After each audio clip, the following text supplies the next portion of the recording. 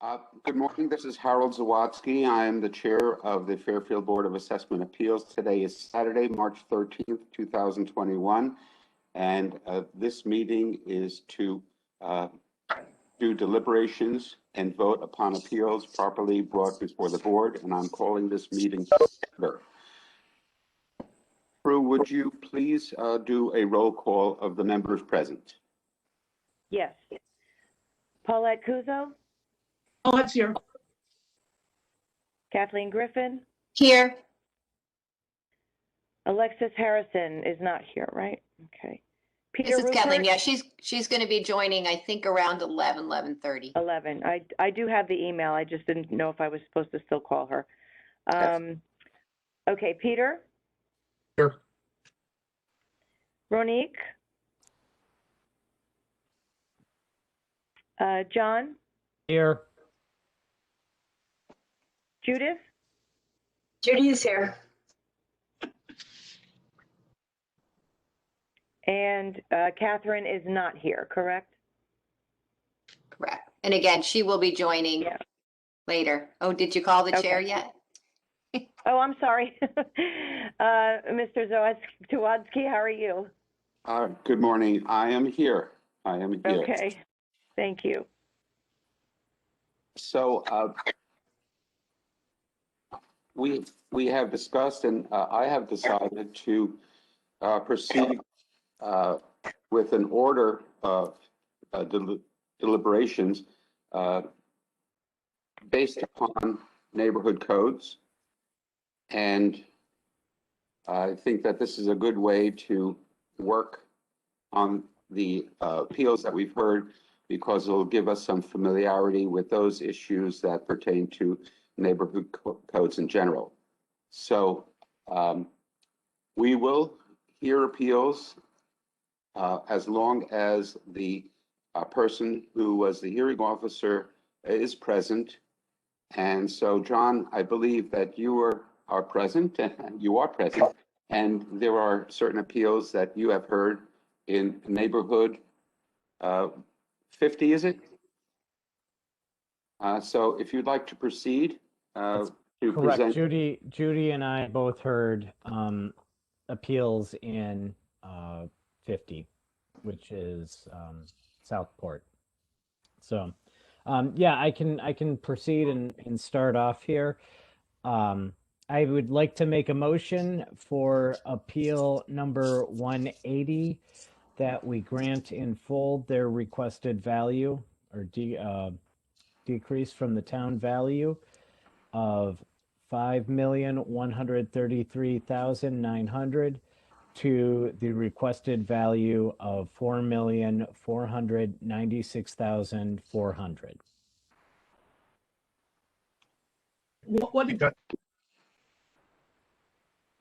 What's the address, please? Oh, I'm sorry. The address is 935 Harbor Road. Okay, And the owner? thank you. And the owner is JCU LLC. The appellant that came before us was Alex Urquhart. I'm butchering it, and unfortunately.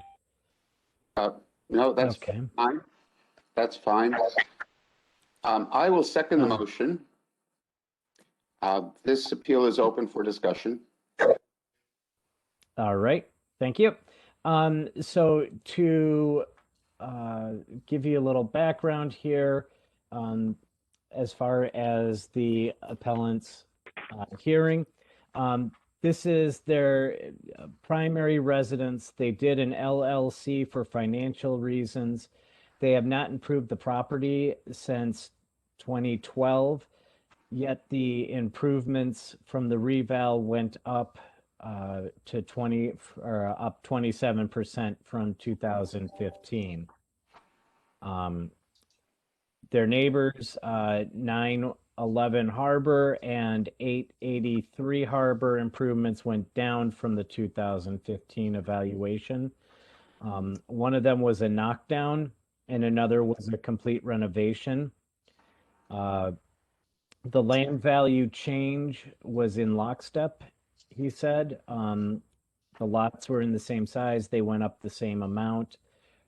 So there was that. He does have one small outbuilding on the property, but so do the comps that he's provided. Has a smaller square foot versus the comps provided, and it's not as much land as the other comps. The comps haven't been sold recently. He did talk to Municipal Valuation Services on January 15th, and there was no change in value.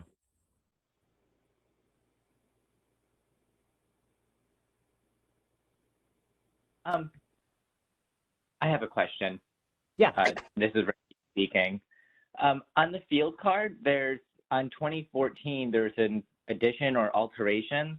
Is that what you were referring to when he was talking about the other buildings? I believe so. Because he said there was no work done, but then in 2014, we have in the field card. I mean, is that correct? I don't know. This is Harold. That was prior to the 2015 revaluation. I don't think that has much bearing on the appeal right now.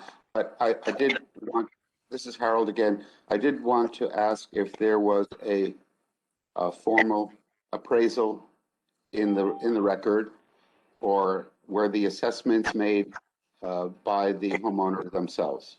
There is no assessment or appraisal in the file, as you can see. By looking through it, this was done by the owner themselves in the comparison.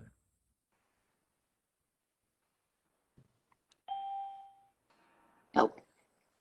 This is Harold again. Is there a difference between what their appraised value was as of the 2015 revaluation compared to the 2020 revaluation? The overall, you're asking? Yes. The overall value? Yes. There is, let me just see here. It's, unless Kathleen, you have it right at your hands. Well, I'll bring up the card. I see the field card for this property at 935 Harbor Road. Yep. It appears that the assessed value, It went up 12.42% from 15, I believe. Or no, I'm sorry. The ask, the difference is 12.42 from what was appraised or assessed.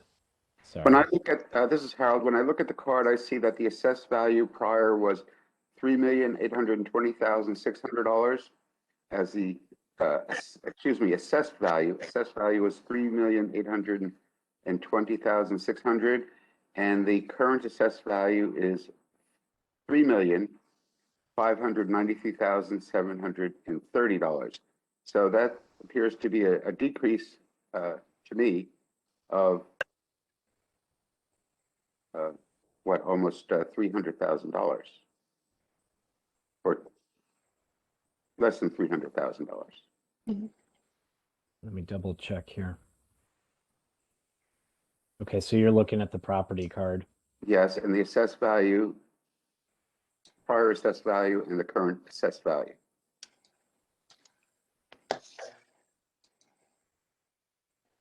This is for 935 Harbor, correct? That's this is Harold. That's correct.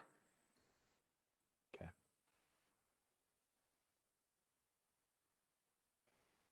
I have my hand up. I think Ronique does too.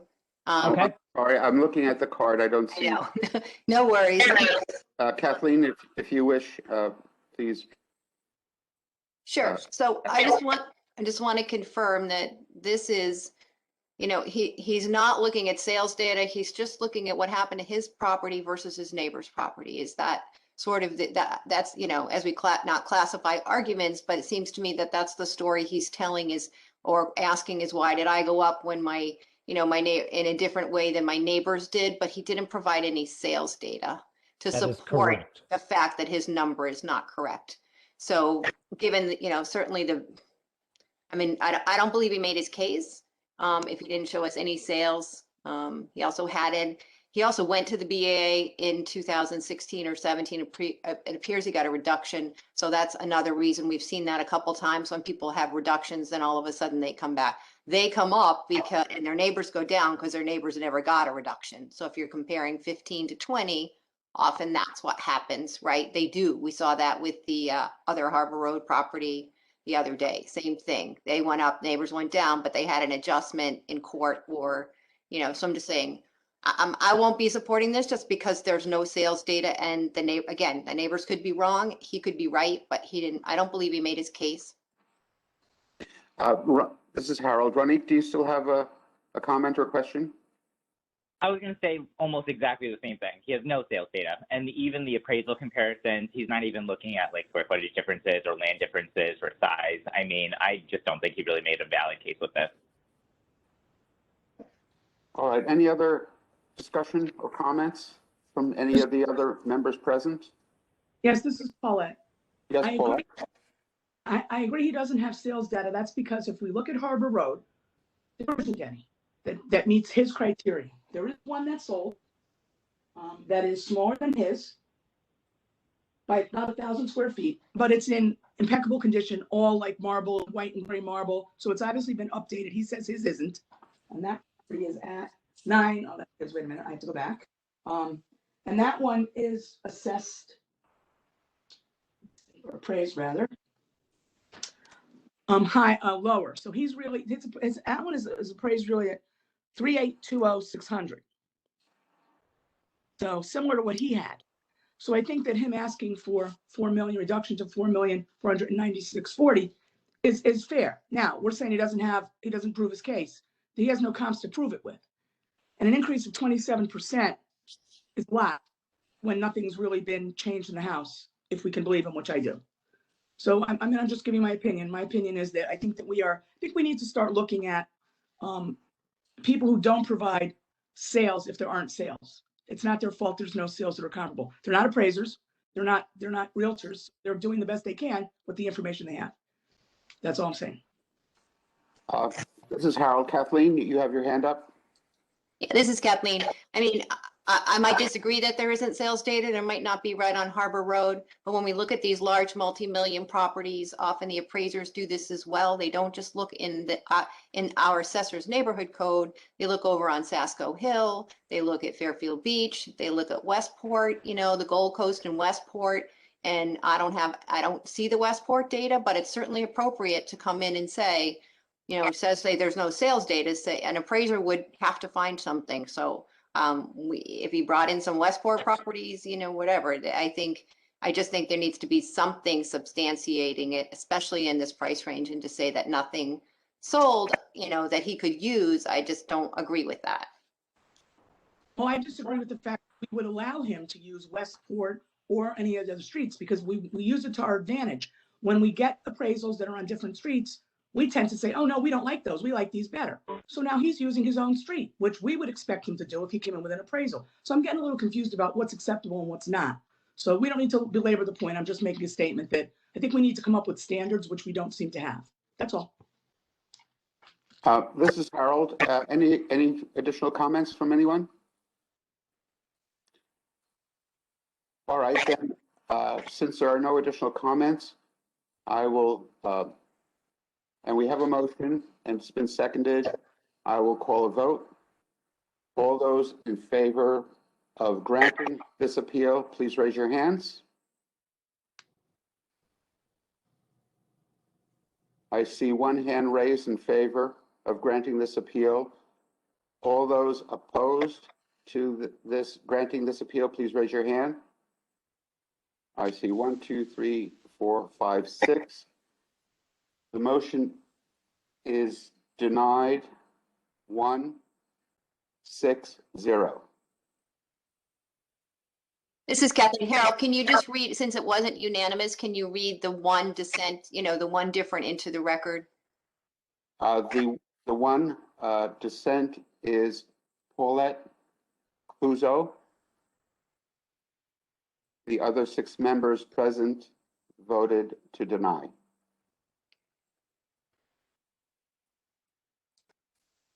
Thank you, John. You have another? I do. Please proceed. Okay, thank you. The next one I would like to make a motion on is appeal. I make a motion to grant full requested value decrease for appeal number 263. The property is listed at 297 Harbor Road. The owner is Lisa Beth Zelson. The appellant is that presented was Daniel Zelson. And the town value of the property is $6,015,000. The requested value to be changed to is $4,918,575. And again, I'm making a motion that we grant in full the requested value. This is Harold. Is there a second? I'll second that. It's Judy. It's seconded by Judy. I open this appeal up for discussion. Okay. So the appellant, from my hearing notes, when the replacement cost went up last year from the last reval, but hasn't done any work on the house. He feels that the percent good on the card that currently says 93% should be somewhere in the range of 83 and 85%, as the house is 20 years old and needs a new roof and windows. The finished attic space that they have and the square footage for that should be less. Most comps in his file sat on the market for a long time. Okay. I just want to see here. They did list the house at one point, and they had no offers and took it off the market. I believe there's a note on the field card regarding that. 319 Harbor Road had sold for 2.28 million, is the same size land, but the land value is lower. As far as 297 Harbor, that has more lawn area. That's the property that's being appealed, has more lawn area. You'll see that in Exhibit 1B within the file, there is a letter from the house's builder talking about the value of the house. Okay. Exhibit F is the comp of 319 Harbor Road. The appellant did have a meeting with Municipal Valuation Services and was reduced a bit after that meeting. This is Harold. Thank you. Any comments from other members? Kathleen, your hand up. Sure, this is Kathleen John. I apologize. I'm just looking at the backup now, but I see a list of a lot of sales on Sasko Hill Road, even though, which is, as I said, those are waterfront properties. They're certainly, ones we can consider, because I would think somebody looking at one of those would be looking over there as well. Can you speak to those? Did you look at those comps that he has on the list there? I do see them, and it looks like that really what was presented here was the number of days that it was on the market before they sold, and with the price history drops. As far as I did not go into detail and looking to see how comparable they were. As far as square footage goes, land, etc. The appellant was focused, as you'll see on page 7, on the replacement cost. Okay. With it,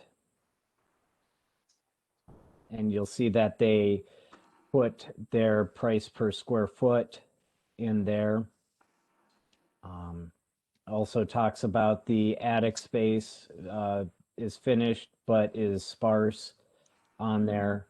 So he has it as $460 per square foot, and feels that it should be $426 per square foot.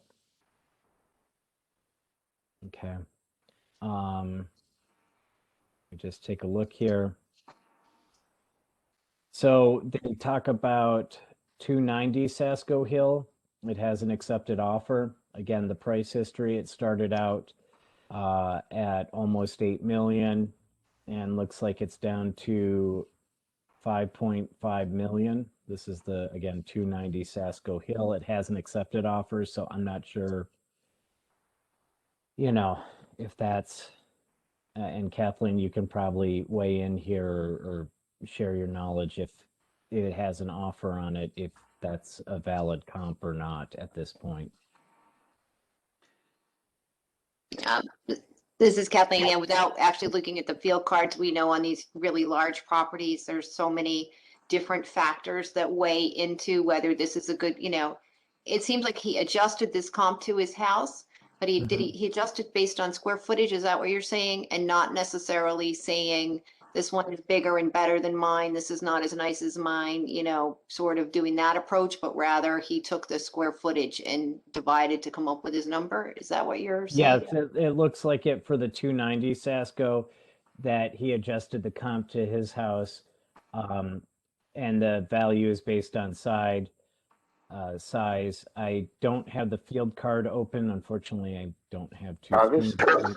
This is Harold. I do, but I would be happy to answer any questions you have regarding the field card, but also I'd like to hear comment from members of the board who are real estate professionals and get your inputs as well. Hey, Judy, I'll talk. Yeah, I look at his comps. I think he makes a very compelling argument. I just need to say, so let's take a look at 290 Sasko Hill Road. You see that 1,568 days on the market? You realize that? That's 4+ years. You know, you have to look at this. This is, you know, that's a very telling comp. That is interesting. 768, that was 2 years on the market. I don't think this gentleman is unreasonable at all.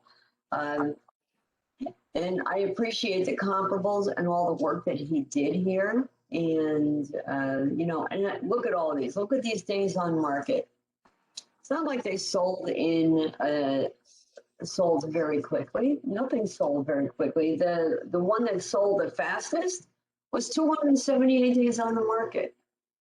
So obviously, and they tried higher and they went lower and then lower and lower, and they ended up at 5 million. So, or 5,250. So I think he's right in line. I think he makes a very good argument. And I'm for this. I'm absolutely for this. Paulette, what do you say? I'm just looking at those comps. I was looking at them, so I was reading, you know, the features, feature of the house. I agree with Judy. These things are on the market a long time, and I don't think he's being unreasonable. And remember, you know, we keep forgetting, we look at comps. The assessor doesn't. That's not the system they use. I don't really understand your system because it's never been explained, but they don't use comps. Don't they have algorithms or something? So it can't be this detailed. So I believe that there could be a large, I won't say different in the way, you know, in the values. So I agree with Judy. Yes, I would vote in favor for this. Can I, Paulette and Judy, I do have a question for you. Since these are multi-million-dollar houses, would you say that they do have a history of being on the market longer, just in general for the market for those types of properties? Thank you for that question, John. Paula, do you want to talk? Because also, I was just gonna say that, yes, they do have not 400 and something days. No, that's ridiculous. But they do stay on the market longer, smaller buyer pool. But if they're priced the way they should be, like where they are when they sold, it wouldn't have been on the market for 485 days. It would have been price it closer to the right number and it goes. So they're on the market so long because they started at ridiculous numbers. That's what happens. It's like any house. that's exactly what I was going to say. Yeah.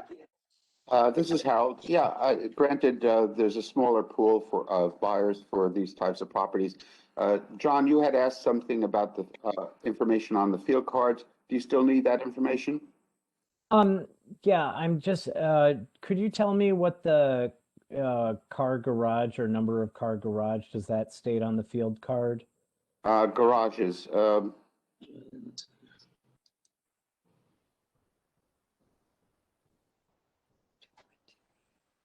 Garages.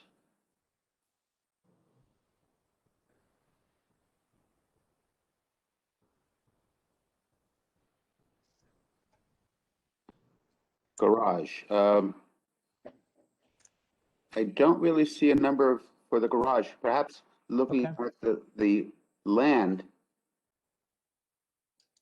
map or the drawing of the property, we can look for the code for a garage. And the garage space looks like it's 26 by 24. That's So a two-car garage. it's a Okay. two-car garage, yes. Because one of the arguments with the comps is that they have 3-car garages on there. They do. Okay. So, I do have another question for either Judy or Paulette. They did mention that they listed the house, and they had no offers and took it off the market. Are you able to see what this property at 297 Harbor Road was listed at? Yes. Yes. So, and while you're looking that up, just to let you know, on page 9, there's the cost of there's the conclusion there, with the appellant's estimate of the cost to replace, okay, per square foot, as well as the percentage of good number should be 84 versus what they said at 93 right now. I have that And- information already. Yes, please. It was listed on 6/27/20 for $8,700,000. After 96 days, they dropped it to $7,900,000. And then in December 20th, 2020, they took it off the market completely. And the total market days for that was 272 days.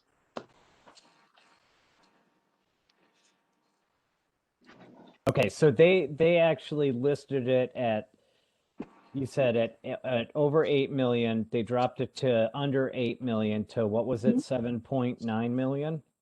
And really, yeah, just under. Okay, yeah, just under. And the town value for this is 6 million. And they're looking to go down to just under 5 million of requested value, really more 4.9 million. Now looking at it, now that you brought it up, I mean, I can now get better. There's 4 bedrooms, four full and 2 half baths. Some of these other ones have 7 bedrooms, 7 full baths, 3 half baths, 18 rooms. This has 12. So these comps that sold for 5.5 million or so are much bigger. This is Harold. I think we also need, in addition to comparing the number of bathrooms and bedrooms, is number of square feet of living space. If the additional number of bedrooms is within similar floor plan living space, or if the living space is significantly greater. So his living space is listed as 7255. but I thought I saw on the vision appraisal card that it was less than that, the vision appraisal information. Let's Vision see. appraisal says 7255 also. But, Yeah, there's another big issue here. This is a 4-bedroom house. No matter that it's 7,255 square feet, it's a 4-bedroom house. And that's not going to sell as much as a 5-bedroom. Or 7-bedroom. Or a 7-bedroom. Thank you, Paulette.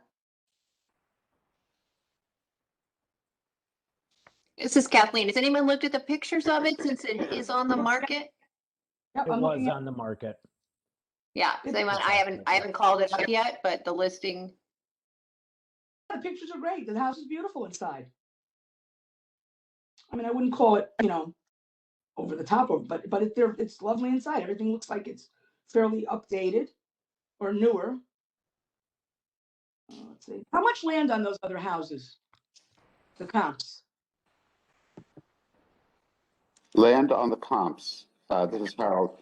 The subject property, while you're looking for land on the comps, the subject property is 0.860 acres. 0.860 acres.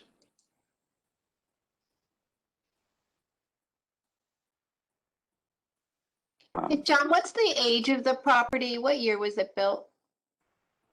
The appellant said that it's 20 years old, and needs a new roof and windows. So I would assume that it was built in 2001. And Okay, Harold, I'm this is- sure you could take a look at that on the field card. This is Yes. Harold. It does show that the property was built in 2001.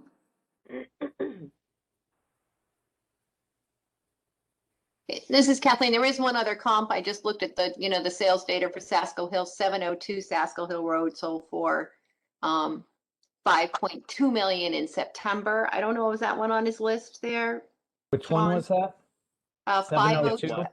702 Sasko Hill Road sold for 5.2 million Yep. in September of 2020.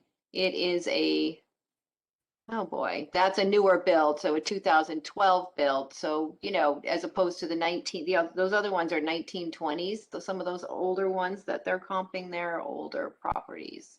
Where this Yes, is that- newer. Thank you for pointing that out, Kathleen. That helps this argument as well. Yeah, so the Right. yeah, the gross square living on the 702 is 6,500 square feet. I'm at Sasko Hill. That overlooks the golf course and the beach there, which is, really desirable.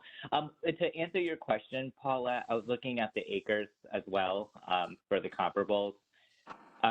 So I'll just go off the list of the 4 comparables he gave. So 290 Sasko Hill, that has 1.75 acres. You have 768 Sasko, 1.6. And then there's 734 at 1.6. And what Kathy just mentioned, 702 has 2 acres. Those are all, yeah. So I think 702 is, go ahead. I'm sorry, all the acreage is bigger. You're right. And even that one on Sasko had 5 bedrooms, 5 bedrooms as well. So it's a really good comp with all that extra land as well. And he's right in line. He is absolutely in line. This is Harold. One thing that troubles me is that within the reval period, he was seeking roughly $8,000 as to sell his home. 8 million, And you he mean? wasn't getting any offers in that range, but that's what he believed his house was worth. But he learned that it wasn't. Pardon? He learned that it wasn't by not being able He to sell. learned that it wasn't, but he didn't drop his price down significantly either. He withdrew, hoping that he would get maybe, I'm not sure, hoping that he would get more money in the future, or perhaps he decided that it's better to stay at home given the situation with COVID as many people have done. And that's why there's a shortage of houses for sale in Fairfield, perhaps. But I think that for him now to ask for less than $5 million when he was looking to get in excess of $7 million is quite a big drop. And perhaps something in between would be a fairer value to grant for the appellate. That's an interesting point, Harold. And I made a similar point, I think in the beginning, about properties on Penfield Road where the land, they were asking $1 million something for the land, but they wanted it valued at 500 and something thousand. The difference was they didn't have comps. This man has shown us comps, recent comps within the evaluation period of more land with more bedrooms that are in line with, they're less, most of them are, 2 of them are, I think less than what he's asking for. So he's shown us that he now knows that his house is worth less than that, but certainly, he wants a little less than that. He's asking for $4,918,000, basically. So if there were if he didn't have comps, I'd say, okay, you're right. He's asking, if he thought it was worth $8 million, then why is he asking for this? But he's showing us that it's not worth $8 million. It's worth less than the comps that we have.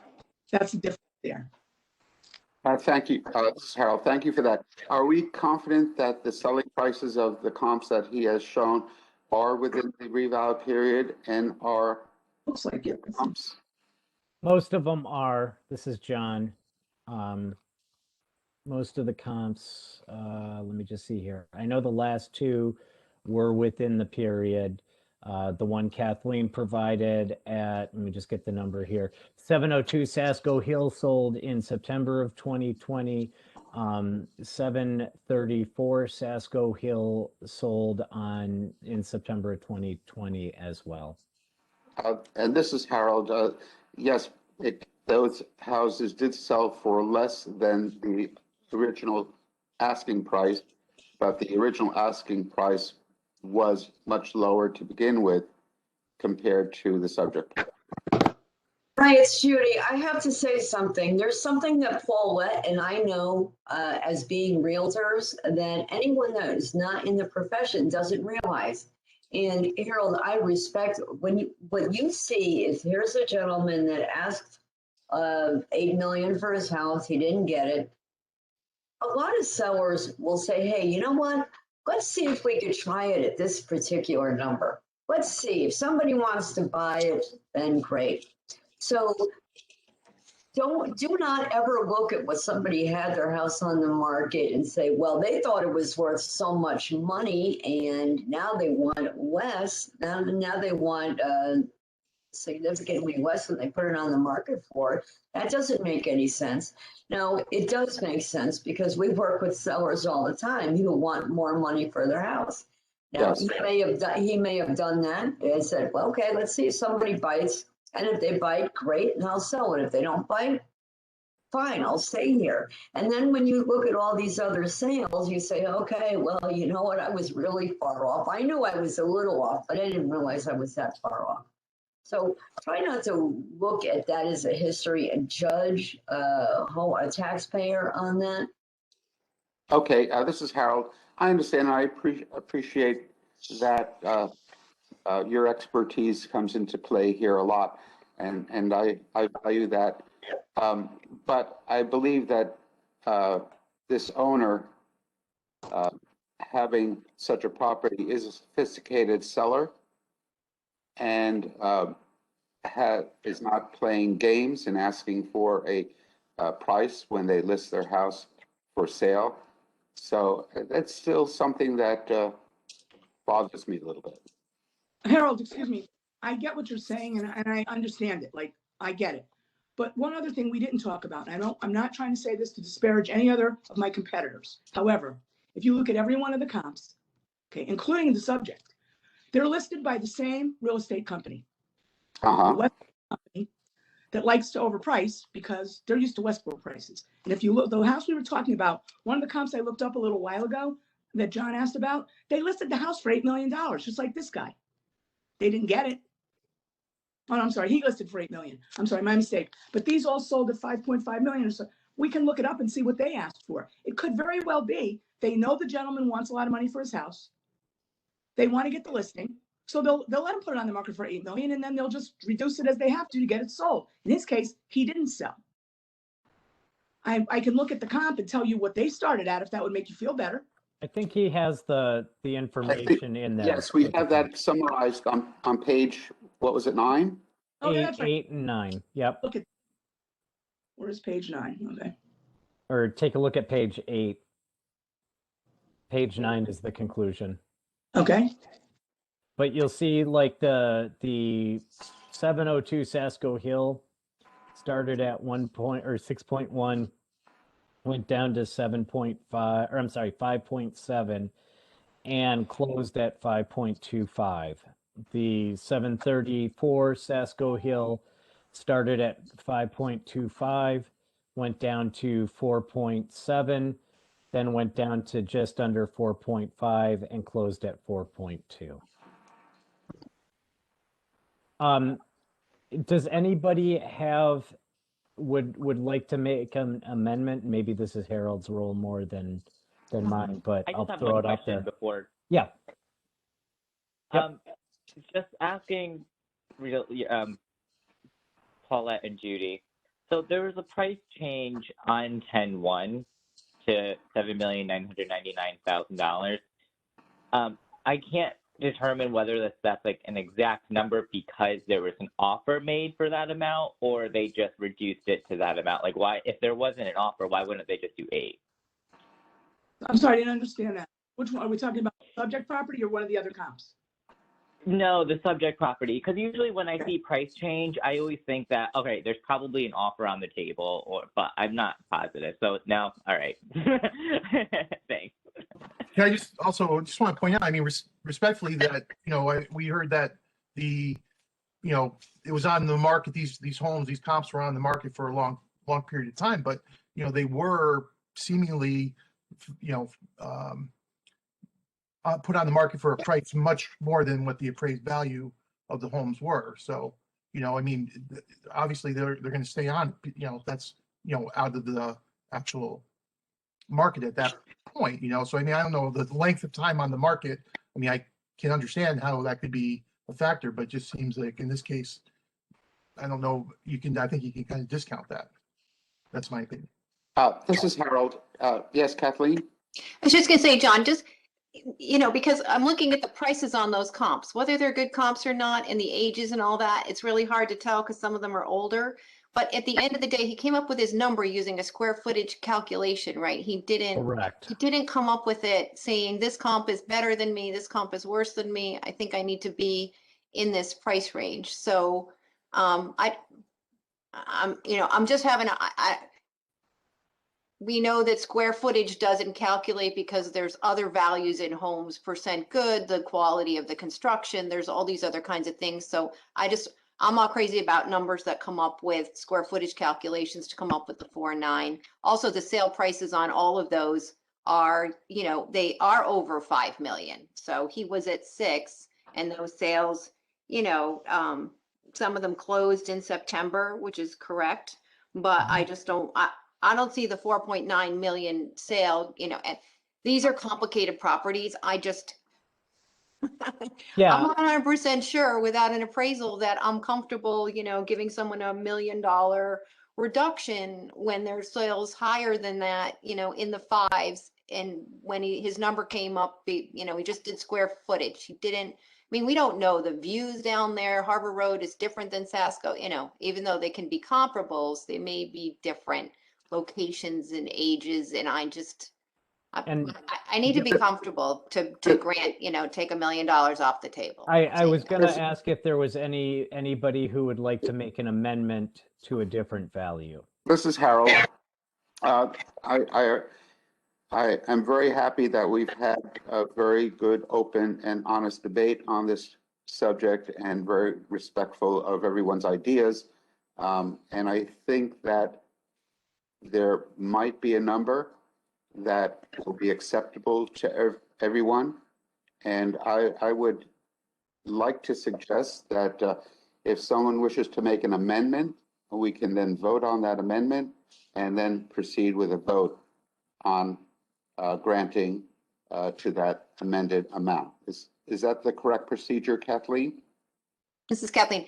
I believe so, yes. We put, Yes. you know, I think we decided rather than put grant in part on the right up front, we're always just going to say grant whatever they asked for and then make amendments. We vote on the amendment, then we vote back on the original either amended motion, or if the amendment doesn't pass, we vote back on the original motion.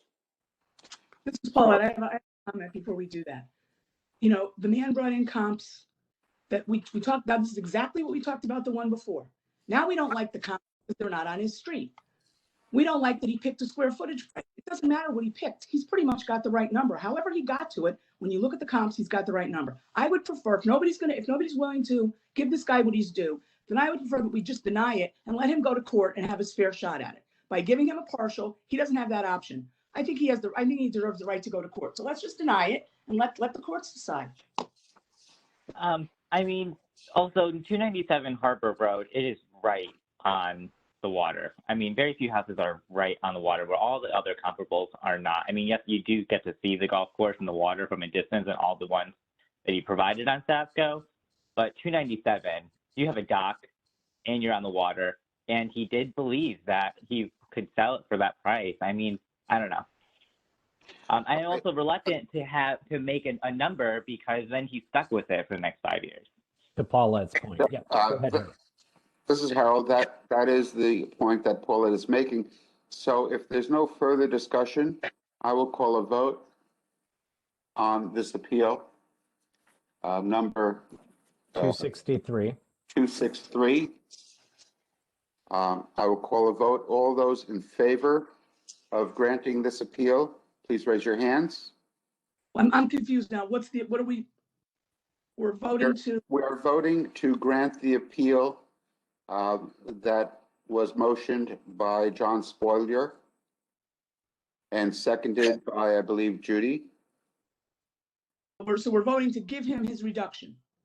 Correct. All those in favor of granting, So, I'm sorry, Harold, this is Kathleen. I just want to make sure, Paula, it's clear. So if you vote no, you are denied. That's basically a denial. We're doing it a little differently now based on advice from the town attorney. So yes, if you vote no, you're denying it. so I'm requesting this is Harold, by a show of hands, all those in favor of granting this appeal, raise your hands. I have 2 in favor. My hand's up. Yes, I see Paulette. I see your hand as well. Paulette and Judy are in favor of granting the appeal. All those in favor of denying? All those opposed? Opposed to this appeal? Thank you. Raise your hand. All those opposed? 1, 2, 3, 4, 5. The appeal is denied, 5-2-0. Excuse me, 250. 250. Thank you. And I'm sorry, this is Prue. I just have a quick question. Can you please just repeat the value that they wanted that was denied? Yep. The value they requested for was $4,918,575. Thank you. Yep. This is Harold again. Thank you very much for a very informative debate. John, do you have another? I do.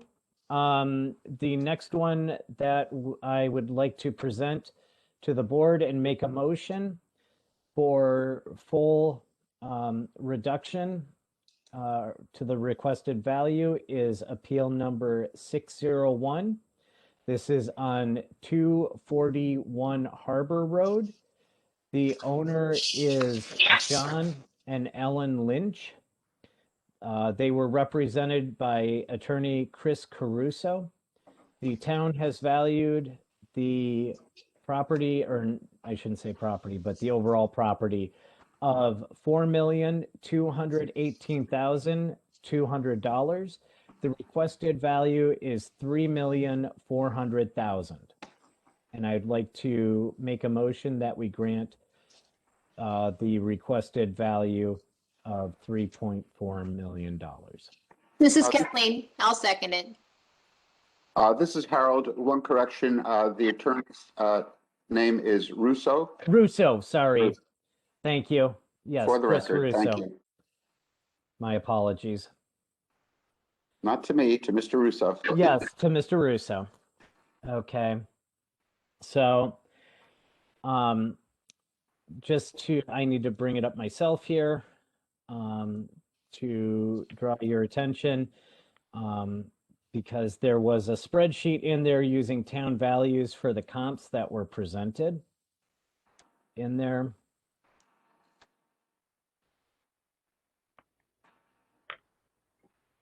You have comps on Harper Road. This is Ronique. Yep. So so this is, again, they're looking for 3.4 million with the comps in here. That they have, hold on here. And then there's I believe there's a spreadsheet towards the bottom.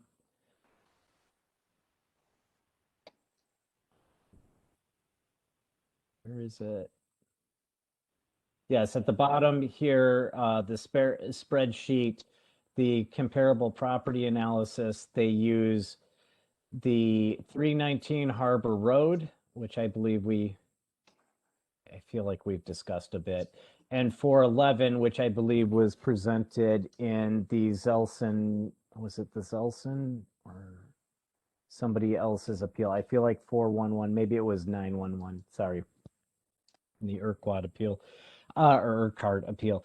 The thing part of me says that while we have comps here and such, that I feel like I want to ask that we limit this debate and vote on it, just a straight up vote. And the reason why I say that is there is still an ongoing lawsuit in the courts that was filed in 2018 based on the 2015 evaluation. And I don't know how, if we approve something, would affect either full or in part would affect that lawsuit that's currently open. Harold, Kathleen, I don't know if you can chime in on that. Well, we need a second to your, we need Oh, your no, motion Kathleen did. first. Oh, no. We're in deliberation right now, right? Has there been a motion? Yes, I made a motion. And was it seconded? Yes, by Kathleen. Thank you. Mhm. So I just don't know, as far as, how the lawsuit factors in with this one, and if we should be approving or not any type of reduction. That's a really good question. I don't know the answer to that. Maybe we should know that before we do this, but my feeling is, so he's appealing his 2015 assessment, and it is now 2021, and we're still not done. Wonder how much that costs us in legal fees, as opposed to just granting the thing and be done with it. Because if we do it again, if we deny him again without even trying, if we could try, if it's not wrong for us to try this, then he'll just go back in court after he's done with that one and do this one and cost us another 6 years of legal fees. So Or do they bring it together, I don't know. I don't know either. Maybe we can't say table. Maybe we should let this one go until we check with somebody. Kathleen, I'm happy, to correspond with the town attorney and get his opinion as to how he feels we should proceed. So I don't think, whether there's even a legal reason, maybe we can't, if it is a lawsuit, that we can't do it, or he can give us his opinion and he may say, I don't advise it, and then we can take his opinion into consideration, or we can, his opinion's his opinion, right? Or we can not take it. But I agree with that. I think we should, I'm happy to email Attorney Baldwin and ask for his recommendation on what's, you know, what's the best thing for the taxpayers and for the town when we deal with this property. So I'd like to amend the motion to refer this to Attorney Baldwin for further advice. So this is Harold. So do you wish to suspend this appeal discussion? Yes, I do. So this is Kathleen. I think we can take no action, which is kind of what we've been doing with the ones with clarification rather than actually making a motion and voting on, you know, to amend the motion. I think if we just, it's on the table for discussion, we just take no action. And I'm happy to, you know, we have now this nice little online thing where we can, you know, ask the assessor some questions for clarification. And this would absolutely, so John, if you wanted to, or I can put in the clarification on that, you know, for some advice from the town attorney on how to proceed when this one happens to still be in litigation. If you would, that would be great. I'd appreciate Sure, that. happy to do Thank that. you. All right. All right, this is Harold. You wish to continue to the next? I feel like running the table here because I got one more. Very good. Okay. All right. So, I would like to talk about appeal number 194. The property address is 1334 Pequot Avenue. The owner is Mehmet and Yadigar Banal. And the town has valued the property at $2,620,700. The requested value is $1,950,000. And I make a motion for appeal number 194 to be granted in full to the requested value of $1,950,000. This is Harold. I make the motion. Thank you. This appeal is open for discussion. Okay. So I'm just going to go in here to 194, the file. There were a lot of spreadsheets with this one, as you'll see, that were brought in. They do have comps in the same area, and they are looking to bring it down based on that. So you'll see in the letter that was submitted in page 2 here, that they feel that they say the appraised value is 30% or 31.5% higher than the average sale price of the 13 properties that are comps on here. The living area on the listed properties that were sold in 2020 were 2.1% larger. So it is pretty comparable, I think, if you take it as a whole. The land area is almost 70% smaller than the average land area. Okay.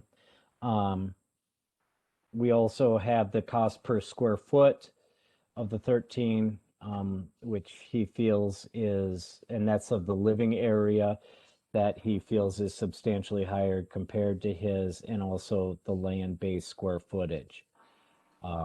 As you can tell on there, they have come up with the 1.950 by dividing using the average value per square foot of the comps based on their living area on 1334 Pequot Avenue. And same with the land, they did that. So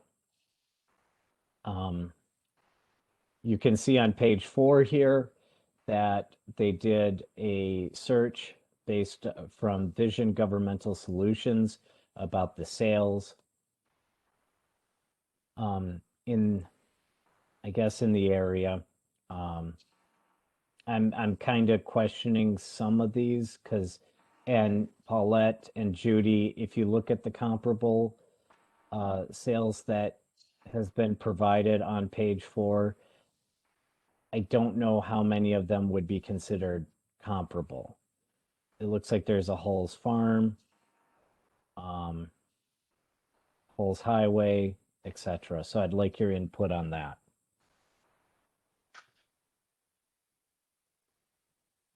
Oh, the other thing is that the subject's property, one of the statements they made is that they are close to the railroad tracks and I-95. So there is a lot of noise on that. Did they happen to tell you what that dark line is on the map that comes right through their property? Let me check. This is Harold. This house is Oh, across the road from the Long Island Sound. It has a view of Long Island Sound. It is a modern home, and it Yep. was noted. I do note that there is a condition factor on And the that is- property yes. of 85.85. Perhaps that's I can to a explain shared that. driveway. Yeah, it is exactly. Thank you. They do have a shared driveway, and Paulette, are you talking about the map on page 9? I don't know. I don't see these pages numbered, but Yeah, it's page 9. okay. John, Okay. page 9. I was looking at that too. Mhm. Yep. So this one, so you're absolutely right, Harold, is that outlined in red here is the subject property, and that goes along the side of it, that's in the black, is their neighbors, which it is the shared or a shared driveway that they have. And that is, I believe, what the reduction in land use is the shared driveway. And they did mention that in here. Just see, there was another thing. Oh, yeah, has shared driveway and also has an ocean view, it says. So really, most of this appeal again is based on the land property. And you can see on page 9, the land property, I believe they have there is 123 per square foot versus 24 square feet for their neighbor behind them. I wonder if that black line is supposed to be the river, but then where's the house? If the house is supposed to be in red, I don't understand that black line. Let me take a look on. Go ahead. There think the is black- a river that goes there. Just looking. I'm gonna go to the GEIS. I mean, and This see is if I can- Kathleen. I think it might be the wetland setback. If you see wetlands in the back, generally the black, you have to look at the GIS, but generally that line, and depending upon what watershed a property is in, you will see the distance, that the line is from the actual water. So that's the, it's a regulated area, so you need permission to do work. But basically, if you have that line anywhere on your property, many of our residents do, that just means you have to go to conservation, to be able to do any work in the, on your property at all. If you've got a wetland setback anywhere, even on one corner, you have to involve conservation. So that's not unique. If that's wet sort of in the back there or marshy, that's probably what I don't remember what the setback is for Sasko River watershed, but that's probably what that black line is. That's my guess. This- Ronique, you had a question with regards to where the house is. And based upon the town of Fairfield GIS mapping services, that line goes through the rear west corner of the actual house. oh, okay. Thank This is you. Harold, but it's a setback from the wetlands, which is further back. Is the property that long rectangular piece going towards the back of the house? And is a shared driveway, the home on the left side of the subject property? It's on the one behind it. So I'm looking at the GIS map now. And to Judy's point, I do believe that it is the boundary line between Westport and Fairfield that runs through it. So does this person would they have two tax items or be taxed from Westport and Fairfield? I did not say that, by Oh, the way. okay. No, I did not I'm say sorry. Based on, oh no, yeah. No, it's at least on the GIS, that's what it appears then, is that line is the border between Westport and Fairfield. But Harold, if you look at it, and this is John, the the subject property 1334 looks like it faces out to Pequot Avenue and slightly over the Southport Beach area property. The neighbor behind them looks like it faces the creek or the river. Okay, thank you. So that's the neighbor, 1338 is the neighbor that shares The the driveway. driveway, correct. And that's a bigger piece of land. This is Harold again. And he has a number there of $24.10 per square foot versus the $123 per square foot. Is he referring to land value or house value, or what is that represent? Land value, I believe, and I'll confirm that in a second here. Based on the spreadsheets that are up above.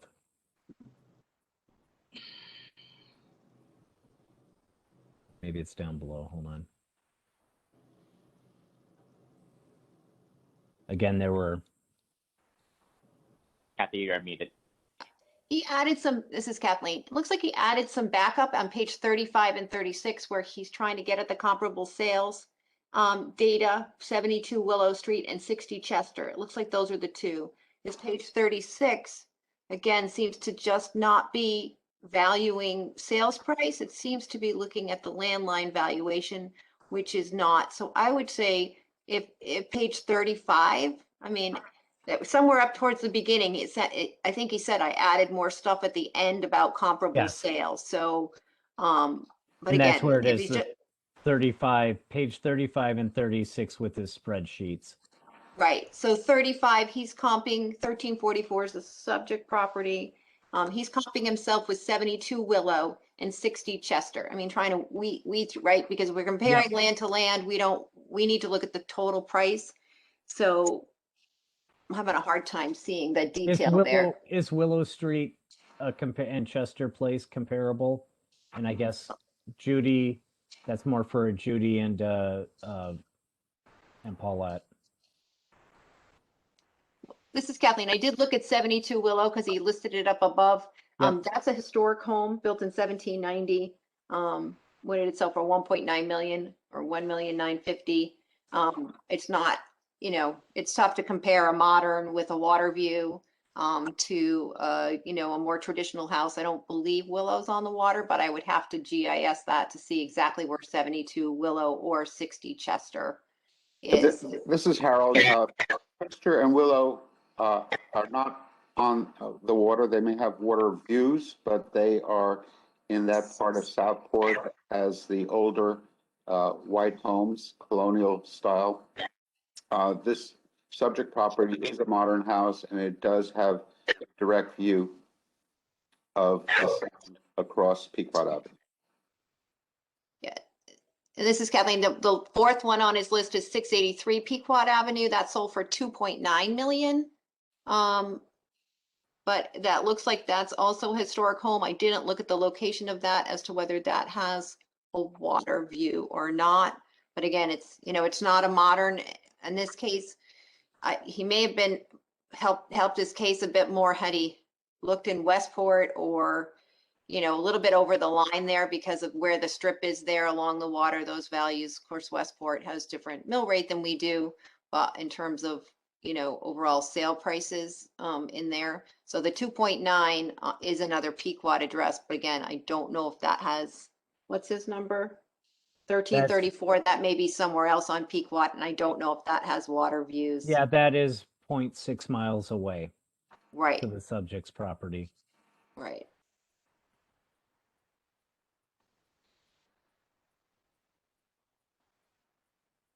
Any further discussion, comments from anyone? Are we ready to vote on this motion? Then I'll call the vote. All those in favor of granting this appeal, raise your hands. All those in favor of denial, raise your hands. I see 1, 2, 3, 4, 5, 6 hands raised. Paulette, how do you vote? I'm abstaining because I just don't think that we're looking at land the way we should, and I'm not going to go on either side of it because I'm not saying he made his case, but I think that some of the things we consider are inappropriate. What we didn't consider was the size of the lot, the shape of the lot, whether it's conforming, can he meet the setbacks? That all goes into land value, and we didn't even talk about that. So I'm just going to abstain from this one. I'm not comfortable voting either way. You know what? I'll abstain from it too. I will. It's Judy. All right, this is Harold. I will call the vote. We have 0 in favor of granting this appeal. We have 4 opposed and 5. 5. I miscounted, I apologize. 5 opposed and 2 abstentions. Yes. Again, thank you for the very good discussion. And I would like to say, Paulette, you point out some very good things for us to consider. However, most of the board members do not have that expertise, and I don't think we can always consider those factors as fully as the professional realtors are, and that's why we welcome your comments. Thank you. You're welcome. John, does that conclude your list, or you wiping your done. hands? I'm Okay. done. I No think, boss. Judy, you had some that you want to present? Yeah, I've got one, and let's try and although I want to be able to discuss these, you know, if we keep, let's try to keep it as close to, I don't know, let me see, let me find the right words. Although I welcome all the discussion, sometimes we're talking about things that have nothing to do with the appellant's case. Okay, so let's try and keep it towards the appellant and, you know, what is appropriate to talk about. That's all. This is Harold. As the presenter and the person who heard the appeal, you can certainly rein in whatever comments you wish to keep us on track, and that certainly would be helpful to keep us moving along. Thank you. All right. Thank you. Thank you very much. I appreciate all of you. Thank you so much. I would like to present and offer, make a motion to approve appeal number 96. This is owned by Angela and Claudia Wilbur. The property is located at 227 Main Street. The town's value is $1,274,000. The appellant's opinion of fair market value was $1,172,000. An incredible case from this gentleman. If you look at it, there is 133 pages. And those 133 pages, Ronique, I saw your eyes go, you gotta be kidding me. So let me just take these 133 pages and make it into a small paragraph. He submitted not 1, not 2, but 3 appraisals. 3 separate appraisals on the property. So, and I don't know which page it is, but what I did is I actually printed it out on, so why don't I just get to it. If I look at the original appraised value, on December was $1,315,200. The updated appraised value was $1,274,100. Just so you know, he did that, and that was done on January 29th. He's got 3 independent appraisals, one for $1,172,000, one for $1,150,000, another one for $1,200,000. He actually took the average of those 3 and requested $1,174,000. The comparables used here are 3 different appraisals. They're all in the same range, and he's asking for this number at the 1,172,000, although the average of an independent appraisal says 1,174,000. So I would actually say 1,174,000 and give him the average of those 3, and I would be done with it. So I would grant it in. I see you, Kathleen. I see you. So 1,174,000 as the average. So grant in part. There you go. Kathleen, you had a question. You're on mute. You're muted. And also, we do need a second. That's what I was going to say. Yeah, we need a second. Oh, thank you. Thank you. I'll second that motion, Ronique Patel. This is Harold. Judy's motion is seconded by Ronique. This appeal is open for discussion. Kathleen? This is Kathleen. Hi, Judy. What are the dates on those appraisals? I see the first, I mean, there's 100 pages. I see the first one is dated May 20, 2020 or May 6, 2020. May 6, 2020, October 1, 2020, and October 1, 2020. The May 6 appraisal was 1,172. As of the October 1, we have $1,150,000, and we have another one at October 1 at 1,2. Ronique, you have a comment? Yeah, there's actually a summary after, it doesn't tell me what page, like kind of in the middle of all the evaluations. That would and be dates. page, this is John, that would be page 43, I believe. 43, thank you.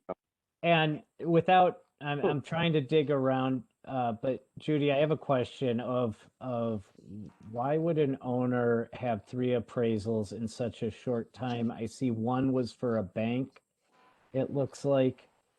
Right. Would they have refinanced that many times in that short time? No. Here's what it looks like. The May 6th was for a refi, and then he decided to do one as of October 1 at $1,150,000. And then he said, you know what, let me just get another one just to make sure. And the $1,150,000, by the way, he could have just left it at that and said $1,150,000 and had an appraisal done on October 1, but he decided to go ahead and do 2, and he just submitted the other one that he had from his refi in May.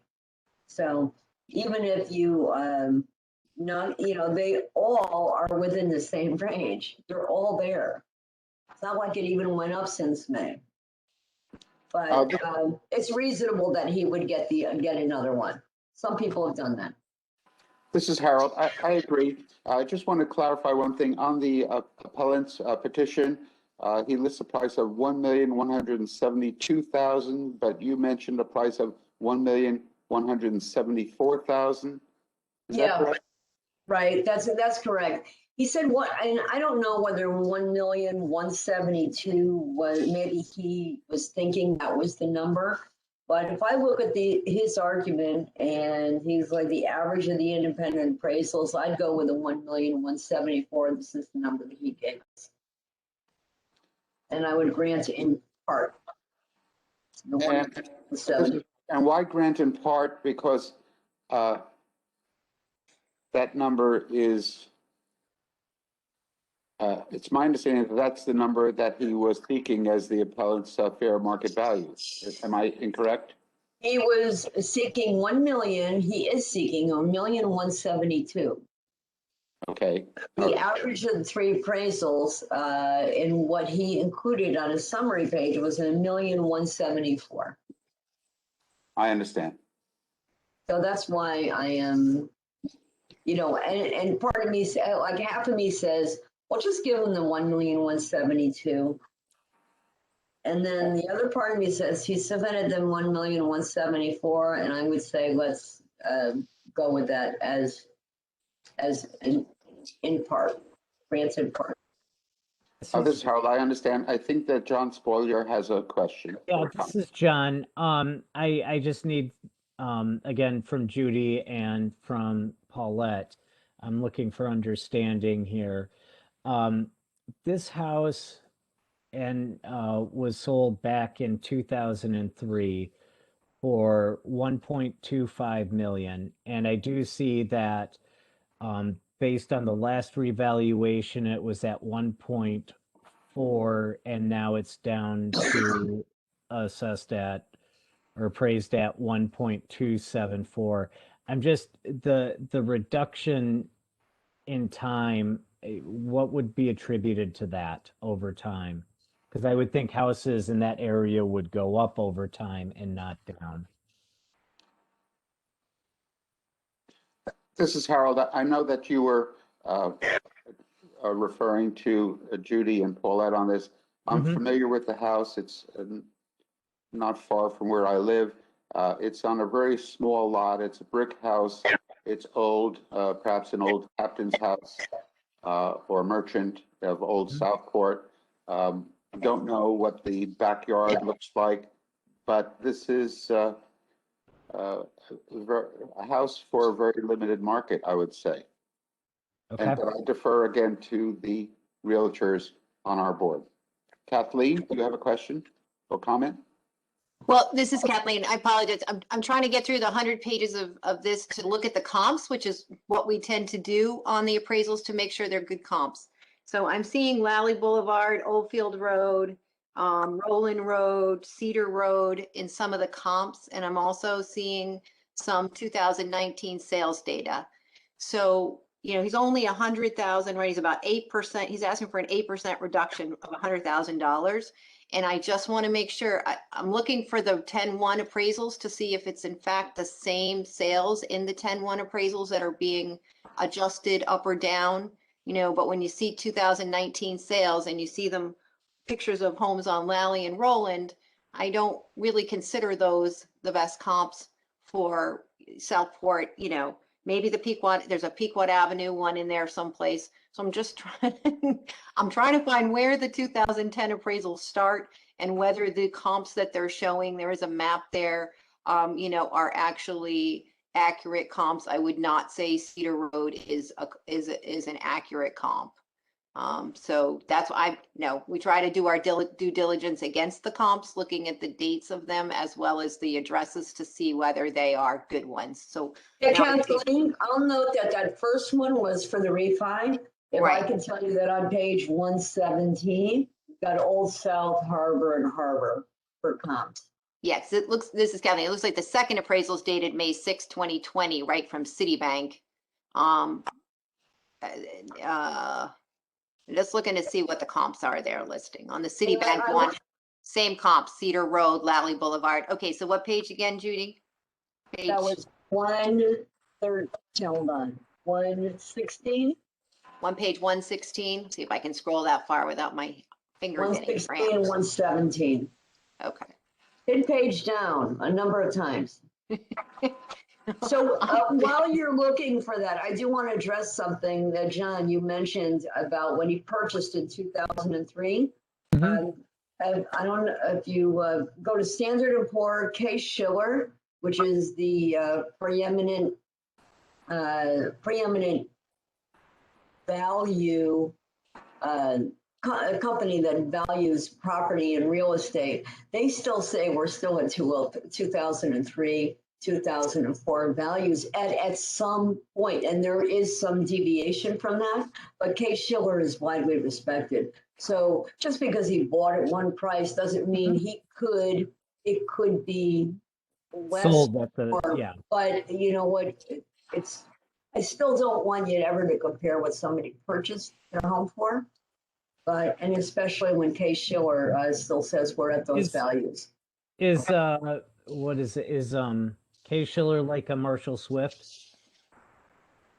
Oh, no, Case Shore is from Standard & Poor's. You can look that up and, do that on your own time. Take a look at it, Case Shore, because that's a really important indicator for real estate that we use.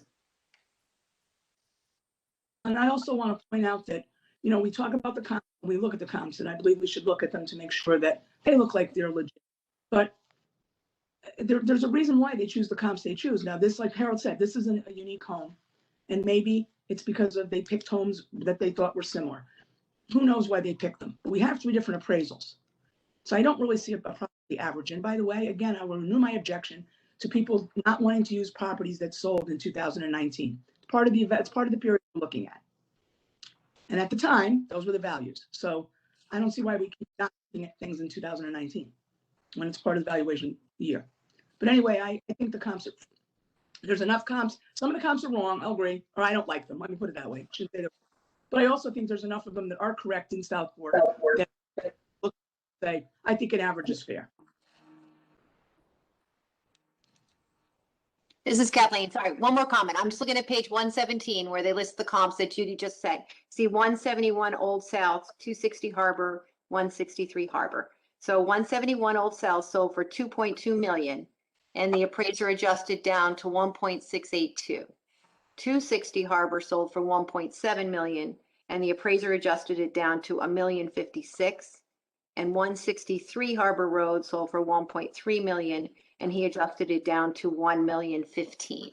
Now I don't know, so basically the adjusted values were $1,006,000, $1,056,000, and $1,015,000, and then they came in at 1.1 from those three numbers, adjusting them down from high values. So, I have to look and see quality of construction took a $220,000 drop off of the $2.2 million sale. So a lot of that he appeared to do in the building.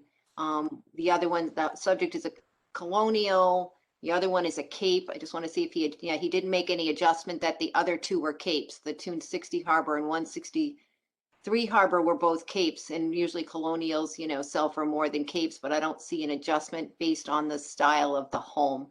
In general, in town, we tend to value capes less. So of the 3 appraisals, I just think, the other ones had those Lally Boulevard addresses. I don't think those were good. I think this is the better one to look at. I'm just not, I don't know. 2.2, 1.7, and 1.3 are the 3 sales he chose to try to get to this 1.1, and it's $100,000 difference, between what he's asking for. So anyway, Harold, I'm looking at the Plotnik appraisals on page 86.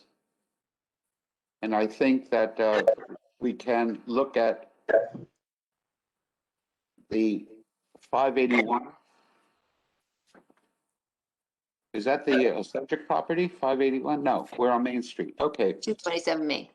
If we look at the comparable sale number 6, I mean, all of these homes on page 86, I'll have to go up to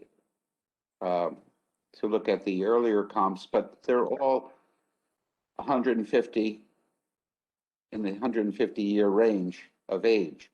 So these are historical homes, and if I believe the Plotnik appraisals to be correct, I don't think that the appraisal of the property that was made by this appraiser on behalf of Citibank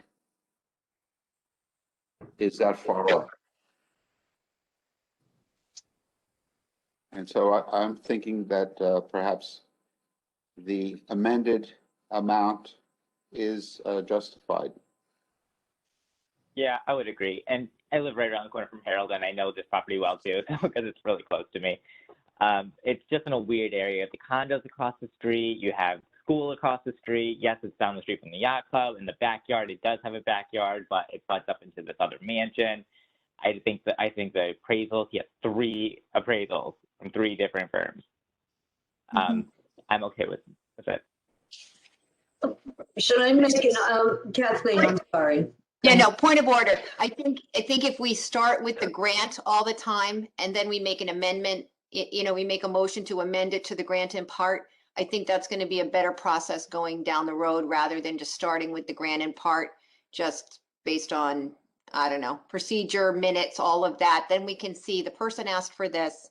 If we're going to change that amount, we make an emotion to agree to change that amount. We vote on the amended motion, go back to the main motion as amended. I think that's cleaner for the ladies taking minutes, and also for people understanding, why did we do what we did? So I'm okay with that. You want me to restate you want me to withdraw that motion and then add, and then do another motion? yeah, I think there's something called a friendly amendment. So I think we can just kind of have the minutes, and as opposed to Prue having to put all this in the minutes, just if you make a friendly amendment and just say grant the amount, and then, then you can make the motion to amend it. And then, Okay. and Someone then, else is Makes going to sense. make that amendment? Is someone else going to make that amendment to the motion? Or am I free to do that? I think that you can do it, Judy. Yes, you can. Hey, all right, and so I'd like to make an amendment to my, hi, this is Judy Sablack. This is with regards to appeal number 96 for the property at 227 Main Street, a town value of $1,274,100. The appellant's opinion of market value of $1,172,000. And I would like to amend my motion to grant in part the appeal to $1,174,000. this is Harold. I'll call a vote. All those in favor of granting. Do we need a second to that I'll second. amendment? Thank you, Ronnie. Ronnie seconded, I'm sorry. Ronnie seconded. I'll call a vote. All those in favor of the amended motion, raise your hand. Hands up. I see one, Paulette, your hand is two, up. 3, 4, 5 in You have 9 favor. up. 5 and Paulette? Paulette, is your hand up? Yes, it is. Okay, 1, 2, 3, 4, 5 in favor. 6 in favor, excuse me, and 2 opposed. One. Now there's only 7 of us. 2 opposed, I think 5 in favor. All right, Harold, would you like Prue to call that votes? Maybe Prue, since she's writing it down, why don't you ask her to clarify the vote? And that might help. thank you. Would you please clarify the vote for the Okay, record? I have 5 and 2, and the 2 opposed are Kathleen and Peter. Is that correct? This is Harold, that's Thank correct. you. Thank you. And no abstentions. This is Harold, correct. Thank you, everyone. So now we're back to the main motion on the table, Harold, and we need to take a vote. This is Kathleen on the main motion, as amended. So it's to grant a reduction to the 171.17. $1,174,000. Right. All right, can I call a vote on the amended motion to grant in part to $1,174,000 for appeal number 96. All those in favor of granting in part, raise your hand. I see Paulette. We have a vote of 5 in favor, 2 opposed, Opposed, I'm opposed. 2 opposed, and no abstentions. I'm sorry, I should have called the opposed.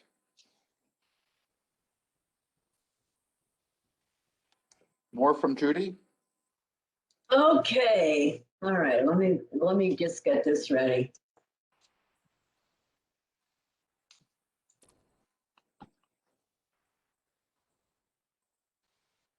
And I am looking at 184 Southgate, which is appeal number 517. So just bear with me while I pull that up. All right, appeal number 517. owner's name is Chad Treadway. The property location is 184 Southgate. This was presented by Greg Lane Property Consultants. The town's value was $2,089,000. The appellant's opinion of fair market value was $1,900,000. There is an rate. I think there was an appraisal attached. Just bear with me. Yeah. So This is Harold. Could you repeat the appeal number, please? that's appeal number 517. Thank you.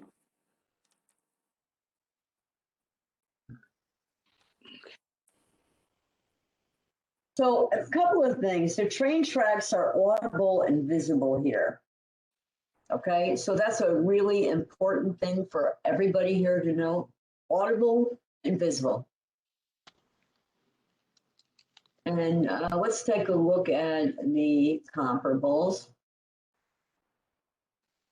Use Pequot Avenue, Banks Place, and another one on Southgate.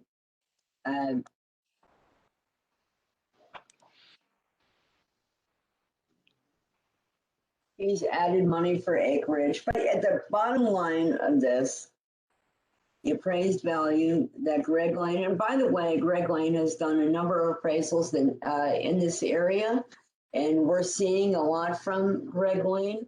And I appreciate and respect his appraisal at 1.9, and that is what the appellant is asking for.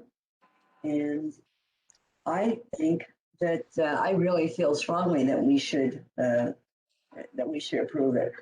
FYI, the house next door sold for 2.299. There was 4 more fireplaces. 4. Not 1, 4. And it was also 2,000 square foot larger. So if you're looking at that, you know, some of these things that you may not see when you look on Vision quickly, but these are things that Mr. Lane had pointed out, and I really appreciate that. So bringing it to you. Is that the 138 Southgate Lane? This is John. Hold on one second. And I believe that fireplaces, the town values a fire. I would need to look to confirm this, but I believe that it's only 3,000, or do they have a standard for fireplace? They may have a standard, but fires have a different standard for fireplaces. And when you have 4 fireplaces, you know, you do have, it does help considerably with marketability. You want a house with 4 fireplaces or no fireplace? Well, it was adjusted down, right? Right, By 20. yeah. But just not enough.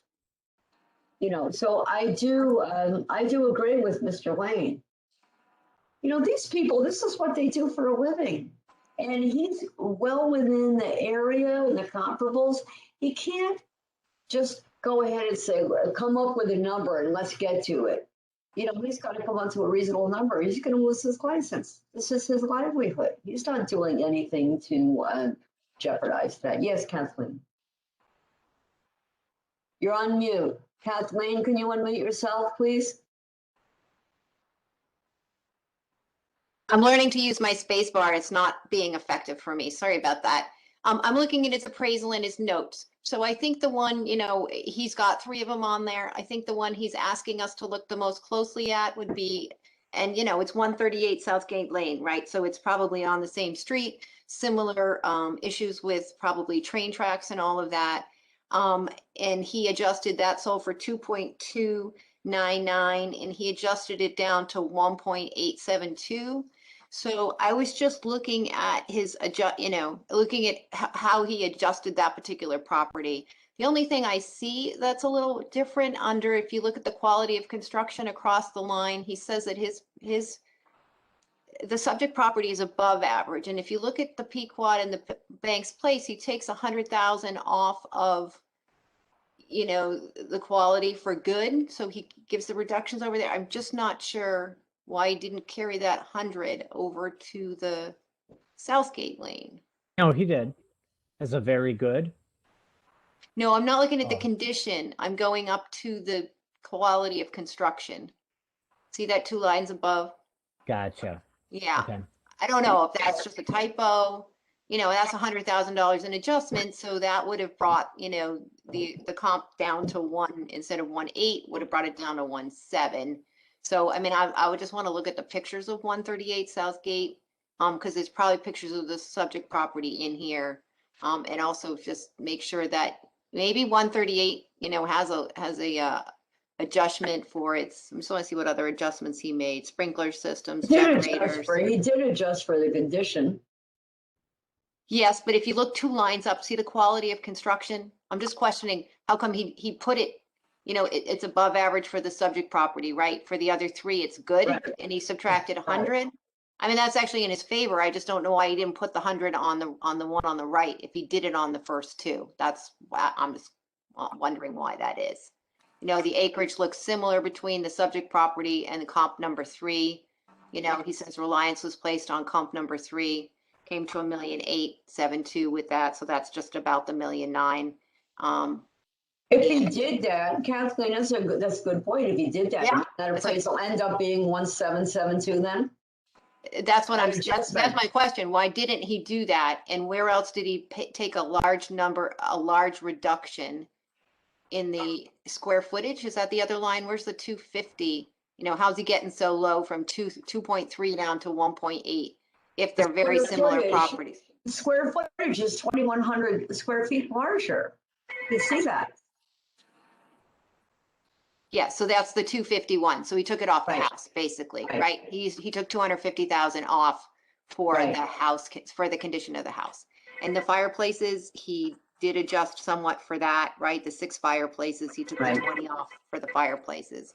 So it's primarily in the square footage that he made the largest adjustment was in the for the 2,000 square feet, he gave a $250,000 adjustment. Yeah.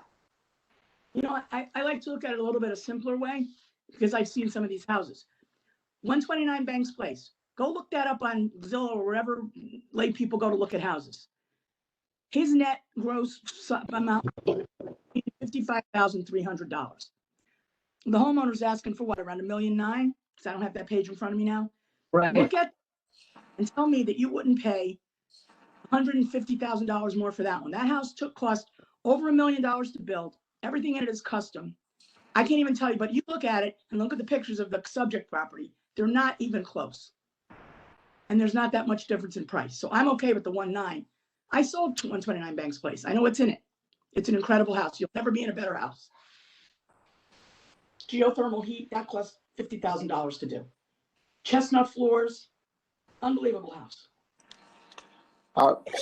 This is Harold. Southgate is a very nice cul-de-sac street off of Pequot Avenue.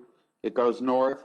It does get a little bit of traffic from 95. I don't know if the railroad is right there too. All the houses there, well, I shouldn't say all, but many of the houses were built in a similar time frame. So I think looking at the comps on Southgate and sales on Southgate would be helpful. Do we have that in the appraisal? Do we have any? I think there are some in the appraisal. Well, this is John. There is the property that's next door behind, depending on how you view it. 138 Southgate, Yes, comp 3, correct. and that's sold 12-room house, 5 bedrooms, 7.2 bathroom, and it's sold. I don't see the. It was date. 2.29. Yes, believe. 2.299.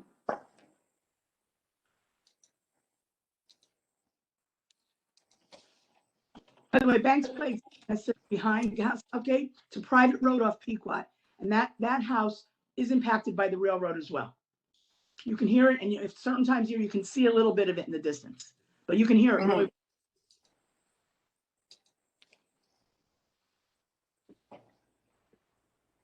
And it says for the the property address that we're looking at, it says that it was built, or it's 54 years old, whereas the other one is a newer one, 7 years old. Am I reading that correct? In the comp? What page, perhaps, this is Harold, that was, That's right. We're on page 33. 8. Oh, wait a minute. Really? On Yep. Southgate, 138 Southgate The is age is 7. 7 years old, and this particular home is 54 years old. okay. I'm assuming it was an add-on or something like that, even though it was 54, because it looks a lot newer than a house that would be 54 years old.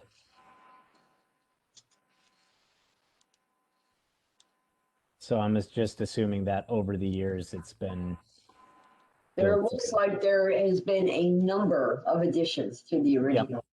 A number of them, not just one. Not Yep. just, I guess you could look it up, but there's, it looks like a number of them. This is Harold. The last edition was August of 2015. A pool was added in 2014. First and second story additions and remodeling was done in 2013.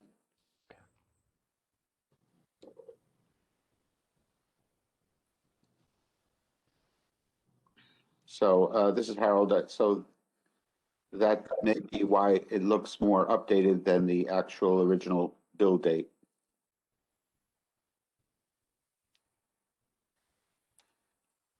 If there are no other questions, can we come to a vote? I'm ready. Is everyone ready to vote? This is Kathleen. Just one, it's a 9% reduction, right? They're asking for 190,000 off of a $2.9 million house. Yes, just want to make sure. Well, you said 2.9, it's 2.89, 2,089,000, there won't be 19, To 1.9. right? Not 2.89. Sorry. How many Can numbers? I interrupt for 1 It second? happens, it's okay. All right. Can I interrupt, please? I'm sorry. I don't believe there is a motion on the table and a second. Oh, Thank you. okay. Thank you, Prue. So, I'd like to make, it's Judy Zablik, I'd like to make a motion that we approve appeal number 517 for the property located at 184 Southgate Lane to $1,900,000. Do I have a second? This is Paul, I'll second. We have a second. Can we state for the record that the previous discussion pertains to this motion? Then I will suggest, I will recommend that as the chair. For the record, the conversation and discussion we've had pertains to this appeal, and we have a motion, and I will call for Kathleen. You're on mute. Space bar. Sorry, I'm looking at one more time at the field card. I went to close it down. They paid 2.25 for it, 2,250,000 in February of 18. Am I looking at the right card? They bought it in 2018 for 2,250,000. Is that accurate? I missed that. Sometimes I don't look at, I should be printing out the cards, but I just want to make. It appears to be that is a qualified sale from the previous purchaser, and they did purchase it for $2,250,000 in February of 2018. That's what I see as the sales date. Okay, thank you. And this is Harold again. It is currently appraised at a lower number of $2,089,000. Are we ready to vote? All those in favor of granting this appeal in full, please raise your hand.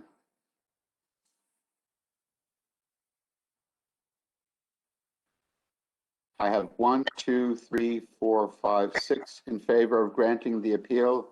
All those opposed, please raise your hand. I have 1 opposed no abstention. The motion is carried to grant the appeal in full for the requested amount. Thank you, Judy. Thank you, everyone. And Let me say that, as previously indicated, Kathleen is going to be leaving this call at 11 o'clock. And I believe we may have other members of the board joining us so that we can continue to have a quorum. I would suggest that we take a break. Yes, Kathleen. Oh, 11:30. I'm good till 11:30. Okay.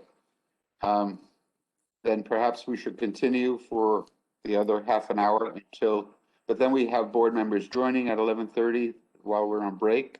Is that true? This is Harold speaking. This is Kathleen. I think Alexis was coming in at 11 and Catherine was going to come in maybe after we take a break. So however you want to do it though.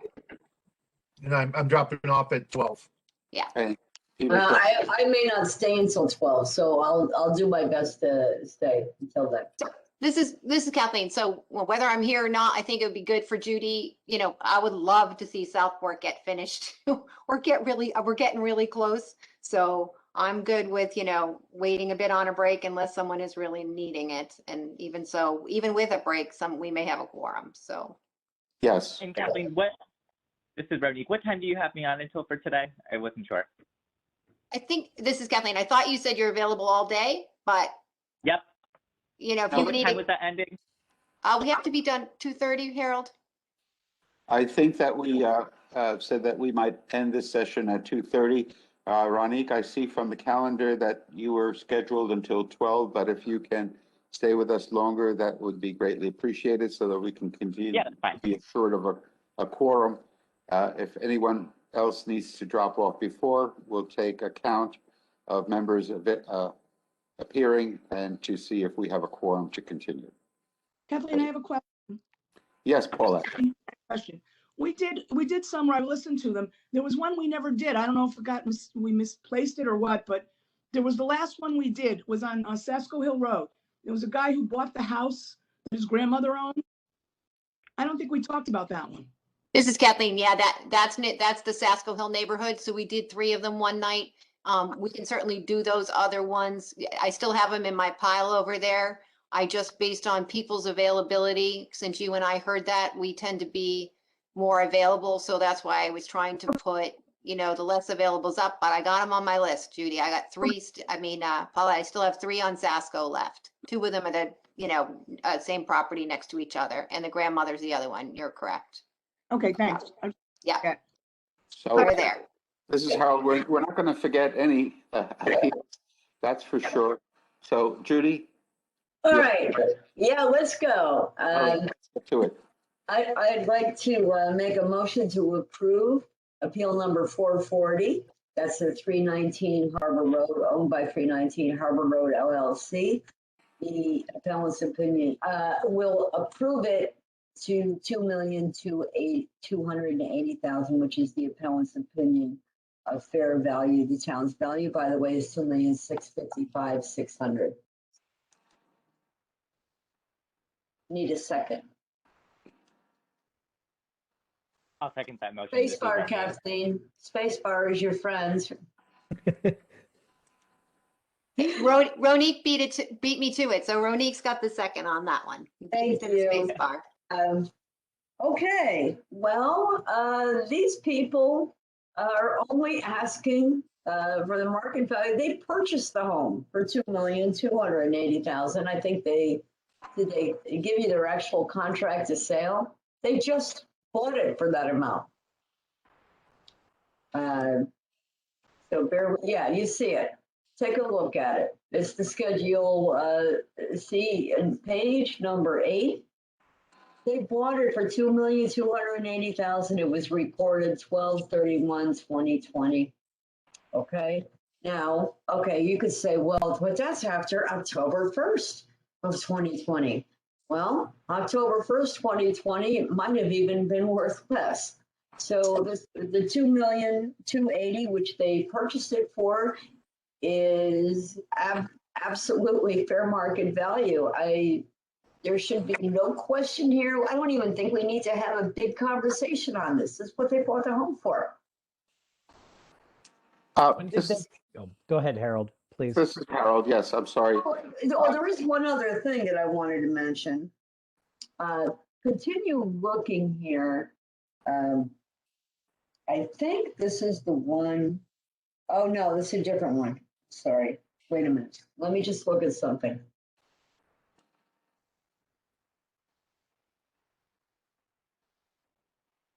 Bear with me.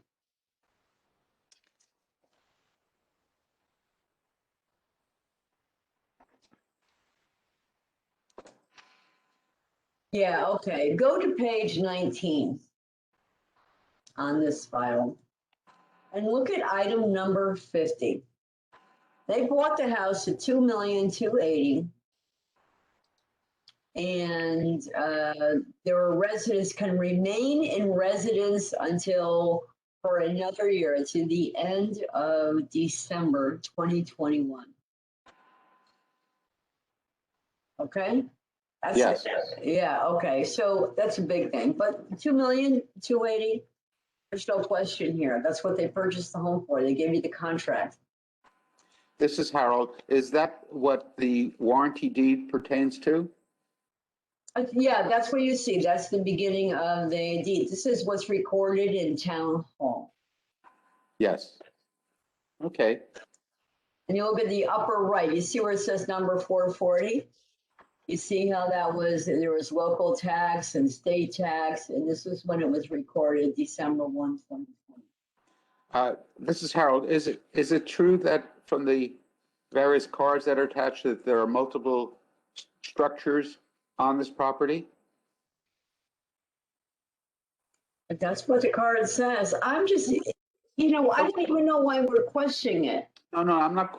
I'm just this is Harold. For just my own clarification, I'm not questioning anything about the pricing, and I do see that a new roof was put on October 1st. I don't know if that was done by the previous owner or not. It really doesn't matter. I think that the price of the house as it was sold shortly after the reval date is a valid argument. Thank you, Harold. I didn't mean to be, I wasn't looking to be combative. Is your space bar okay, Kathleen? It's good at the moment. I'm not touching it. The dog has stopped barking too. So my only question is this an arm's length transaction? Can we prove that this was on the marketplace? It wasn't a family transfer? If someone's got MLS there, let's just look at the market data and whether they stated it was arm's length or not. That's the only other question I have when we see a sale date is that make sure that it was an arm's length transaction. It doesn't look like it is. It doesn't look like it is an arm's length. It was on the market for 861 days. It looks, And when doesn't did look, it go? Arm's length.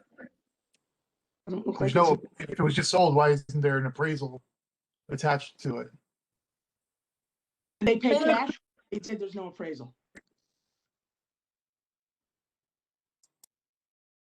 On the They field have- card, it says unqualified. I don't know why. They have a contract. Why would they need to submit an appraisal? A contract is stronger than an appraisal. Well, but it's not proving, they're not presenting any data for us to compare here. But, and doesn't this, maybe I'm just reading it wrong. I do see in the vision record that was submitted, this is John, that the 319 Harbor Road LLC did, it was an unqualified for 2.280. And it has a code of 25. I don't know what that VC code means of 25. Well, I wonder why it's, Yeah, this is Kathleen. I don't know why it's an unqualified sale. That would be a question for Ross, not here today. John, where did you see that on the card that it's So unqualified? if I look at page 6 of the document here, This is Harold. There's a vacant card, and under the sales date, qualified and unqualified, there is a U. I see that. This is Kathleen. I see that. Yeah. Yeah, And then just- the question is raised, there's a VC code of 25, and what does that designate? This is Kathleen. I would just want confirmation from the assessor's office as to why this was an unqualified sale. And as he's mentioned to us on the beach before, there are unqualified sales out there that we can certainly use. They just code them as unqualified for certain reasons, you know, that have to do with how they put things into the database. So again, I'm not saying that it isn't a good price. I would prefer some clarification on why this particular one is unqualified. And if it was a Q and had been on the market all that time, I understand that. I'd like to know what the U means, why this one has a U. If it makes any difference, as I look at this on our multiple listing service, the sale price, they show it 2,280,000. It's a warranty deed, and they say as far as a nominal sale, it says no. And a lot of times on our MLS, it doesn't have anything about an arm's length sale, and it has nothing here. But just because it doesn't have that information on a field card doesn't mean that you should not, we should not move forward. They purchased the home for this price. They just did. They just did. It was on the market for 861 days. And if after 861 days, no one else wanted it and somebody somehow associated with them did, and this is what they were willing to pay, I don't see an issue with it. Just like the example that they gave me the other night about that property on Riverside Drive. Well, nobody else wanted it, so you dropped it down $100,000 and gave it to this guy. Well, it's the same kind of thing, really. The guy would So pay this is 20. Kathleen. Paula, what's the price history? What's the listing history on the prices of this property of the 319? Is there a listing history? There is. Came on the market in 2018, August of 2018, for $3,495,000. Let's see. It was reduced on June 17 of 19 to 3/1. Right. And on Go June ahead. 2nd, 2020, it went down to 2,998. And then on 11/29/2020, it went under deposit. So that's a long time to really say that this is, you know, I don't think we can really say it's an unqualified sale. I mean, even if the family bought it. 861 days on the market. You want to move, you want your house to be on the market 861 days? This is Harold. Kathleen is raising her hand. Yeah, Question? let's put this out there. I'm totally fine as long as Ross says that this is a, you know, a qualified sale. He just had to market unqualified for some other reason. And it wasn't just a family transfer, you know, who decided they didn't want the price, you know, they had it on at 2.9 and they decided they wanted to purchase it, you know, for 2.2. So they took it off the market, not pay the broker. I don't know. I'd like that clarification. If that's the case, it was an arm's length transaction. I'm totally fine with this reduction. That's my opinion. Right, bear with me 1 second, because, you know, as you know, you can look up the owners of the LLC. You know that. So I'm about to do that right now and see whether it looks like it's a family member, okay? So bear with me while I, Or any other reason why it would be, I don't know the reasons why the assessor's office calls them qualified versus unqualified. So I just would like clarification. That's all. I'm going to look. In order to support it. Also could be a mistake. We don't know. This is Harold. I would like to announce the arrival of Alexis Harrison, member of the Board of Assessment Appeals. She has not been present to hear this full discussion, so she will not be voting on this appeal. But she is present for further discussions on other appeals. Judy, do we have that information yet? I'm working on it right now.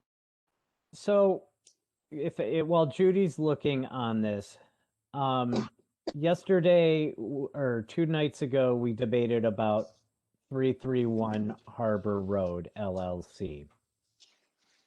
And again, and I believe this property is next door. 319 and 331 are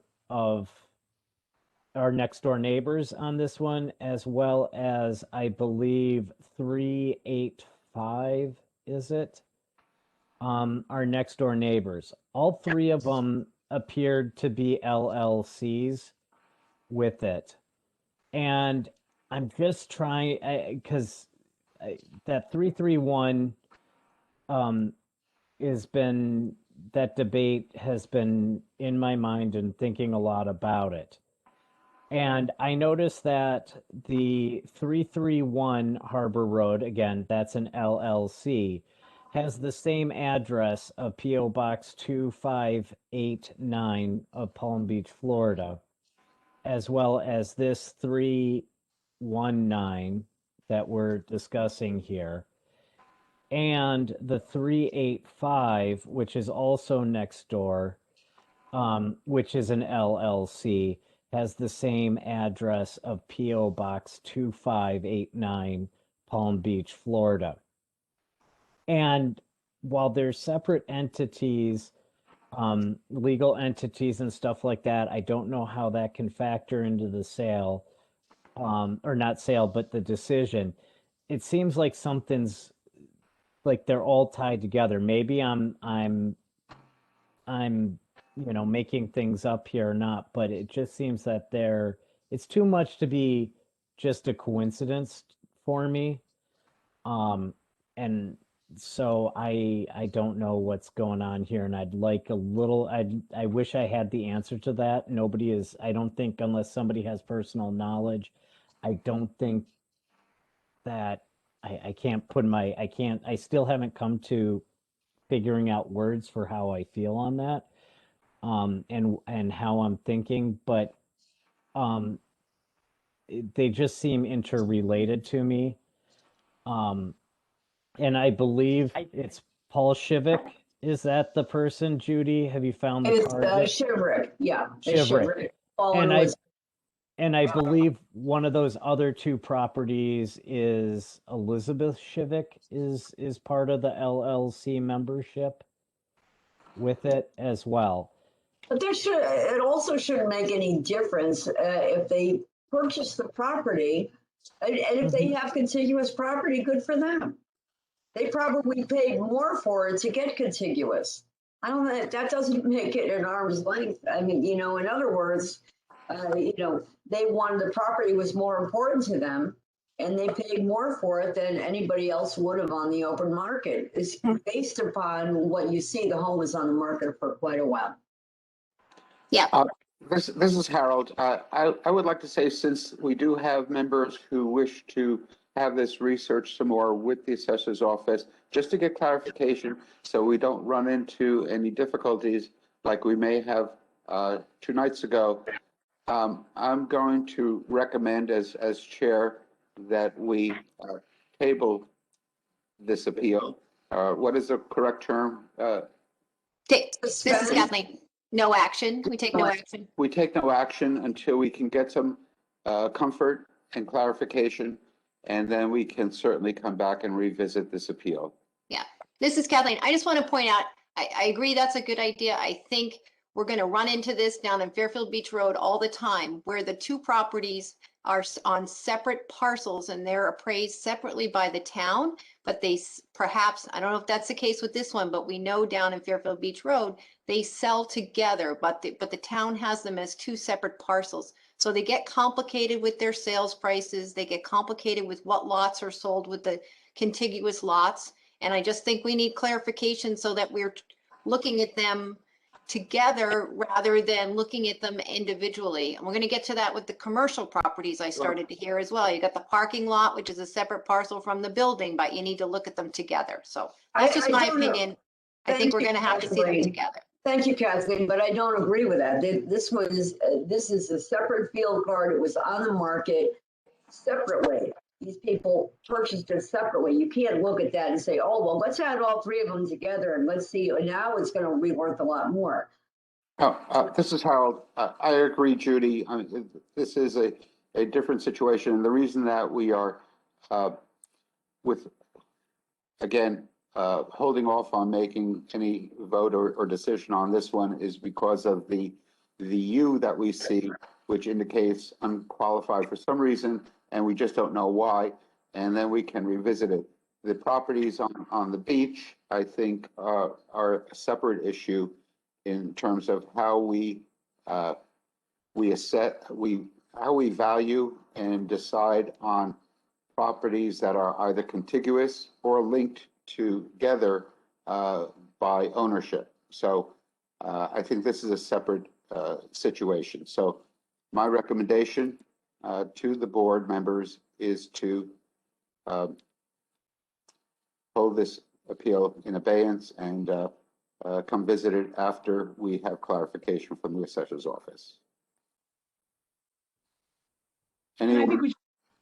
think that we should also call the attorney that presented it, because if the assessor's office has it wrong and doesn't know it, he's going to say, yeah, it's not an arm's length transaction. And he doesn't know. So unless, something could be wrong. Has it happened to me when I came before the board a few years ago? Then I ended up in court because there was a mistake made and the appeal was denied, and it was truly an arm's length transaction. So I'm just going to ask the lawyer. He's an officer of the court. He has to tell us. So that you check with Ross and I'll check with him. How's that? That's fine. This is Harold. That's fine, Paulette. I think we can seek information from any valid resource that we can contact. Okay? So I agree. All right. We have 15 minutes before we want to take a break. Do we have Alexis, if you want to present, or is someone else still in line for presentations? Kathleen? This is Kathy. I think, Judy, do you have any more in Southport?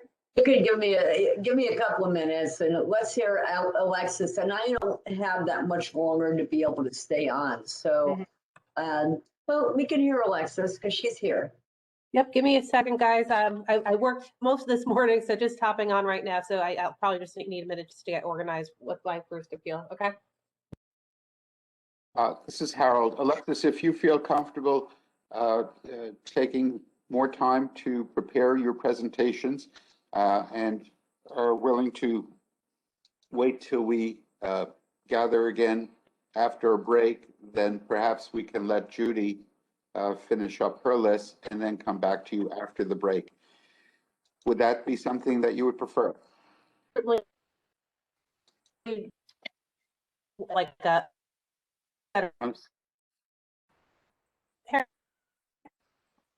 Alexis, I apologize. I couldn't understand what you were saying. So a few on the same entity that have basic same rationale or the same history. How would you recommend we proceed with? Well, if you're ready to present, you can present. All right. All right. I'll take your recommendation. Just give my and stuff together. Yeah, this is Kathleen. Oh, Alexis, you have the Sunny Home one. That's kind of unique. Are you ready on that one? The 140 Sunny Home? No, I'm just looking at the list. Kathleen, I'm going to take a few minutes for Harold's recommendation and put some stuff together. Yeah. Thanks. Yep, that one's a little different than the others, but that's okay. She only has two in the beach area. She just has 140 Sunny Home and what was the other one? 576 Roland.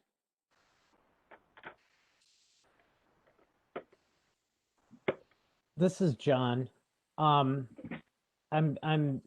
Judy. If you are to present, again, I'm guessing, I'm going to make an educated guess that you're going to be looking at 385 Harbor Road. Is that correct? Yeah, well, I was thinking that I would do 750 Harbor Road. Okay. Because I was going to. Question with regards to that, John? What did you I think we're going to run into the same. On that 385, we have an unqualified sale The last sale was unqualified with the code of 07. So, What's the appeal number on that one? sorry. It is appeal number 442. Because I know for myself, like unqualified would mean like going in, like for me, my house is in a trust. If it's in an LLC and a trust, it's always going to be unqualified. So I'm just wondering if that was the case on this one. So I just wanted to see the Yeah, and card. it has a different code. The last one we talked about had a 25. This has a 7. I think we're gonna end up I'm gonna guess that we would end up at the same point. At All the right, end I'm of gonna it. do 439. Just give me a moment. I'll be right back. Okay. Yep.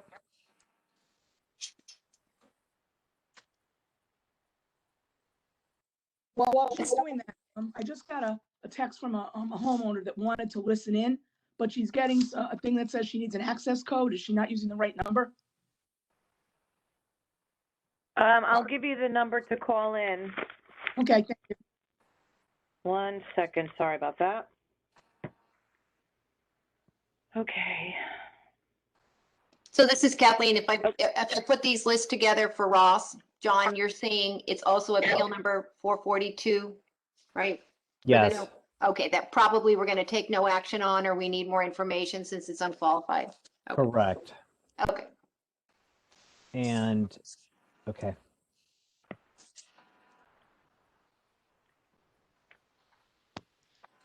Paulette, Yes.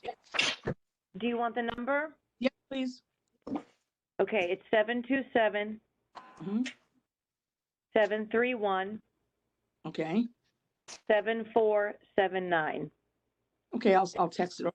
Thank you. Thank you.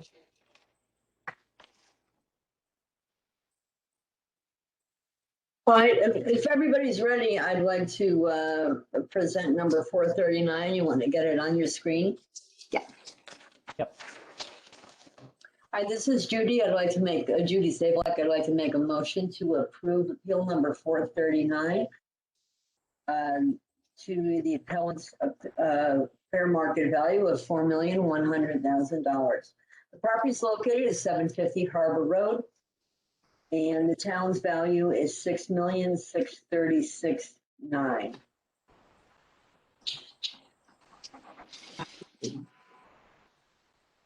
This is Harold. Do we have a second on that motion? Second it.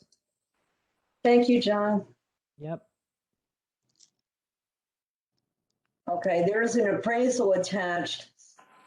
There is considerable upkeep and a lot of deferred maintenance on this property.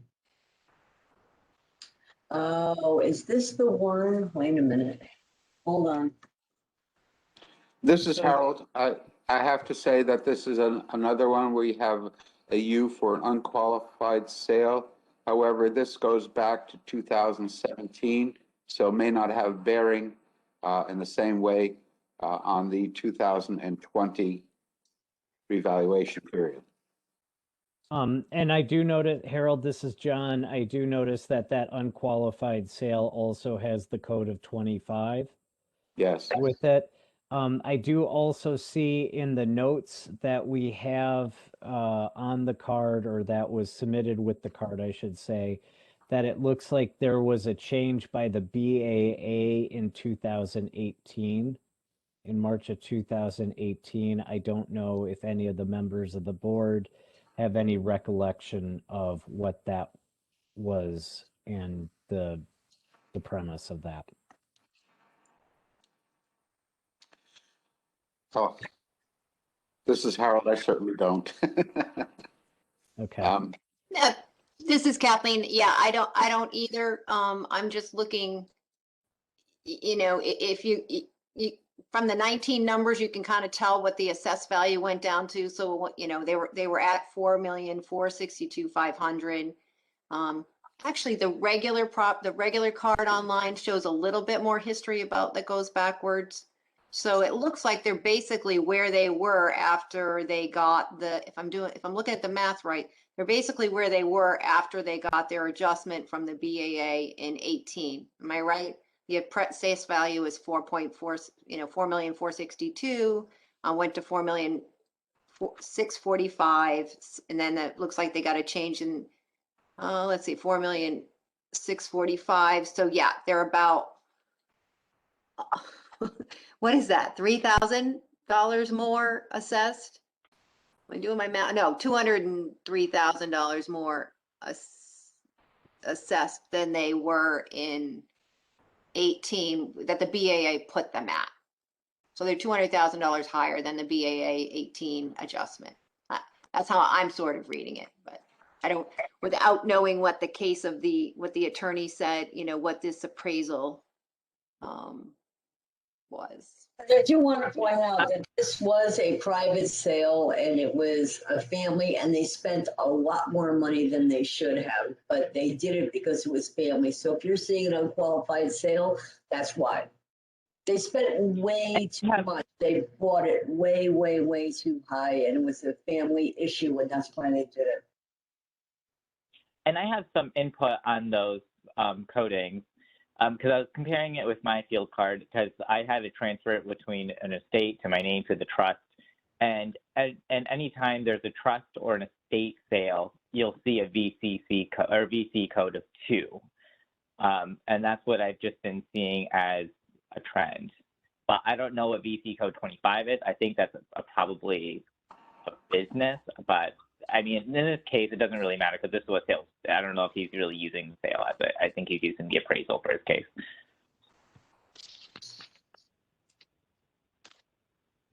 They also have a privacy issue, which I'd like to point out to you. They are just down the street from the Pequot Yacht Club, and there are so many people that like pull into their driveway. They really don't have privacy, even though you think that they might. They do have a large piece of property, but it's an L-shaped, and it's definitely an odd-shaped lot. So This is Harold. Prue, do we have a motion and has it been seconded? yes, Yes. Thank you. I'm sorry to interrupt. thank you, Harold. I'm familiar with this property. It is one of this is Harold. This is one of the old sea captain's homes, very grand with the columns. It does reside on 3.23 acres in prime situation opposite the green next to the yacht club, where I often walk my dog. And this is a very stately home. And this is Veronique. It's part of the Southport Historic Tour as well, mostly because of the columns and the history of that sea captain. So it definitely has character and blah, blah, blah, and historic value. It is lit. This is Harold. It is listed as a historical house.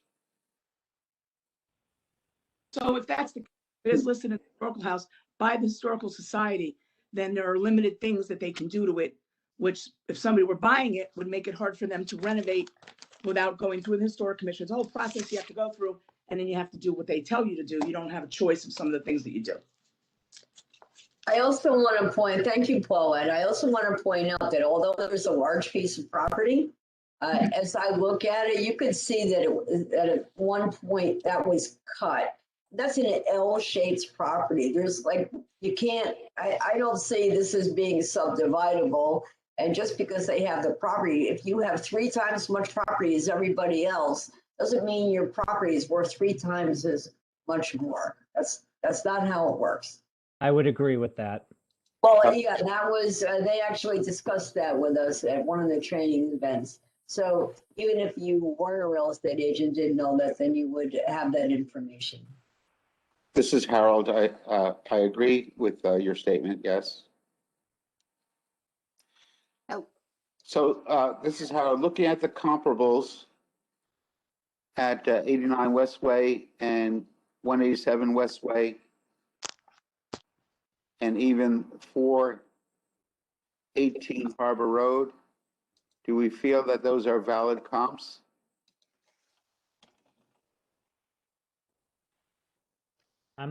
This is John. I'm looking at them and I definitely feel that they are valid comps.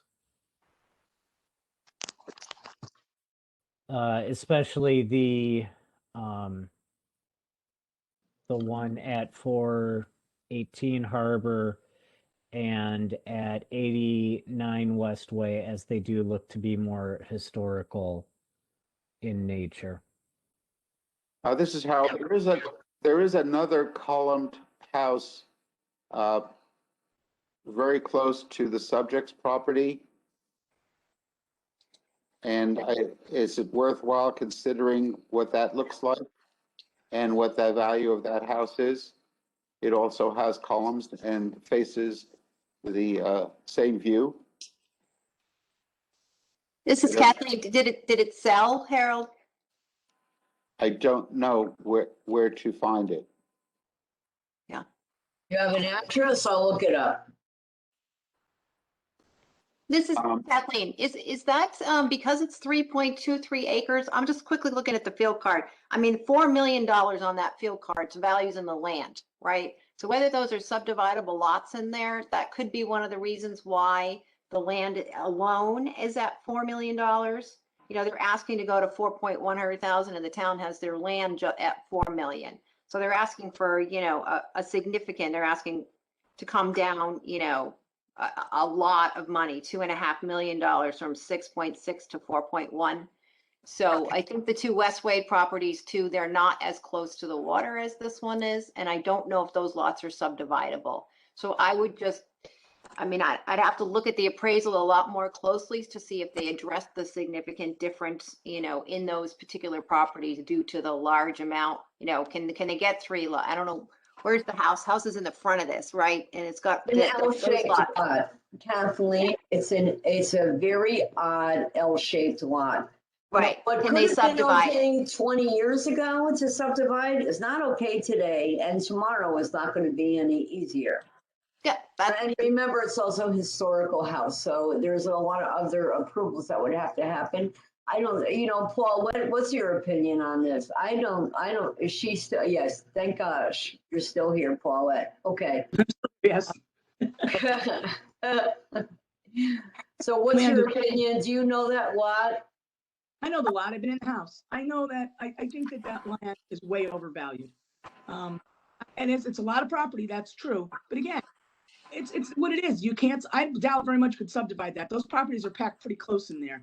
So how are you gonna subdivide? You can't do back lots. I don't even know if you can do flag lots that much anymore. So how are you gonna get in there? You need the street frontage. And that house kind of sits right there. So I think the land is way overvalued. And it looks like the appraisers think so too. When I look at what they've credited, the properties that were far less, acres was far less, they only gave them like $550,000. So I don't think that property's anywhere near that. Can value. someone, this is Harold, can someone please look at 712 Harbor Road? I was just going to bring that up, Harold, because that was the house you were thinking about with the columns right next door, but it was sold in '99. I don't know how much we can pull from that house, and this is Ronique. Not too much. Okay. I do. I actually see a picture of that because we do have some historical data from the MLS, and I see the columns. But that was, yeah, that last sale was in January 13th of 99. Yeah. Remember, I'm sorry. Remember, we're talking about historic. We keep talking about historic property. Even if that was subdividable, I don't believe it is. Then whoever buys it to build on it has to build to those specifications. You can't afford to do that anymore. You just can't. You can't build like that. Yep. So it wouldn't be approved. You couldn't build a new house in there. Technically, a new house. It'd have to look like those, be in that character, and go through all the same regimented structure that everybody else has to go through to add on their existing homes. That does not increase the value of a property. That would be, this is how, that would be a very expensive proposition to build such a home again. This is Kathleen. Before I support a $2.5 million reduction on this particular very important property, I just would like to hear from the assessor on the it looks like they've got a lot of frontage on Center Street and most of the town's value is in that land. So before we have him make a major adjustment on this and take that land value way down to whatever it's going to need to be at, to get the house at 4.1 million. You know, I would just like to have him tell us what's going to happen when that happens and whether it's a subdividable lot or not. So I would like that clarification, This- given the amount of the reduction being requested. This is Harold. Then are you suggesting that we take no action on this appeal until we get further information from the assessor's office? Yeah, this is Kathleen. I think we've got 3 of these here. So if he's around whenever, you know, Judy, it's Judy's or John. I mean, you guys both have Southport. You've been looking at that area. If we have Ross on the call, we may be able to vote on these very quickly. We'll get qualification on whether they're qualified or unqualified. You know, we have some numbers in mind that you're comfortable with, whether it's a subdividable lot. I just don't want to make a mess down there by making a decision without his input, given the size of the the uniqueness of that property. That's all. I agree that we should do, Kathleen, you just gave me a great idea that will save everybody here. So if there is, all right, so here's what I am hearing over the last couple of appeals that we've had. We've had a couple of unqualified sales, right? And because we've had these unqualified sales, and we realize this after we start talking about it, we have wasted very precious time for all of us where we could be deliberating something where we can actually vote on it. So is there any way for you or someone to figure out which one of these appeals are, if there's unqualified sales, that we can get information and bring everything to the table at the time of appeal deliberations? Yeah, what do you think? Sure. This is Kathleen. So one of the things I set up last week, I don't know if you guys got the email on that. There is a form online. There's a link you can just go and there's an Ask the Assessor link that I sent to everybody. And these are the exact questions you can go into. So when you're preparing for today, or even sometimes right when you hear the property and you see these characteristics, look for the qualified and the unqualified. Look for, you know, large things like this, 3.1 acres where the property is at 4 million. So as you're reading the field cards, submit those questions to the assessor, and then he can get the answers back to you, get them back to the appellant, add it to the file, bring it back to the board. So that's what I'm doing with some of my appeals that I know, you know, I have questions on, okay, they took the garage off. How does that change the value? So I submitted that question. I know Catherine submitted about 15 questions to the assessor. So short answer is you know, she has a lot of questions about coatings on the card. And I think when you're preparing, that's the good time to do it. And if you're not ready, you know, start to look at, you know, we're all, so many of you guys are so new that, you know, these questions don't come up till the rest of us ask them, which is totally fine. But, you know, going forward, if we have these, use that online form to send him the question, then you can either call him and have a discussion so that you're better prepared to answer the questions that, you know, might come up. And if I was going to ask, so I can ask you guys this question as a group.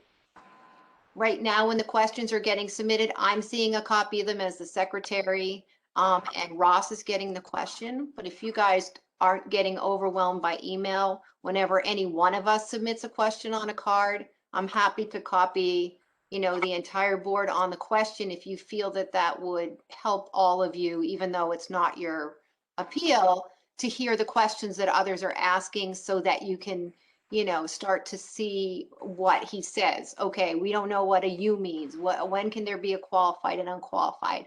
So that we'll all get better informed as we're all asking questions. And I can make that change in the next 5 minutes. And just, if you're overwhelmed and tell me you don't want them, I'll take you off. Otherwise, I'll put the whole board on. And I mean, I would just say, I mean, I've submitted a couple of requests, and one of them was very specific to the individual property, you know, whether they actually had a basement or not. So like that one, not everyone would need to hear, but the other one was about, you know, what were 2 different, you know, codes used on the, you know, on the field card, and just trying to understand, you know, what those, you know, 2 codes were being used for. So I guess, I mean, I would trust Kathleen for you to make that decision if it should go to everyone, you know, versus, you know, ones that are more specific to the property. So, but that, you know, I don't want to make your job harder either. This is Harold. I think that where we have we're seeking an answer to a question that multiple members of the board has, then sharing these answers with the board in general would be helpful going forward. So whatever you can do to help us with that, Kathleen, is appreciated. Go ahead, Kathleen. So yes, so would you like to see the questions, or do you just want to see it when the answer comes back? And sometimes the answers are going to be a phone call, so that's a little more difficult, but up to you, and we can make it per person. The harder part right now is there's one form with about, if anybody else has used it, there's about 6 different check boxes. You know, do you want a card clarification? Do you believe there's an error on the card? Do you want him to run a number for you, you know, to increase the depreciation? So there's we could set up multiple forms for different questions, or you can just, you know, want to know what the answers are. And we can do it per person. If everyone's, you know, wants to be different, we'll figure out a method. It's super easy in 30 seconds to just send all the questions to everybody. And then I would prefer not to have every single question because I'm not always at every deliberation. I think the presenter should have the information. The presenter can send it at deliberations, so we're not overwhelmed by all of these emails and documents that may not even be something that we're going to vote on. Each individual, for me, I may not always like this afternoon. I'm going to leave very shortly. So I won't be a part of those deliberations today. Right. And they may be ones that are coming up, or I can just put your individual email. If you tell me you want them all, I'll put you on by yourself. I won't use the, you know, we have the mass email for the board, right? I can, if everybody wants something different, I'll put your individual addresses on rather than the BAA email. Totally up to you. Some people like more information so they can make, you know, they can hear that the question came up ahead of time. Some people don't. This is Harold. I think if the presenter asks a question, then they should get the answer and they can include that in our discussion. If you have the ability to also see those, Kathleen, and perhaps you think it would be valued for the general, as I think Peter said, it would be worthwhile for you to share that information with the rest of the board. Yeah, this is Veronique. I would actually like to see it because it may jive up something that I may be working on or something I may not have thought of. I know I get overwhelmed with email, especially with all this, but I mean, I kind of would probably prefer seeing it. Yeah. The other thing I can do, this is Kathleen, is I can add the neighborhood code to the request form. So I know it's a little extra work on your point, but when you put it in, so if you know you've been working in that neighborhood, you might want to read that question more carefully because you're going to be involved. Chances are you're going to be at the deliberations when that neighborhood is being discussed. And then if you see it and it's, you know, and again, I can do it differently for everybody, but at least the neighborhood code, you're like, oh, I didn't do North Stratfield. So I'm not even going to read this one. I'll wait. And if I'm at the deliberations, I'll allow the board member to present, you know, that information to me. Where if it's a question and I'm doing Fairfield Beach Road, then maybe I do want to hear that question because I want to, you know, I have additional information or questions I might want to add. So that's one more drop down box, but you guys are good picking that. That might help everybody out. You know? So for Southport, for example, right, for John and Judy, it would be helpful for them to know the questions that were being asked about Southport. So. This is Harold. If there aren't any additional comments, I'd like to call a break in our meeting. I have a comment before we stop. Yes, Please. Paul. I think that I've said it before. I'll say it again. I think that the board relies too heavily on the assessor for everything. I understand about those codes because we don't know what they mean, and that's certainly appropriate. It is not appropriate to ask the assessor if it's a subdividable property. I bet you he doesn't even know. It's not his job to know. Questions need to go where they belong. That needs to go to zoning. Has nothing to do with the assessor. So we'll waste time asking him and we still won't know. He doesn't have. This is Kathleen. No, he's going to forward I had the conversation with him. He will forward the ones to zoning that are zoning questions. Okay, well, for sure. Like the flooding down at the beach, right? That was a zoning or a engineering problem. Yeah. He's going to forward them to zoning. I don't think it's appropriate or helpful to the board to have individual board members reach out to different commissioners with their own questions. I think we need to centralize those questions, and our best channel to do that through is the assessor's office. That does not mean that we're asking the assessor for his opinion on these questions. but we are asking him to get an answer for us. Okay. So I hear you, what you're saying, Paulette, but this is the channel of communications that best serves our interests. This is Excuse me, Kathleen. I would Something, agree. please. Put that in your notes. Sorry, just put that in your notes that you want this question answered by engineering, and he will forward it on to engineering. No, I'm not doing that form, and I'm not wasting my time. I put enough of time into this. I'm just gonna call him myself like I did yesterday. I called 3 people with problems we had questions on. I got the answers. You can get them from him. That's fine, but I already got them. I'm gonna call, I'll just call the zoning department myself. I do not need the assessor to answer my questions for me or to get me the answers, because you know what? The public does not expect us to get answers from him when we have questions. They're Harold, that's fine. We are all citizens in Fairfield, and we have the right to request information from our various government offices. And I'm not saying that you're not allowed to do that. You're certainly free to do so. well, I intend to. Would so it be doesn't have to be- helpful?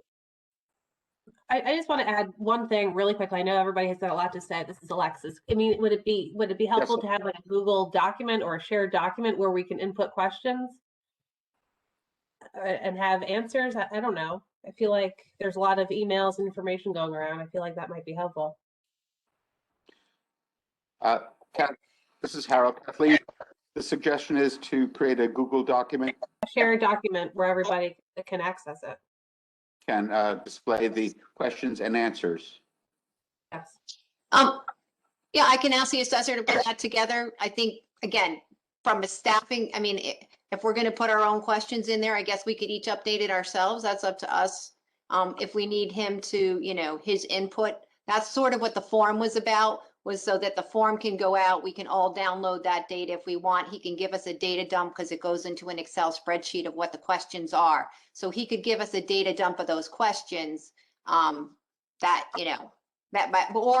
Google Docs. The form just allows him to put it in Excel and work on it a little easier than it does in a Google Doc. But it's a similar I was just concept. thinking if everybody had similar questions or they thought, oh, okay, that's a good question. That answer is helpful to me. Like everybody has access to it in real time.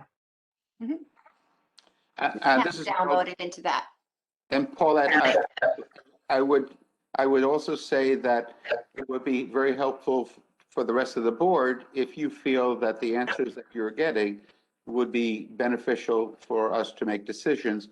I would ask that you consider sharing that information with the rest of the board members, as it might impact our understanding of the appeal. Okay? So, Well, one final comment. These, all of this is FOIable, right? These exchanges of questions and information. So sometimes it's helpful for the assessor to have it on the town computers. A Google Doc is not on the town computers. It's outside of that. So we just need to make sure that, he makes periodic copies of that. It brings it into the town server. So those questions are in places where they can be FOI'd if somebody wants to see them.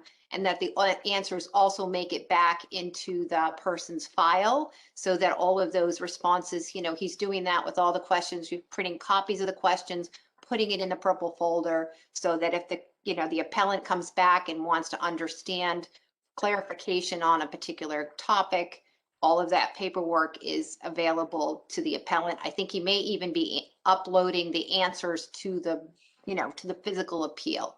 So he's trying to be as transparent as possible. So we just have to be careful with Google Docs because it's not something that, is stored on the town server. That's my, the town server doesn't have a Google Doc for us. Yeah. It is now 11:47. I suggest that we reconvene at 12:15, if that's not too much, because we are planning to go, if we have a quorum, until 2:30. So 12:15 is when we will resume. Alexis, I apologize for having you on and then taking a break so soon, but we will ask for your help in hearing and discussing the appeals that you've heard after the break. I just have a note here. Like I've brought this up last week, and this is a bit frustrating. The supporting documents that the applicant or the petitioner gave me are not scanned.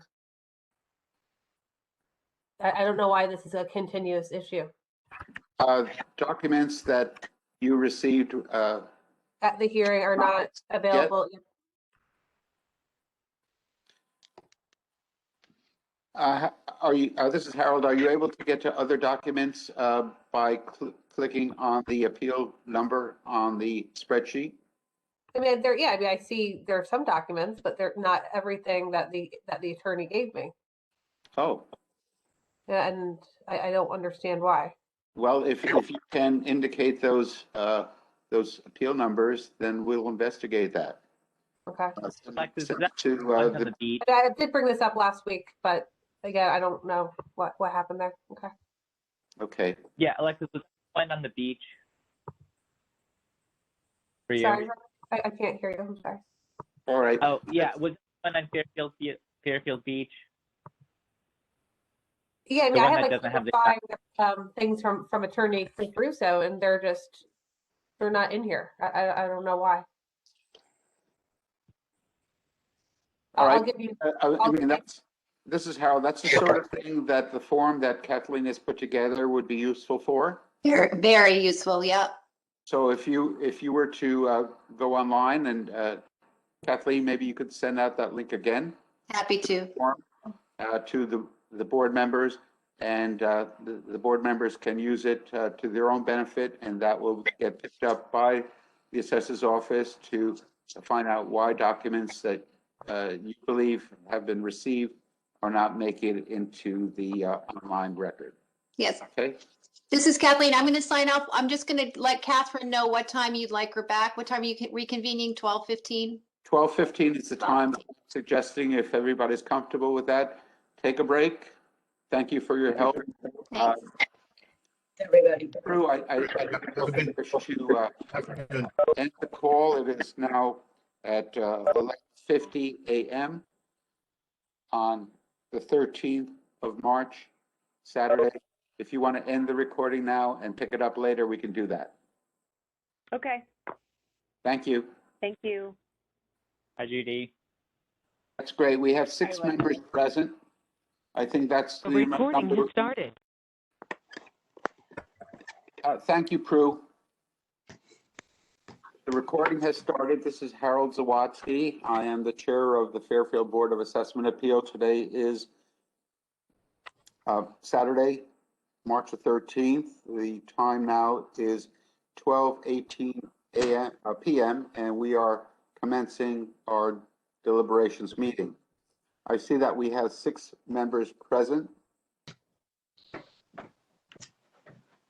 Who is this? Oh, yes. Catherine Giff. Catherine's Prue? present. I think we might want to take a quick roll call. I will call out your names and please let me know that you're present. I am Harold Zawadzki. I'm the chair of the Fairfield Board of Assessment Appeals. I believe Paulette Kuzo is with us. Paulette, are you there? Yes, I'm here. John Spoiler, are you here? John is here. Catherine Giff, are you here? Catherine's here. Ronique Patel, are you here? Ronique Patel present. And Alexis Harrison. Here. Thank you very much. I see we have 6 members present on the board. I want to say that we may have people coming in or dropping off, and anyone who wishes to leave the meeting can do so unless you are scheduled to present, in which case we would like you to remain on the board. And as long as we have 5 members, we can proceed with a quorum. So I think where we left off was we kind of want to finish working the Sherman and Southport area. And I believe, Alexis, you had a couple. Yep. Do you want to do 445 and I'm 4? going to do 445, Mr. Chairman, and just so the public understands, I've asked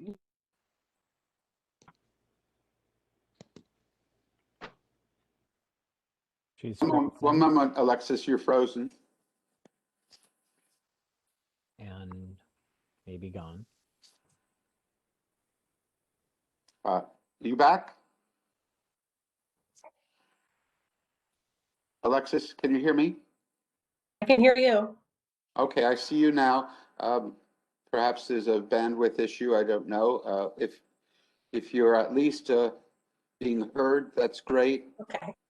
If you want to turn off your video and then we can call on you and you're available, that's okay too. Thank you. Can you hear me now, Mr. Chairman? Yes, I hear you now. So we can proceed, appeal number 4-5, which is, this is one. Has, it's $3.3 million. This is Harold. And- I don't think, this is Harold. I don't think we were able to pick up the address. Oh, okay. It is 140 Sunny Home Drive. Thank you. The owner? And the owner is Free Gardner and Andrea Vive. And I probably am butchering her name. Andreyev. Attorney Russo came to represent them. Mr. Russo is with Russo LLC, and he is the petitioner's attorney. At a high level, the petitioner is saying that the property Before we begin discussions, we are, Alexis, following a procedure of making, the presenter is making a motion to approve the request. It gets seconded, we open up for discussion, and then we vote to grant the request or deny in part, or abstain. So if you wouldn't mind, please, and this is what we've been following as a result of suggestions from the town attorney. So if you could please make a motion to grant, and then it'll be seconded, and then we can begin or continue with your presentation. Very And good, open thank you. up for questions. Thank you. I would like a motion of offer or of granting the opinion of fair value of $2.5 million. Do I have a second?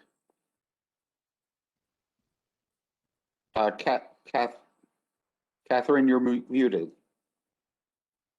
Are you seconding the motion? Gift will second the motion for discussion. Okay, Catherine has seconded the motion. I open up this appeal for discussion. Alexis, do you want to go first, please? Yeah, I'm just going to, the applicant believes the property is grossly valued, and they did submit a appraisal of the property, which again is pretty Sunny Home Drive. And they also offer about 3 or 4 comparables. This is a nice street, but a lot of are not similar, which is grand as you in the pictures, quite nice. And roll through the material the petitioner gave. We have one which is Edward Street, similar in size, and in bedrooms, each area. They also offered another comparable, which is on Myron, as well as one Old Orchard Park. So again, this scene, I agree with the applicant that this seems grossly overvalued. I believe that it should. Okay.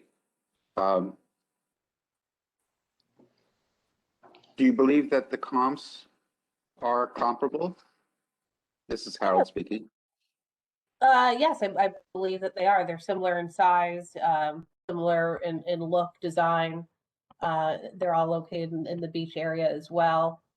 I had no objections to the comparables that they presented. This is Harold, thank you. I don't see any hands up for further comments. I do now. John? Yeah, this is John. Alexis, I'm just looking at the map that's provided on 19, on page 19. With there, so we have the subject to is several blocks, looks like in from the water, and comparable number 1 and number 2 are closer to the water. Am I reading that correct? That's what it appears, yes. Okay, I just wanted to make sure that I was reading that correctly. And again, if you see the prices of these homes, it's nowhere near, which are near the water, you make a good point, is nowhere near what the town wants for this house, which is not as close to the water. So that doesn't make much sense to me if the rationale is it's more expensive when you live near the closer to the water. And also the land and the square footage of the appellant's home is, well, especially the square footage is almost double than almost any of the comparables. And the land is considerably larger than 2 of them. The third one's 0.63, his is 0.86. Uh-huh. I mean, I know he made some adjustments on here, but I mean, the comparables, I guess it is hard to get close to an 8,000 square foot house and almost an acre. Again, Ronak, these were the best comparables the petitioner felt that they could offer. I did a drive-by in this area myself, and I kind of agree with him. I mean, this is a very unique house, and they just feel it's, grossly overvalued.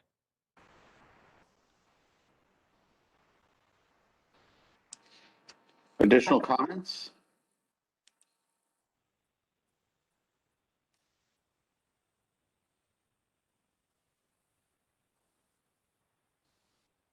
Any, if there's no additional comments, I will bring this to a vote. All those in favor of granting this appeal, raise your hand.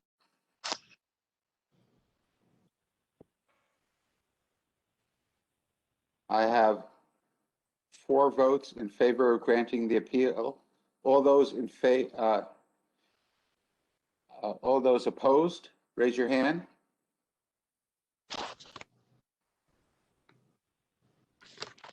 I have 2 opposed. The motion is approved and the appeal is granted 4 for and 2 against. Great. Thank you. Thank you. And Mr. Chairman, may I speak? Yes, please. I do have another appeal that's on the schedule for this afternoon. However, as I mentioned, I don't have the supporting material from the applicant. So I would like to table this if that's appropriate. Certainly, certainly. We can move on to another presenter. Catherine, are you prepared to present some of your properties, please? You're muted. Catherine, please unmute. Okay, I will start with, if I can have 1 minute, I am prepared, but I like to be prepared on my screen as well. I'd Of like course. to do appeal number, let's call it 449. Okay, yes, so the property is 97 Benson Place in Fairfield. Owner is Rigala and Thomas Corner. And looking at my notes, I will make a motion to grant the applicant's appeal from the town's value of $2,186,700 to his market value with a professional appraisal of $1,870,000. Do we have a So- second? Alexis, thank you. The motion is seconded by Alexis. I open up this appeal for discussion. Okay, the basis is a professional appraisal with comps. So this property abuts the Sandcastle Playground, Jennings Road, So it is at that dead end portion of the street. And that does have an impact to him for location wise. A lot of beachgoers who don't want to pay for parking, who are unaware that it's not a cut through to the parking lot. He gets in a lot of additional traffic. He also, there's police actions often called for people who park there for drop-offs to the beach. And he feels that those have negatively impacted his privacy or his water views or anything. And he's set back pretty far. He's, you'd have the Sandcastle playground, you would have the parking lot, and then you would have Jennings Beach. So his comps are, Myron Street, 68 Myron Street, 289 Puritan, 362 Penfield. And they are all adjusted. I think the range of their adjusted prices are right in his market value that he is providing. There's not even a large range. They've all been adjusted. So I think that makes for a good appraisal as well. And does anybody have any questions on this property? This is John. I do have a question. Yes, John. And I'm trying to find it on the card, but is there any wetlands involved with this property? No, it is an older FEMA compliant property. And I found now the card here. It's interesting to note that the condition of the land is 1.25, where most of the time it is 1.0. It's And because he has a larger lot. Okay. He has, and it also says includes lot 13942. Is that I think that's part of why, I don't think that's a buildable lot. I'm not aware of that. I can't go for that. He does have a pool. And I think that looks like it's lot accounted allows for? a pool. Okay. This is Harold. Are these two lots that are indicated, 139 and 142, are there cards on these properties? And are they contiguous with the owner's property? I'm unaware. I can find that out if we need that to decide, but I would imagine it does not have a separate fields card because it's listed on this one. And when I look at the total acreage that he's looking at, that we're looking at, I did have that. It's 12,000 square feet. So that's not enough for two lots in the area. No, this is Harold. No, that's approximately a quarter of an acre. I think it's important to look at number 42. I think that number is already one of the appeal numbers that we have, 42. If that number relates to that property, I'm not sure. My guess would be, as it says, includes lot 139. That would be map and lot, map and plot number. I don't think Oh, it relates. okay, so it's not an appeal number. Thank you. And no, on the field card, my assumption would be it would be map 139. And I don't know if the second reference is plot or lot 42. It's on the Spectrum print books in the assessor's office. I think Alexis has a question. I just had a quick question. I just want to make sure the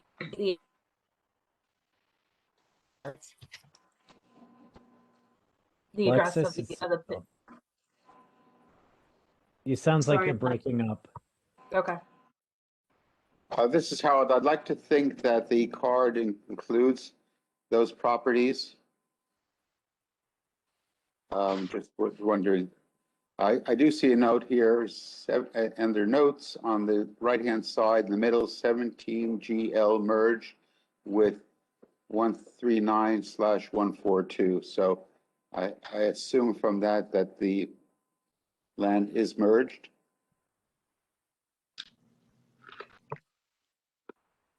Anybody disagree with my opinion? No, No, I think you're right, Harold, because I noticed that too. Okay, okay.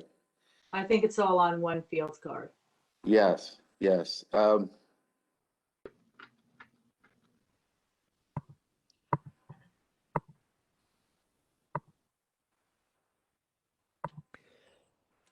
Just to note on the field card, this is John, that it looks like that this home was sold in 2017 and was indicated as a unqualified sale. And it has the code 07 associated with VC. I just want to point that out because we did have some questions about that About as 07. well. This is Yes. Harold. Yes, the same code. We had a question on that code before. This And is what Paul. makes it unqualified? Sorry, this is Paul. I have a question. What's the address? I think I'm on the wrong one. I don't know why I am, but 97 Benson Place. I'm on it. I got the right one. That's Okay. wrong. This is not an unqualified sale. We sold the property. The builder had nothing to do with the buyers. Nothing. This is Harold. Yes, we have seen that when a house is purchased from the builder, that sometime that you will see a U, but it is because it is purchased from the builder. But it was on the MLS. It was marketed on the MLS. So it's like every other sale from a builder. So I don't know why they code it that way. I mean, it's not like they bought it directly from him. It was marketed and advertised, and it went through the multiple listing service. So I don't know why they do that. I don't know. That's why we're getting some clarification from this for this based upon other fields that we've heard. So are we ready to vote on this? Does anybody have any more comments? One more comment. So they also, in 2011, we also reduced the assessment by 10,500. Is there any, do you know anything about that, Harold or Paulette? I mean, This is Harold. I don't think that going back that far has any merit to this appeal Okay. or impact. If anyone disagrees with me, let me know. No, this was, I'm assuming a knockdown or a lot. That was before it was. Correct. Yeah, that's what it was. Got it. Okay. This is John. I I'm agree looking. with- Go ahead. Go ahead, John. Okay, this is John. I'm looking at the 289, I think it is, Puritan comp there. And it looks like that they gave the total rooms are the same, the total bedrooms are the same. The bath, it looks like they've got 1 1/4 baths versus 5 baths, and it looks like they credited it or is it, yeah, debited, credited, I'm not sure which way we're going here, but with $5,000. And I guess For that the makes additional sense. bath. To go from Yeah, 4 it's for, to 5 baths, he has done nothing, the appraiser has done nothing but add to 289 Mhm. Puritan Yes. price, because that sold for $1.8 million. So he's adding 5,000 because the subject property has an additional bath. Yeah. And he adds 59,000 because the subject property is larger. yep, He adds I the get that. 10,000 Okay. for the garage, the additional garage, and 25,000 for the pool. I thought all these assessments were very good. And that's what, me personally, when I look at an appraiser's report, it's hard to find comps. So I think I don't often question the comps that a professional appraiser brings. I question what he includes to adjust those comps. And me personally, again, I love when an appraiser makes the adjustment so that adjusted price of all the comps is reasonably in line. There's not a huge disparity. So he has said, and then he comes up with a number that's kind of right around there. There's a little bit of an art, and that's why I really take a professional appraiser's report as to a quality. That's the quality I personally look for in one. So, you know, he's adjusted Puritan Road up to almost $1.9 million. I agree with Kathy. I think that we need to look, we need Thanks, to Paulette. attitude of how we look at appraisals. They're not there for pick apart. These are professionals, like Judy said. I'm not going to step horse again. But I think Catherine's right approach to them. I see nothing wrong with it. And I think that we spend too much time trying to outthink the appraiser. It's not our job. These are qualified. They make sense. I think we need to move on. Are we Giving ready? you the ways Any that further comments? Or are we ready to vote? Oh, let's vote. All, We have 6. That's not my favorite number for a vote, but yes, Ronique, you know, I do prefer an odd number, but all those in favor of granting this appeal, please raise your hand.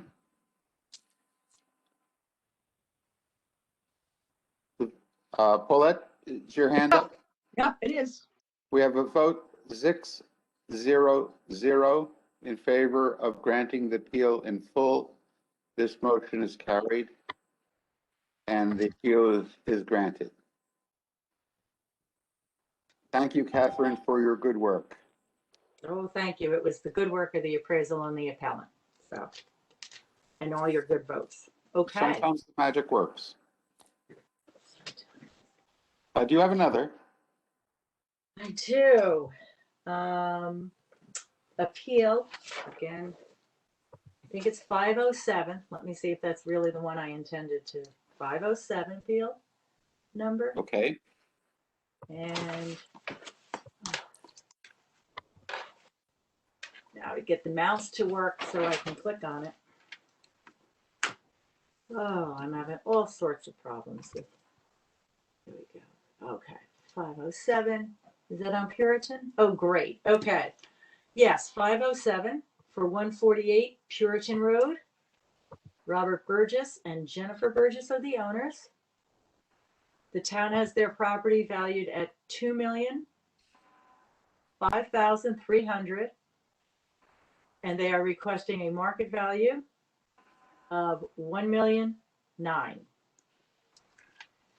They have also presented a professional appraisal, which, too many things, can't get my mouse in there. Okay. So, Catherine, So the motion to be made is to grant the applicant's appeal. Thanks, Harold. is there a second? I'll second it. This is John. John has seconded the motion and the appeal is open for discussion. Catherine, would you like to summarize? So the, again, the professional appraisals report actually came up, it was done, I believe, a little early for the opinion. So it was done, I do wish they would be consistent on when they put their dates, these appraisal reports. I'm sorry. 24/2020. This is Harold. Oh, thank you, John. It was done in March of 2020, but actually came up with an appraisal value of,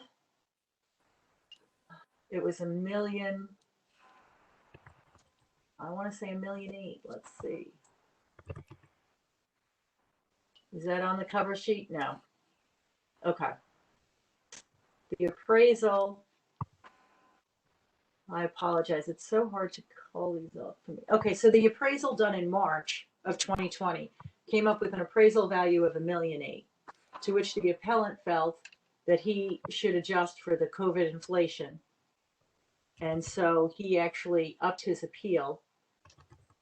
He granted it another $100,000 for that to get to the October valuation on his own. So I respected him for doing that. And the comps that were used are 153 Birch Road, 38 Eunice, and 411 Birch.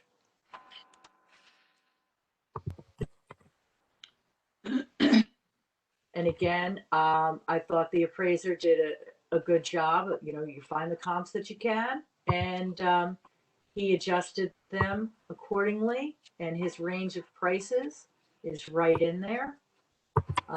from a high of the 1,880,000 to a low of 1,792,000.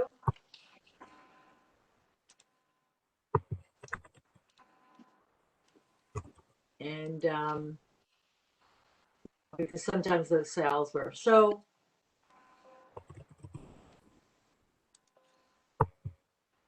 Does anybody have any questions? It looks like the sales dates for the comps.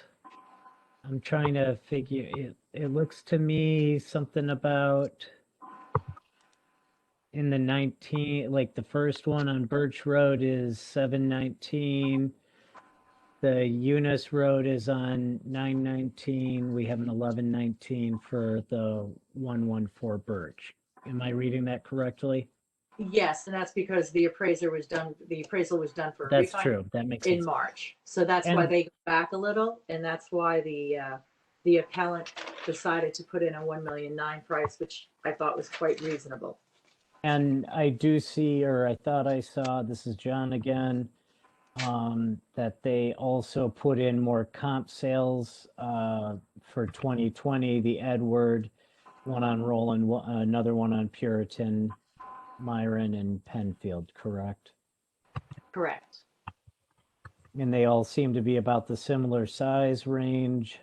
That's plus or what he minus. focused on. His is 4,000 square feet, 4 to 5 bedrooms, similar lots. That was his.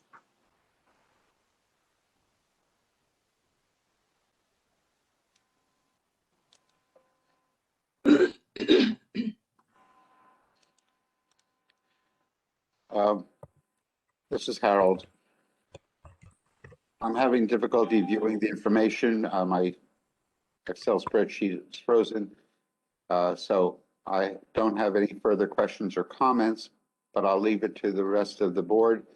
If you have any questions or comments, please provide them. Otherwise, we'll call a vote.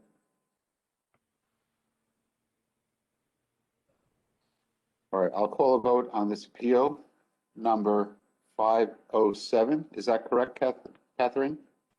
Correct. 507 for 148 Puritan Road to revalue the property at 1,000,009.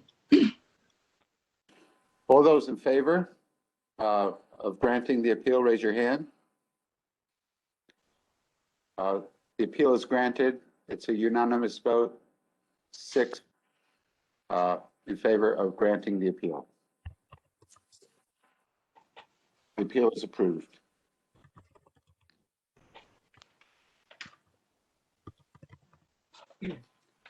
Batting 1,000, Catherine. Yeah, well, I'll do one more and then I'll just take a breather if that's okay. So That's quite all right. sometimes I do find it's nice. Okay, so appeal number, let me put that one down. Appeal number 464.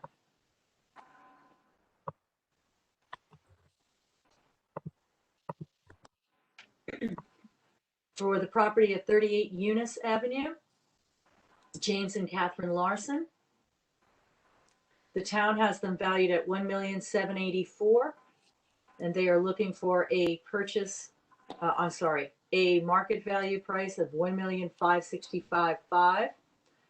And I will make a motion to grant the appeal. Can you repeat the address again? I'm sorry. 38 Eunice Avenue. Thank you.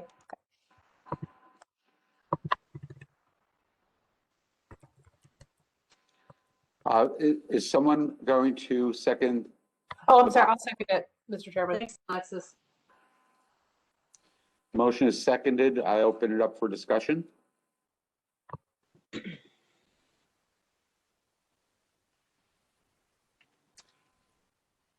Catherine, do you want to summarize? The appellant's primary is that is the amount. He wants to revalue to the amount that he paid in the prior year's purchase. What was the purchase date?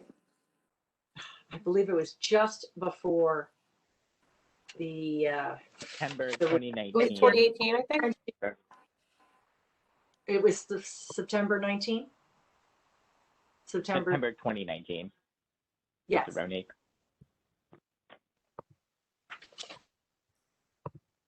This is Harold. I see a sales date on the card of purchased by Mr. and Mrs. Larson.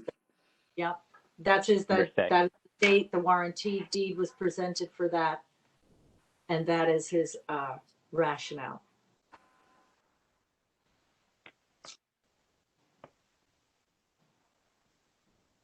So is it, this is It may- Harold, is it the opinion of the board that this house is fairly assessed as of October 1st, 2020? I just want to add one piece of information that's pretty minor. I did ask apparently there was a correction made to the field card. Mr. Murray did make the correction. There is no generator on the property, and that was removed by Mr. Murray from the field card. So how the information on the field card is correct? The information post that field card, if we look, the generator has been removed. And that would be, that would bring his appraisal down by, the town value down by $15,000. And it looks like that might, this is John, looks like that might have been done on 12/21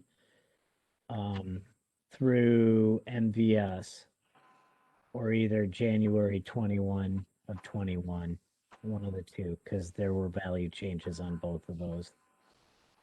So I know the generator was removed, and I do defer to, I don't know if we need a motion to include that so that it gets included in the grand list. I think the Board of Assessment Appeals is the only way to validate that for the, so I don't know if that's a second motion, but I would present a second motion to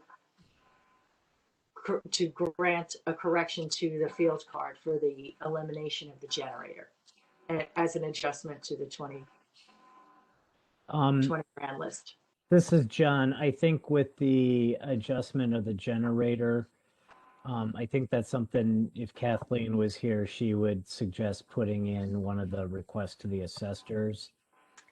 It was, I did that, and the Okay. assessor did adjust it, but I think as an adjustment to the grand list, only the Board of Assessment Appeals can do that. This is Harold. If I go to Vision and I pull up the field card, are we saying that that field card is not properly adjusted? If you look in, the field card should not have the generator right now. But I think to include it as, to get him at that full credit, the board of, we have to do that as a motion to adjust the grand list for that, to allow him to have that adjustment for the prior year. Okay, this is Harold. I do see the generator still listed under, on the second page. Well, the field cards are static, so we know that. That's Well, why I do see, I processed a request to do that, and I spoke with Mr. Murray, and he confirmed that. on page, okay, so if, this is John. I do I see put on the- page 17 here, there is a printed field card from the 11th of March with the generator removed. Thanks, John. Yep. That was to my request, so. Yes, and I do see a request above that. So, That's how that happened. So I want that needs to be noted as part of the, I'm not sure of the procedure for the motions, but that's the extra piece of information. And so he would, Catherine, so the appellant would like to have that 15,000 off what they're asking for in addition to, in addition to the price they're asking? no, Okay, he This wants is it to, Harold. I believe that it was already removed because the current appraised value is $1,769,000, whereas previously it was listed on the grand list at $1,784,000. So So I, it so has I can, been approved. but I'm not sure of the process, so I want to make sure that I'm using the right words. I would like to make a friendly amendment to my original to still, the appellant is still asking for $1,565,500.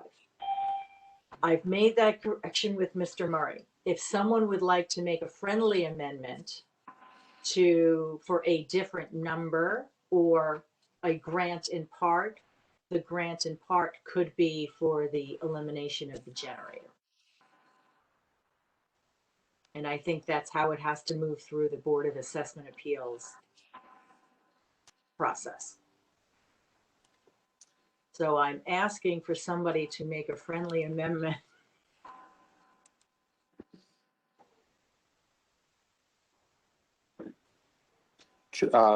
And again, this is Harold, to make a friendly amendment to subtract the $15,000 from the appellate's opinion of fair market value? Is that what you're asking? I'm sorry. When we vote. So there's kind of the two amendments, and that would be unless we want to go directly to the $1,565,500, which is the current motion. Understood. Okay.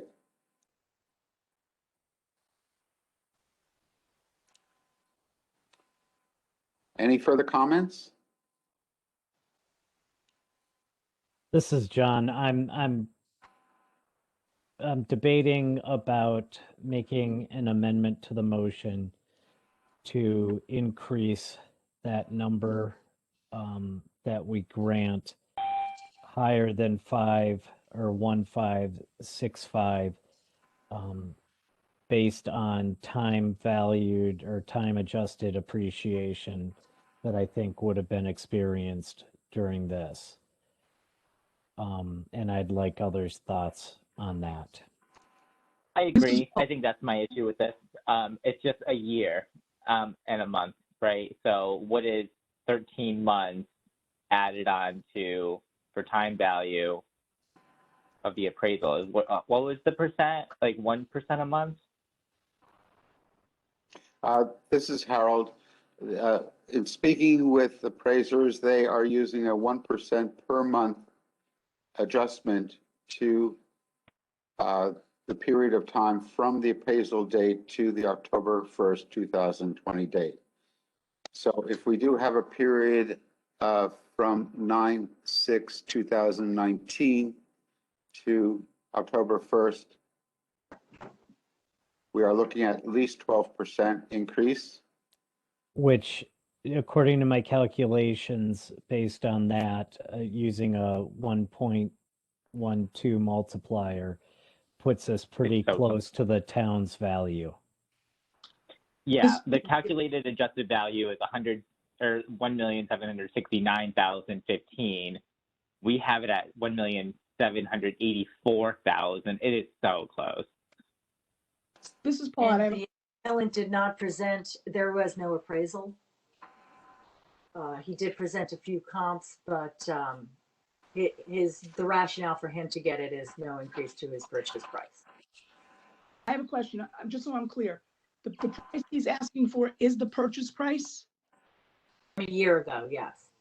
But it was within the valuation period, yes? It was just before. It was for September 2019. So, first of all, I don't agree with this adjusting it 1% a month. That's the appraiser's job. That is not ours.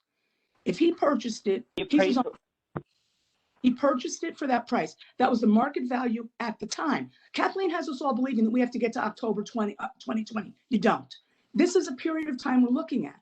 In that case, everybody's got to go up. That's not the way it works. He bought it at fair market value at that time. That's it. He's his own comp. We wouldn't be looking for the period of time that the home was purchased was during the 2015 period.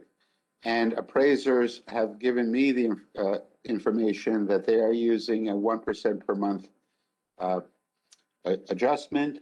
And this amount with the adjustment is reasonably close to the 2020 market value that the town has the property assessed at.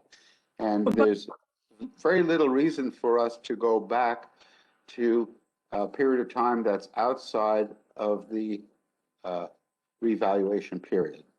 Then I misunderstood. I thought this house was purchased in 2019. September of 2019, not from October 19 to. Okay, but when we listened to Mr. Ross and the other guy talk, they went back to the beginning of the year. So they did include that period. And for us to increase 1% a month or 1%, whatever it is, the appraiser might do that, but then they're making other adjustments that we're not making. So it's not just a straight 1%. They might add 1% a month and then have to make other adjustments that make it more equal to come up with a value. And using a factor of whatever that number was to whatever, that kind of really doesn't work here. This is the value at the time. We don't have the ability to make those adjustments unless we're going to increase it one time a month and then pull comps and then look at it and adjust them, which really isn't, we're not supposed to be doing that. I can't tell you what the standard numbers for adjustments are. Only the This is Harold. Do we have an official appraisal, No. And or that's do we have the owner's opinion? we have the owner's opinion that that's the number that he would be held to. That he would be anchored. If he were to put the house on the market, no one would pay more than what he paid a year ago. And he did not present any other, to Paulette's, there is no other appraisal. Okay. And you're right, it's not our job to do that. The owner could have, but he chose not to, saying that he is his own comp, in Paulette's words. He is. Now, I just. No, but that's you put what it on it the- is with the appraisal. And I'm just concerned, I do want to state that the elimination of the generator for $15,000 just has to be part of this motion somehow, so I know that I did my job. I don't want to deny an all and not validate the removal of the generator for the 15,000. I just somehow need to know that that's on record somewhere. And This is still Harold. I believe that the 15,000 is accounted for if we look at the prior card and the current card that's on Vision It's today. for, but I think it has some adjustment as to when that will take place. I think that. This is Harold, that has already taken place because it's on the Vision card. But I think for his tax valuation, I think I could be corrected, but my understanding is that we need to acknowledge it as a board so that he is adjusted for it for last year's taxes. I believe the adjustment on the field card will carry forward. I may be wrong in that, but I just want to acknowledge that at the very least, we will grant him that $15,000 adjustment in the taxes that he's appealing for year 2020, not moving forward. And I'm sure, Harold, I need you for process here as to how that happens. Maybe it's two motions.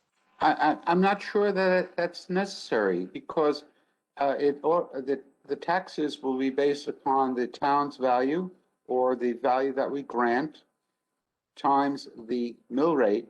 And that's how the tax bills will be calculated when they go out in July.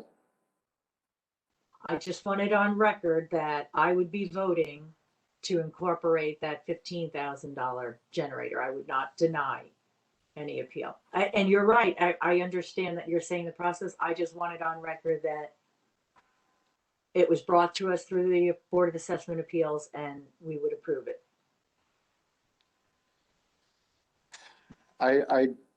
That may be all. I can't speak for the appraiser on this because I believe that it was already processed that way. Processed after the grand list. Yes. John? Yes. Go ahead. The grand list has already been adjusted with that amount because if we look at the grand list, we should see the number with the reduction. Are we not seeing that? So I Reduction do. of the Approved. 15,000. This is John. On the field card on page 16 that has the print date of 3/11, the generator has been removed, and I would assume that the updated grand list would include that. and that the new number of the appraised value is now 1,769,000 on that. And I believe that's the number that will go to the grand list when it gets the This is, updated grand list. yes, this is Harold. We are making adjustments to the grand list every time we make a decision. Okay, I just want, that's an option. I'm looking for a friendly amendment. That's what I'm putting out, the, whatever we want to approve. I don't want to just deny and then not have that included. So do I need a friendly amendment? It's a I'm not process. sure. This is Harold. I'm not sure. I don't know if Alexis, if you have some experience with this in terms of the Roberts rules. Can we make a friendly amendment to just state a fact? Yes, we can. Okay, I would support that friendly amendment. all right. Then I will make a motion for a friendly amendment to this appeal to state that the appellate's opinion of fair market value should reflect a reduction of $15,000 for the removal of a generator, which took place on, anyone have that date? Or do we have a date? Hold on, let me see if I can find It would it. have been in March. I put in there as requested by the Board of Appeals on 3/10/2021. And it looks like that it took place on 3/11/2021. Thank you, John, and thank you, Catherine. I'll second that motion. All those in favor of the friendly amendment, please raise your hand. The friendly amendment is carried, 6 votes for, none against, no abstentions. Now I'd like to call a vote on the main motion. All those in favor of granting this appeal, please raise your hands. All those in favor of denial, excuse me, I have one hand up for approving the motion. Is that correct? Yes, yes. Alexis? I have one vote against. All those, excuse me, all those in favor, raise your hand again. What are we in favor of granting his request? All those Yeah. in favor of granting this request, raise your hand. I have one, When, okay, two, I have 2, 4, all those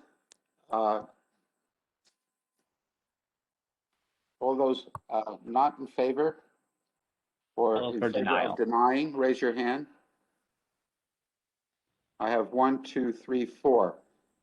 So it's, the vote is 2 for granting, 4 denial or not granting, opposed, and no abstentions. Thank you. The vote is 2 to grant, 4 opposed, no abstentions. And, excuse me, can I please, I just want to be clear on this amendment, that it just includes that the original, it's amending the original motion to include the reduced assessed value with $15,000 for the removal of a generator? Yes, from the original value, assessed value or appraised value that the town had, which was, $1,784,000. correct.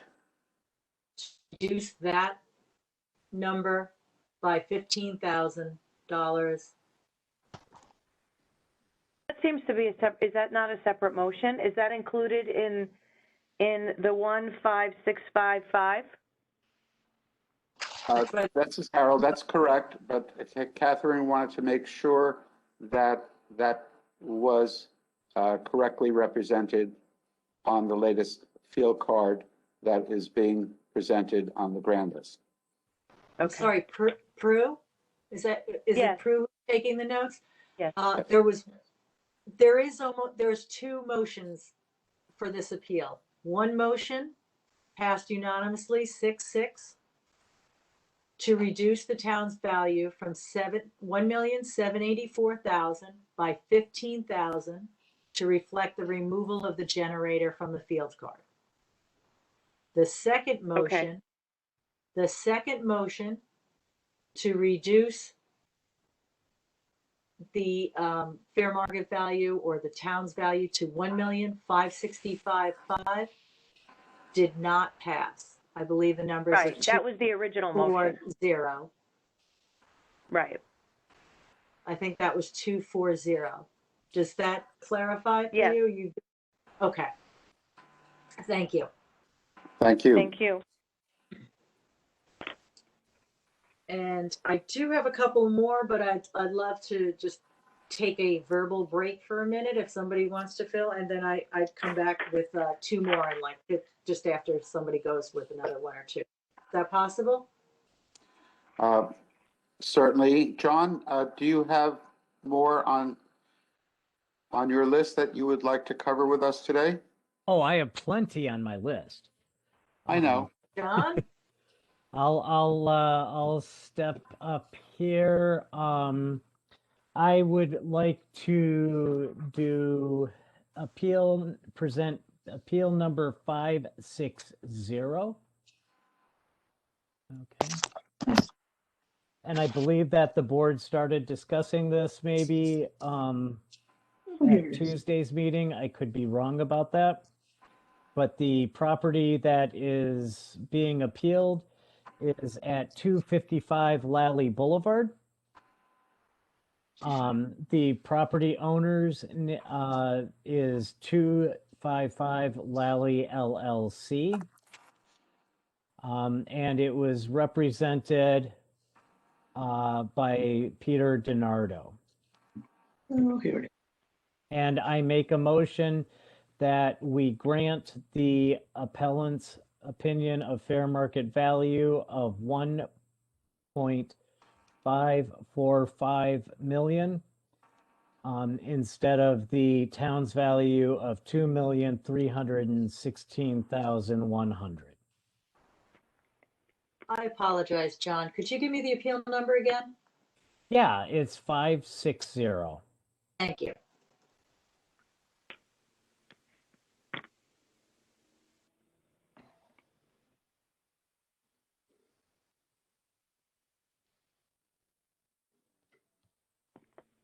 Is there a second to the motion so I can start talking about This this? is Harold. I will second the motion. All right, thank you. All right, so Mr. DiNardo presented this, and as it says in the formal petition, that the reason for the appeal is the property is overassessed. That's their main feeling. They did present an assessment that starts on page 4. But if you look at the assessment is as of March 22nd, 2016. Okay. They did talk about, and let me just pull it up here from my notes. But I believe they did in the meeting provide one comp or a mention of a comp. Okay. That of 217 Lally, or I'm sorry, but that was purchased in 2016. 263 Lally, I believe, was sold for 1.7 million and had 1,000 square feet less than the than what was than the subject property here. And I just want to check something here.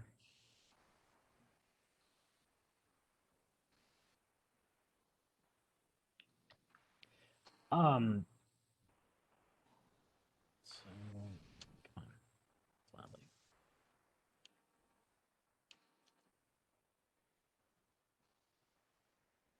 263 did sell for 1.745 million, and actually it was in June 2020. I'm sorry, I take that back. It was 12/16 of 2020. I was looking at a different one. I was looking at the Penfield property. That's about it. There isn't, in my opinion, there's not much here to justify the requested value of 1.545 million. As the appraisal was from 2016. This is Harold. I do notice on the card that this appellant did go before go for an informal hearing and did get a reduction of 200,000, I believe, is what it was reduced by. But they still don't believe that that the value went up by 510,000 over the 5-year period. But you are correct. It did go up, or they did state during the meeting that it dropped by 200,000 after meeting with MVS. What comp he did provide? The one on, was it 365 Lally? 263 Lally. Well, here's one at 365 Lally that closed it on 12/18/2020. Did I get the number wrong? Let me I don't double know. check the spreadsheet here. I got 263 Lally. What was it? 365? Yes, also closed. I do see that on the spreadsheet. That closed closer to the October 1st date than the other ones we were looking at. And that is, I believe, let's see, similar size. This one's, it's actually slightly bigger by 300 square feet. 5-bedroom. I don't know what his is. This is come on. He's got a 4-bedroom, 5-bath. They have 4-bath. And if you look at the two houses at the outside of them, his is nicer, but depends on your style. So he does have a comp that shows that in December of 2020, a house similar size to his on the same street sold for 1.645, and he's looking for what, 1.15 and change. So if I were going to consider this comp, I would bring it to this level, but I wouldn't go for less than this. But I certainly wouldn't go in the 2 million range for the house. I don't care about his appraisal. It's a moot point because it's way outdated. I'm not looking. I would agree with that. I don't think I can accept the appraisal. I can't accept that. That's way too far out of the range. But the comp, not the appraiser did, but the appellant did, that matches his location, and it sold for slightly more than his. So than he wants his to be, I mean. So I think that the 2.3 is probably out of whack based on that sale. Okay. Is Paulette, would you be willing to make a amendment to this motion of a different number? Sure. Let's see. What is this? Friendly amendment? Is that what you call it? What do I don't say? know Is if it's a friendly amendment. I think it's just an amend to amend. that- okay. the- All right. I'd like to make a motion to amend the appellate's request for a market value of 1.545 to a market value of 1.645 based on the only comp that's provided to us.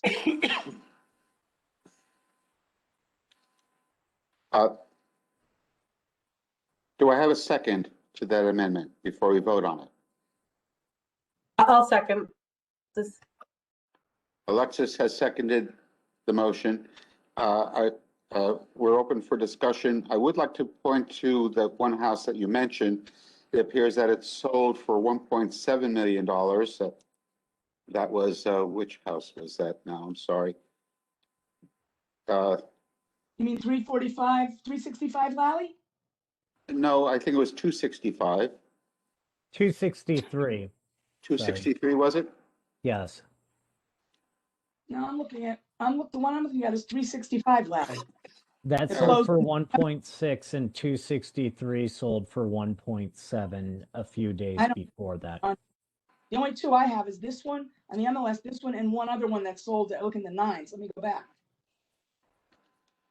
I'm looking at, this is Harold, I'm looking at 263, last sold for 1.7 million. I'm trying to see the date of sale. Looks Okay. like 12/16. I wonder if that's fine. I mean, I didn't see that on MLS. That could have been a sale off MLS that's showing somewhere, which is fine. I have no issue with that. Then if it's similar to his, then I would then amend my amendment to raise it up to that value. That's not showing up on MLS, so it's got to be somewhere else. It could be a qualified sale. I'm not arguing that. I'm just,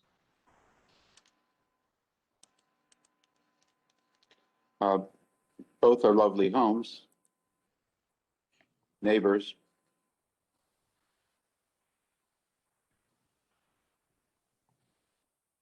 All right, I'm going to call a vote on the amendment. All Well, excuse those, me. Is it better because of that sale, which I did not see on MLS, like I said? Do you want me to amend the amendment to be to the higher value? Would that be better? Because we You do can have. do that. yes, I Can believe you you can amend do an that. amended? Well, maybe you could withdraw your amendment and restate your amendment. If I can do that, I would withdraw it and then amend it to the higher price. It hasn't been voted on yet, Okay, but it has been seconded, so I'm not sure. I don't have a lot of patience with these rules, so you tell me what I have to do. You know, I will take the position that you change your amendment, and then we'll see if it's seconded. Okay, so I would then like to change my amendment or withdraw the amendment and motion for a new amendment to make the value, I don't know the value, 17, what was it? I don't see it. 17, 1,700,000. 1,700,000. I would make my amendment to raise that to amend that price, excuse me, to 1,700,000. I will call a vote. All those in You need favor? a second, right? Second, yes, please, second to proceed. I'll second to proceed. Catherine has seconded the motion for the amendment. Any further discussion on the amendment? Then I'll call yes, Catherine. I'll make it so, I think the appellant has not presented a case. So I'm just give me a little background to mine. And I'm more than willing, I want to help an appellant. So I would help, but this appellant made no case. As in, I've had appellants, they just have a number in mind. And Paulette, I respect your expertise, but I don't feel that we can appraise a property on the fly like this. So I will be voting to deny basically because there's no case here. I'm not going to come up with a number. I can adjust a number, but I'm just going to let you know where I'm going to vote. I will second anything for discussion. I want to support, but as for coming up with a full appraisal on the fly, I'm not going on for that. So I will be voting to deny, but I just have you. to. May I, Catherine, I really like, obviously, if I'm not doing this on the, because that's, I'm not understanding. The appellant presented no appraisal that was that we could talk about. It was 4 or 5 years old. I don't think they presented a case. We decided to not, and now we're going to come up with another revised number, which I think we're doing too quickly. If on the fly, I didn't mean to, because I respect all of your experiences and know, but I still think we cannot come up with a worthwhile appraisal in a matter of minutes. When a professional appraiser or somebody who has presented more accurate data, I can't come up with that quickly. If they gave me to discuss, I would have discussed, but I don't think the appellant gave us anything to discuss, so I'm not willing to insert another appraisal in there now to start from scratch. Catherine, perhaps I missed. I hear you, and thank you. Catherine, perhaps I misunderstood. I heard somebody say that he did have one comp, and that was the one on last. That's why I looked it up. That's right. 263 he presented during the meeting as a verbal comp with Okay. it. All right. Okay. This is Harold. That's my understanding. Yes, Paulette, sorry, go ahead. Okay. That's what I was going on. I looked that up, and that's where I found that number that I originally requested, because when I looked at the two homes, his is a little bit smaller. He has one less bedroom. So I'm not really doing an appraisal on the fly. I'm doing what we usually do, is look up comps. And, you know, I certainly understand Catherine's feeling about it. She's not used to doing it. She's not comfortable with it. I'm just saying this is what we normally do every day. And I don't see it because he mentioned it. It's not like I went in and found it. He brought it up at the hearing and I went and looked it up, and I can verify what he's telling us. That's all I was doing. So based on that, that's where I come up with the figure until somebody else found another one, which was not in the MLS. So that's why I think he deserves to have his property value reduced, because the 2.3 is just way too high. But, you know, This is Harold. I think we have a motion on the table that for the amendment that we need to vote on. So I'm going to call a vote. All those in favor of granting the amendment value, please raise your hand. I want 2 in favor of granting the amendment. All those again, Yeah, before you just state the value on, please, for clarity. yes, we're voting on the amendment to grant the amount of $1,700,000. And we have 2 in favor. All those opposed to granting the amendment? Voted in the affirmative way. Then we have 3 in favor of granting the amendment and 4. No, Oh, 3. dear. Are we 3 again? 3 and 3 arrows. Yeah, the motion fails if it's a tie. All right, thank you very much. The motion has failed for the amendment. Now we shall vote on granting the appeal. All those in favor of granting the appeal as presented by the appellant, raise your hand. Paulette, are you voting? I'm sorry, my hand's up. I'm sorry. Sorry. Thank you. We have 2 in favor. All those opposed to granting the appeal, raise your hand. We have 4 opposed. The vote is 2-4-0. The appeal is denied. Thank you, everyone, for your patience. It is now 1:30. I believe we're going to go for 1 more hour. So if someone is ready to present. Do you need more of a verbal break, Catherine? Oh, go ahead, John. I've got, give me another break. Okay.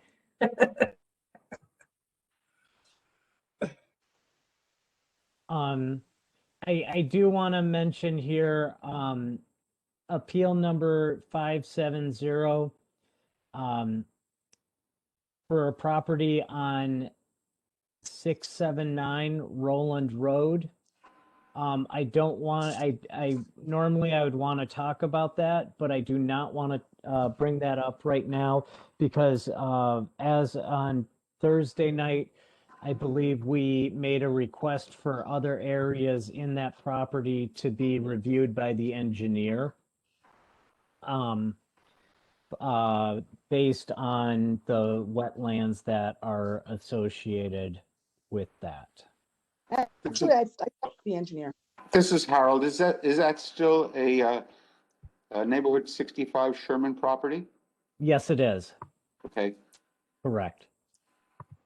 Paulette, you were going to say something? Yes, I was gonna say that, if we're talking about Roland Road, right? Yes, we had are. One at 649 Roland that we set aside because we need to talk to the engineer, which I did Correct. on Friday.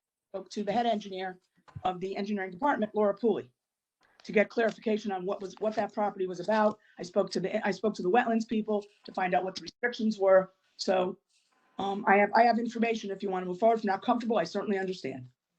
Just by the way, just for the not deliberation on Thursday night, I was doing. I'm not to what. So just to bring you up to speed, there was a property that was brought up for discussion, and we had a lot of discussion about the wetlands behind there. The appellant provided a picture of what looked like a pond after I don't know how long of a rain, but there was definitely a large amount of sitting water, and we were bringing into question about the wetlands in the area and on the property, that was nothing on the card to indicate any type of wetlands consideration for the land itself. And it was, we felt that we needed to talk to the engineer or something, and maybe all the cards that are, or all the properties that are affected by that wetlands behind their houses on Lally Road for that block should be adjusted, and how they can adjust it. I from a hearing that I did hear from Roland Road, the appellant did do a survey, or not did a survey, but talked to municipal valuations and stated to them that part of his property was wetlands. They did have, and MVS did make a correction to the card, so now they have 2 rows in their land statement, one for the wetlands property and one for the non-wetlands property.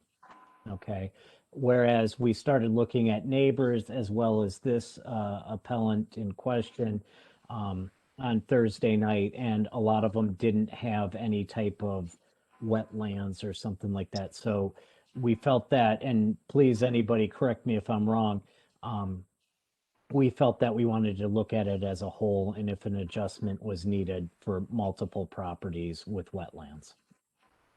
I agree. We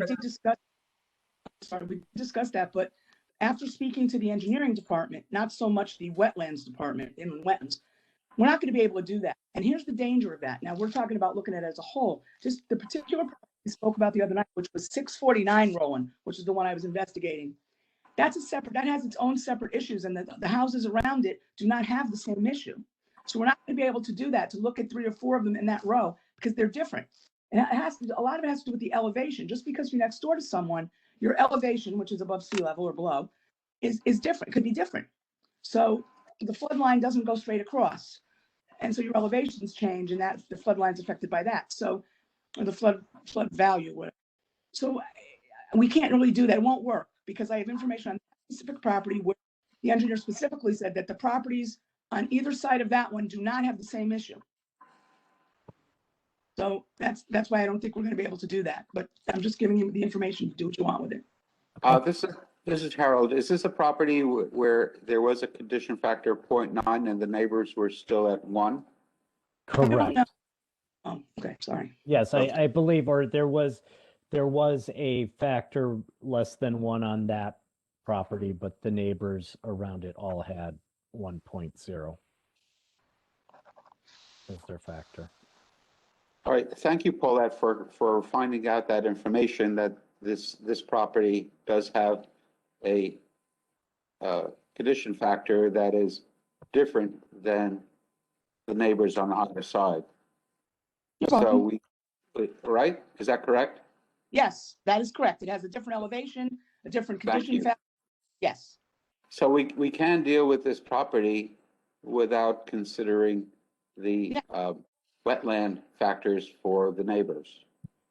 not in the same way. No, we may have to consider issues, but not the same issues and not the same way. Not the same way. Thank you for correcting me. Yes. You're welcome. So Okay. John, up to you. Do you want to bring this? Nope, I before? don't. I have a different one that I would like to bring before the Okay. board. So I Yep. would like to present to the board appeal number 431. The property address is Penfield Place. The owner and appellant is Julianne Hudson. The town appraised value is $1,023,600. The requested value is $810,000. And I would like to make a motion that we grant the requested value of $810,000 for this property. This is Harold. I second the motion. All right. Thank you. Okay, so you'll see on page 1 of the applicant's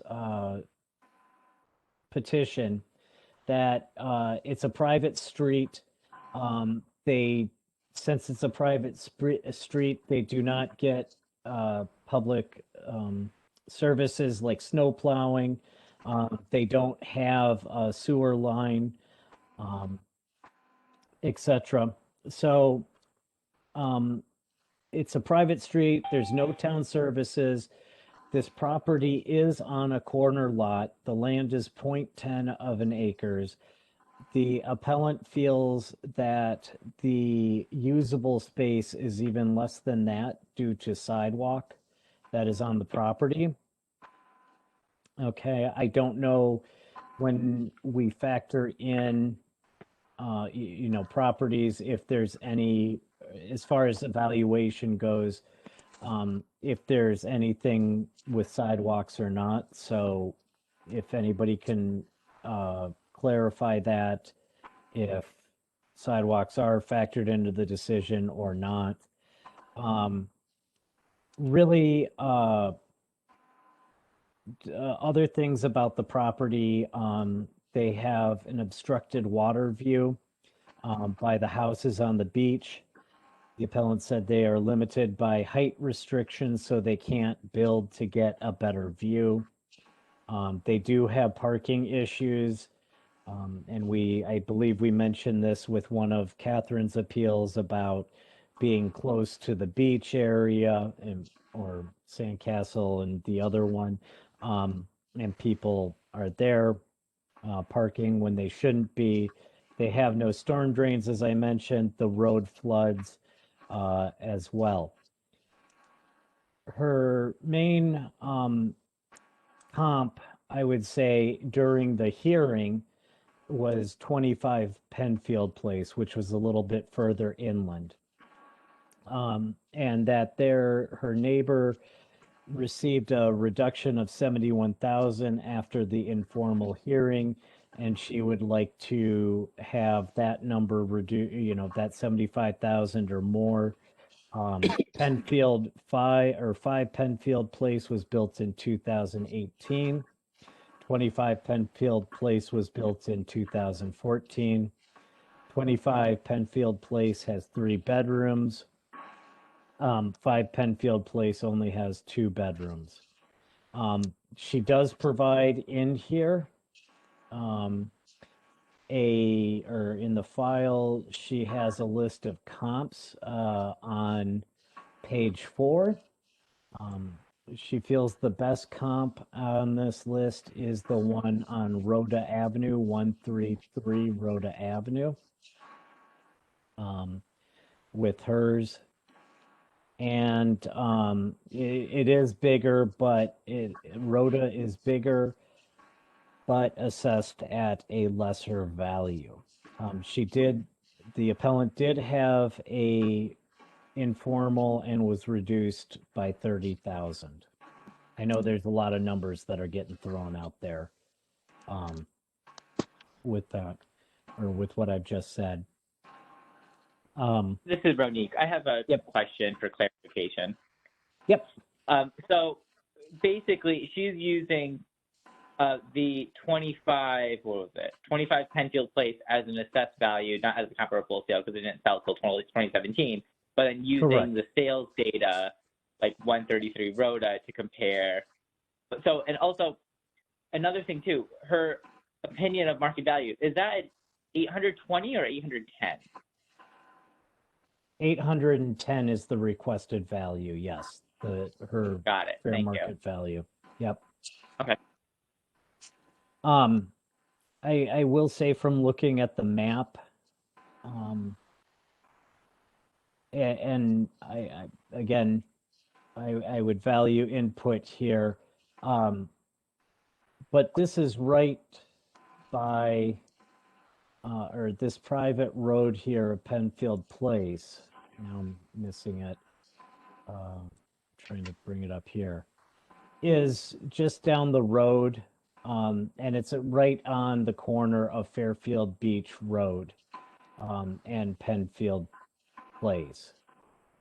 I don't know how, and Paulette, your input, here of how that might stack up to Rhoda, that 133 Rhoda, even though 133 Rhoda is an older house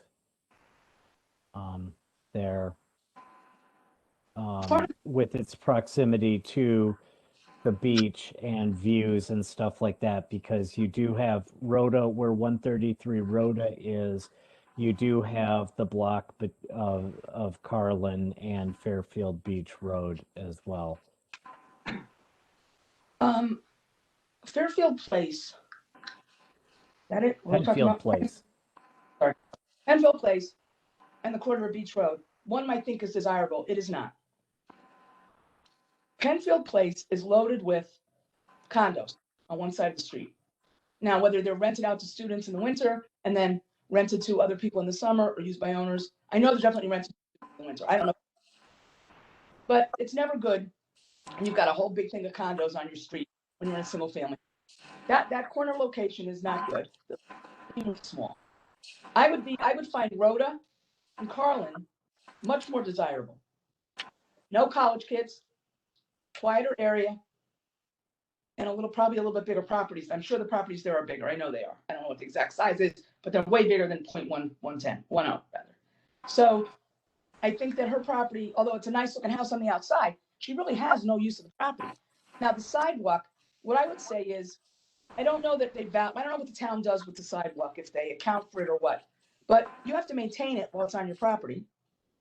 And it does cut down on your land space. So you've already got 0.10 and you've got a sidewalk in there. You really don't have anything left, much left at all in the front, if anything. Probably got a little.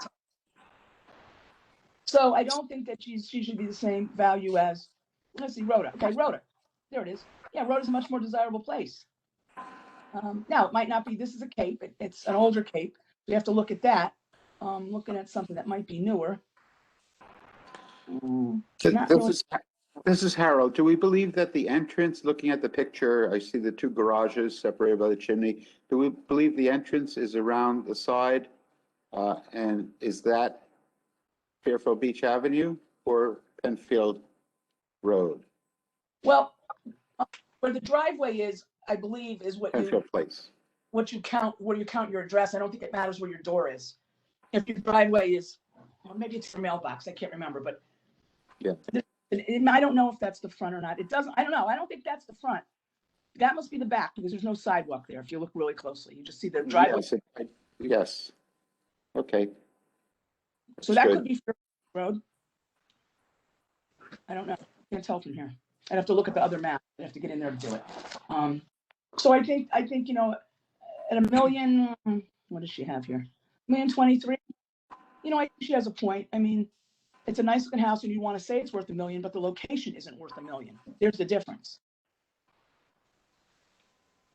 This is Harold. That's valid. Some people like the beach life. I love the beach life, but not with all those people around me. Go away, people. I don't know, any further discussion or should we bring it to a vote? I have Yes, one Catherine. comment to support. I believe when I look at, I hope I'm looking at the right fields card, but we're looking for 5 Penfield Place. Correct. Okay, so to Paulette's comment, which I think she's spot on. I'd like to see, her neighborhood code is fine, but I'd love to see something put in the condition that, that's where kind of bake in. If we're going to come down with a number, I'd like to focus on that. Perhaps the condition of her land value on the field card is what should be adjusted as well to get to that. I'd just like to include that because, her land has a very high appraisal and by the town, and that's probably the part that could use some adjustment. So not only do I agree with Paulette, but I'm trying to give a way to process that so it's in there and we don't have to keep revisiting these type of issues reval year after reval year. I think that's a good suggestion. Thanks for your input, Paulette. I appreciate knowing all those, but. No, thank you, Catherine. That was a good point that you brought up. So I think that's a good idea. Okay, thanks.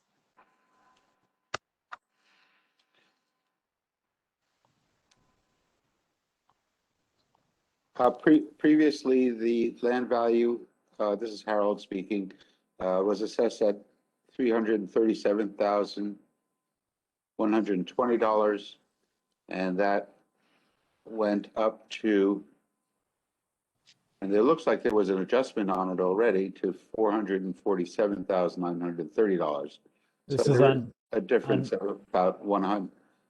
And if we look down at the landline valuation section, there's a condition there of 1.0, which means, there is no allowance given for the sidewalk and you can't come up with an exact number, but if we're going to, adjust this down based on what Paulette's saying, she's, all valid things. I'd like to see that condition go down, would be just my guidance to the assessor. So therefore it stays there on the fields card. And when we're not as lucky to have Paulette's infinite knowledge of real estate in this town, it won't have to be readjusted again. This is Harold. Well, an adjustment can be made to the field card so that it is not a special, I forgot the term that we use, but that it can be adjusted if we wish to have a friendly amendment to come up with a number that is between the asked amount and what the value is that the town has. It doesn't have to be that formal. I would just say as guidance to the assessor, that's where I would like to see the adjustment made. Yeah, If the motion passes. I agree. I think all we have to do is say that we're reducing it and we want it taken off the land value. We'd like some consideration of the condition of the. So I can make that friendly amendment to the, if it's, I think we should do that almost as a second amendment. I don't like the idea of separating out the value of the land versus the entire property. That can certainly open up a can of worms as we look at other properties and create issues with others, other town folks and taxpayers that wish us to focus on just the land value as a component of their appraisal, assessment. So if we wish to come up with another number as a friendly amendment and allow the assessor's office to adjust accordingly so that it changes the card but is not a special adjustment to the card, I think that we should do it that way. Any comments? Just so I understand, then the assessor determines the value. Yes? the assessor will make an adjustment based upon our, the amount that we're requesting that it be reduced to. And I think that's a good point. It's a good point to think about, but also the assessor already gave it a value and she's not happy. I don't know that I would want him to do it again and give her another value. I think it's in front of us. They're asking us to help them. I think we need to give it a value. I understand, but I don't feel comfortable myself giving the land a value because I'm not a surveyor. I don't know how, you know, when we're looking at land values, we're taking a not an individual property look. I mean, look, this is like when we're going to do the car appeals in September, and we rely on the NADA. We rely on the numbers that they've come up with based upon their research, their calculations, their sources, and their opinions, and we use those numbers. I, as an individual, am not qualified to reassess the land value or and decide how much should be taken off of the land value. We're here to appraise, agree on appraised amount for a property. And Paulette, you have the experience, having been on the board before. I think that you understand that. And if you have any further comments regarding that, I welcome hearing them. The only thing I would say is that I don't know what happened in the last 3 years, but when I was on the board, where it says appellate's opinion of market value on the form, they had to separate out land and home building, depending on what they wanted to do. If they wanted no adjustment made to the land, they just put a 0 there. So we certainly can. We do have the ability to say, well, we want this much money taken off and we want it taken off the land side, because that's what we used to do then. I don't know if anything changed when I wasn't on the board, but I think that, you know, what the appellate's asking us to do is either approve this value, deny in part, or whatever. I don't think that I don't think the purpose of her coming to the board was to have the assessor reprice her land value. Well, what we have done in the past, and you know, when we had the assessor available, was that we would come up with a number that we felt comfortable with as the appraised value, and in order to reach that number, the assessor would change perhaps the if all other things being equal, the size is correct and so on, change the condition factor to get to that number if we believe the condition factor is impacted by the sidewalks and the fact that it's a neighborhood with a lot of rentals and things of that nature. So those are the things that get adjusted to get closer to the value that the board deems is proper. Okay, well, then she gave us comps, so we could vote on it, and then he can adjust the condition factor to make it work. That's certainly fine. He can do whatever he wants with it. He's going to do that. He's going to make that condition factor in order to make it work. Yes. I'm just a little confused. I mean, I feel fine to vote, but I'm not quite sure where you're going with this, Harold. But maybe we should get a legal opinion from the town attorney if there's something. I feel like this appellant came to us, you know, with good faith that we would, deny or be in favor of it based on the information that she provided. I'm not comfortable recommending to the assessor that he adjust the value of the land separate from the entire property. Okay, then I have a suggestion then. Why don't we put this aside and ask him if he's comfortable doing it? Because I know he's done it in the past. We may, not everybody may know that. He might say, yeah, I'm good with that, so let's just do it. So why don't we ask him then if he's comfortable with it? I'm sure he's going to say yes, because I know we can do it. But let's get it verified. However, I think we have to give him a number to work with. This is Harold speaking. Well, that's why I'm saying if we put it aside now, we can ask the question on Monday. And if he's okay with it, we can bring it back Monday night or whatever, Tuesday, whenever we deliberate again. Just start with that one and finish it up. Then yes, Catherine. I did not mean that we should not be voting. I think we should vote and then just let the assessor know. The reason we brought this down was because of the condition of the land and those factors.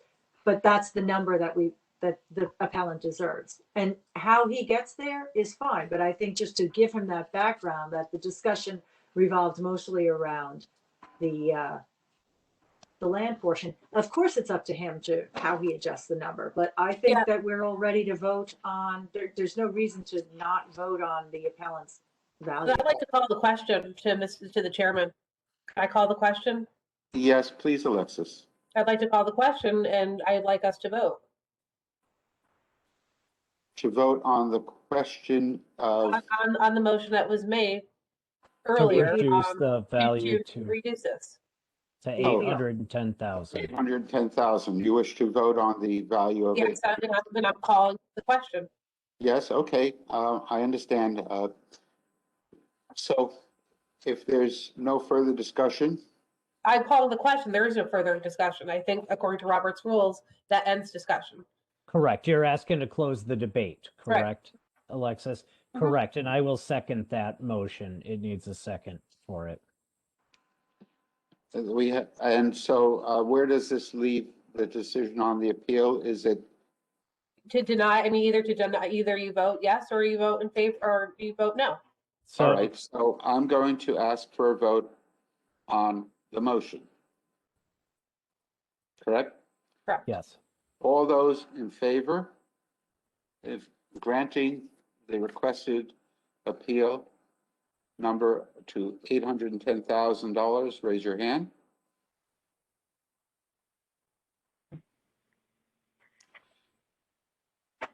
I see three in favor. And Yep. all those opposed, raise your hand. I see three opposed. The motion fails. It's a tie, 3-3, and the motion fails. It's not carried. Okay. Thank you. As mentioned, I do have to leave because I have an appointment. I only stay till 1:30 today, but anyway, so I will have to leave a half hour early. But thank you all. Thank you, Alexis, for joining us. Your Appreciate it. participation You is guys are doing valued. great work. Bye. Bye-bye. Bye-bye. It is now 1:58 p.m. and Alexis has left the meeting. We still have a quorum of 5 members. 1, 2, 3, 4, 5. So we can continue. And I believe that we agreed that we will continue until 2:30 p.m. John, you have another? I have plenty more, but Catherine, you want to? Oh, I'm sorry. No, that's fine. We all gotta get through. I do have another one in Sherman, if you're okay, John, or no? I could definitely do another one. If Okay. you want the break, okay.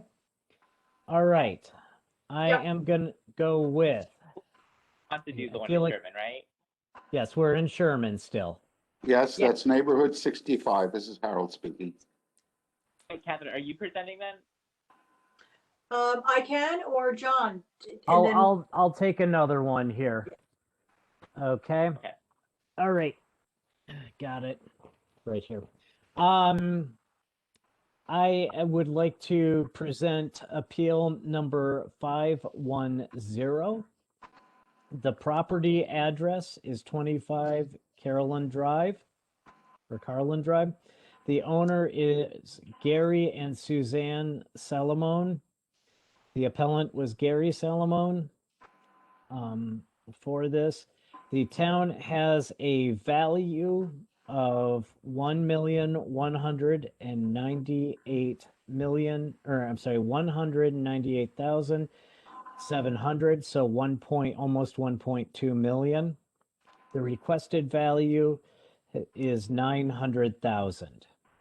Sorry, I And I missed make a motion to grant the full requested value of 900,000. Catherine will second. We have a second from Catherine, Thank you. and so I open up this appeal for discussion. Okay. So, from looking at the card, the comps on page 2, you'll see here, he has comps from the neighborhood, from Carlin, as well as Eunice, Myron, Puritan, and Fairfield Beach Road. And I'm not sure exactly how many of these are sales from that data. Okay. But he takes the square footage of his at the top there with the beds and the baths, total rooms, breaks it down to the appraised square footage, the improvements as well, the square footage with that, and the year built. So a lot of these comps here that he's provided for the neighborhood are are within the bath and bed range of the appellant's house. I will say, as well as the year built. There's a good number of them, especially on Carlin Street, that are around the same year, as well as on Eunice Street and Puritan, and even Fairfield Beach Road. However, again, I don't know how many of these have sold recently. And really, the appellant has questions around the description and improvements, was not understood what it means by the appellant. So the improvements here, what goes to that 5538 improvements that 25 Carlin has. So I have go ahead. concern on this. Well, actually, is there a motion? Sorry, there was already Yes. a motion. Sorry. Yep. So I have an issue with this one. He only provided appraised values, no comparable sales. He's requesting for $900,000, yet he bought it in 2016 at almost 1.2. And yes, I agree with that. So I will be saying no, unless there's like more substantial information on this. I'm with looking to Ronnie. see here, just to let you know, I'm looking to see, based on the list of sales, if there's anything on these here that were. So 79, Carlin, 73, or Carolyn, yeah. So 79 and 73 were sold recently. Let me just double check.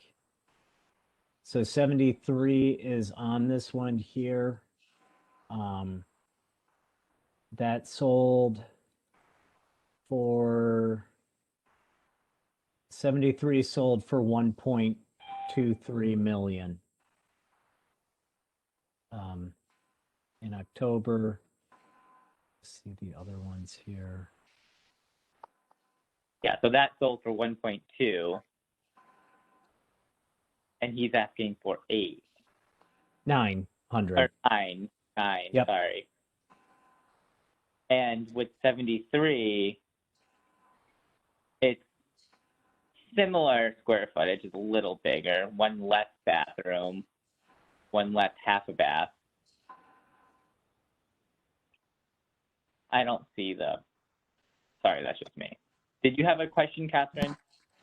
No, I'm thinking just like you are, Anique. I was looking for the sales, and again, I think this is an appellant who just has not presented the case that we need. And then I don't like to pull out comps that I don't know about, or to find out. But look, the comp that you pulled out right there is at $1.2 million. This is Harold. Per house. Yes, Harold? This is Harold. If I look at the field card in Vision, I see that previously the property was assessed at $853,860. It came in somewhat higher than that, but then it was adjusted. The land value was adjusted and is now being assessed at 839,900, is that a zero or 839,090? So that's quite a bit less than the assessed value, $2,000 less than the previous assessed value. And most of that appears that it came off of the dwelling. So as you said, Catherine, I don't think they've proven their case with the comps. And also, they've already received a reduction from the 2015 reval period. So I think that they're in good shape. You could call the vote, Harold. I will call the vote. If there's no discussion left. Any further discussion? I have no All- discussion. Matt. Yes, Paulette. We need to stop looking at what people paid for the house before this. That has no bearing on what we're doing today. I don't care if you paid $1 million for it in 2018. It doesn't matter. I wasn't looking at, this is Harold, I wasn't looking at what they paid for it. I was looking for the assessments. No, I know. I'm just saying in general, we should not really focus and not even bring up what somebody paid for a house that's not within the evaluation period. It doesn't matter what they paid then. Just in general. I'm not saying you said it. I'm just saying in Okay. general.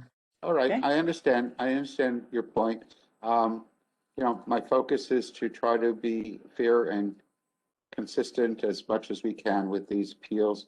So I am going to call a vote. All those in favor of granting this appeal, raise your hand. All those in favor of denial, raise your hand, or opposed. The vote is 0-5-0. The appeal is denied.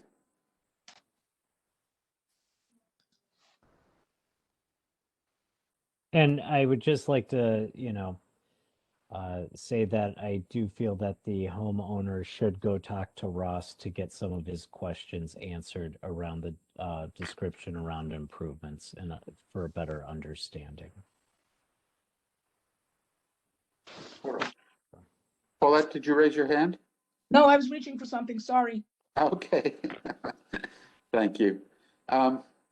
John, you're okay if John, I squeeze one in now, or you want to? Please. Yes, let's give John a breather. Three, Thank you. probably 3 times at bat. Let's give appeal number 500. Homeowner is Patrice Foudy, is 432 Roland Road.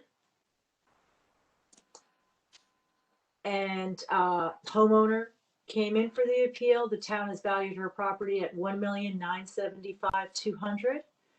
She is looking for a new value of $1,725,000 even. So Ms. Foudy came in, and if you scan through, she had a lot of handwritten sheets. She was trying to come up. She does not have a professional appraisal. And if you scroll down, you'll see she tried very hard to come up with, appraised properties. She was doing assessments. She was doing square footages. So I did work with her. Excuse me, Catherine. Excuse Hello? me, I'm sorry. We need a motion. Oh, I'm so sorry. That is. That's I okay. apologize. So for appeal number 500, to grant the motion to a fair market value of $1,725,000. That's the motion. This is Ramneek. I'll second that motion. Okay. I Thank you. apologize. Okay, so if you scroll all the way down I did try to help with her. We pulled out. She felt that there were 6 properties that sold that were closest to hers. And with all her papers and what she submitted, what she was most focused on were houses that sold in 2020 at her square footage, which is around 3,300 square feet. She's a relatively new build. Somebody can pull up the Fields card. I think she was, in the last couple of years, it's probably within 5 years of her house being built. And so she pulled up these various comps, but the focus was on a similar sized home. And when I looked at those and we worked through, she had originally felt that was good support then for her reduction in value to the 1,750,000. So Paulette, Yes. relying very heavily on your expertise, we do see that, 43 Puritans leading the pack there is a new build was sold in the year at $1.9 million. And, that the town has the value at $1,975,000. And she doesn't feel that the one that's sold should be higher. It's also in there, Puritan has 4,200 square feet. So she wanted to be less than that. And then you take Fox Street, which was built in 2018, which was after her, and has 3,800 square feet. So it's a larger property. At $1.5 million, she thought that was too low. So she was coming in, there was no perfect comp, but she took a look at all these properties, and I thought she presented a good case as not a professional appraisal, but I thought she presented a good case for her market value being quite reasonable at $1.7 million, whatever I said. Now she does have $1.725 million, and we will note she does have an elevator. Okay. Well, Paulette, do welcome your views on the pricing, on the valuation. I don't think she's unreasonable. No, I did feel she was. Thank you. As far as an elevator goes, it's useful to the person who wants it, but not everybody wants it. So I don't know that adds a lot of additional value. It's one of those things. I don't want one. You have to maintain them, but maybe she needs one. So for her, it's good. So I don't see that as overall improvement to the property. It's not something that everybody would use or want. Yeah, I agree. Servicing them is expensive. Yeah. I think that her right. I just presented also as the earnestness of her case. She did not have a professional appraisal, but she wanted to come in and go through all the information that she had collected in many forms and sheets of paper. And I will just say, she said if she doesn't go to heaven, that she will be surrounded by numbers. So This is Harold. appreciated honesty in her, and for her getting through. And this is why I feel like,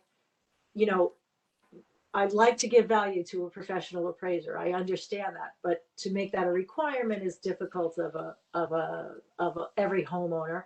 And yet she tried her best, and I think that's why it's not on the fly to me that I'm just coming up with numbers. I mean, she really did present a great population of information to draw from. So I agree. I don't find it reasonable. I think she did a great job, as a non-professional doing this. She did, and she was going home. Well, other things that I just liked about her personality, I guess, are irrelevant. But I do appreciate the earnestness of the case and the completeness of the information that she was going for. John, and you're on mute. This is Harold. Meanwhile, I have a comment because I'm looking at a house that sold in the reval period. I think it sold on 10/5/2020 at the address 524 Roland. 524. I don't know if she mentioned that. Similar size, 4-bed, 3.5 bath, 3,341 square feet. That's sold for $1,885,000. I wonder if she has that as 8 or as on sheet 3, if that is, the numbers look right for the 628 Roland. And I have 628 Roland as being sold for 1.85 million on 9/1.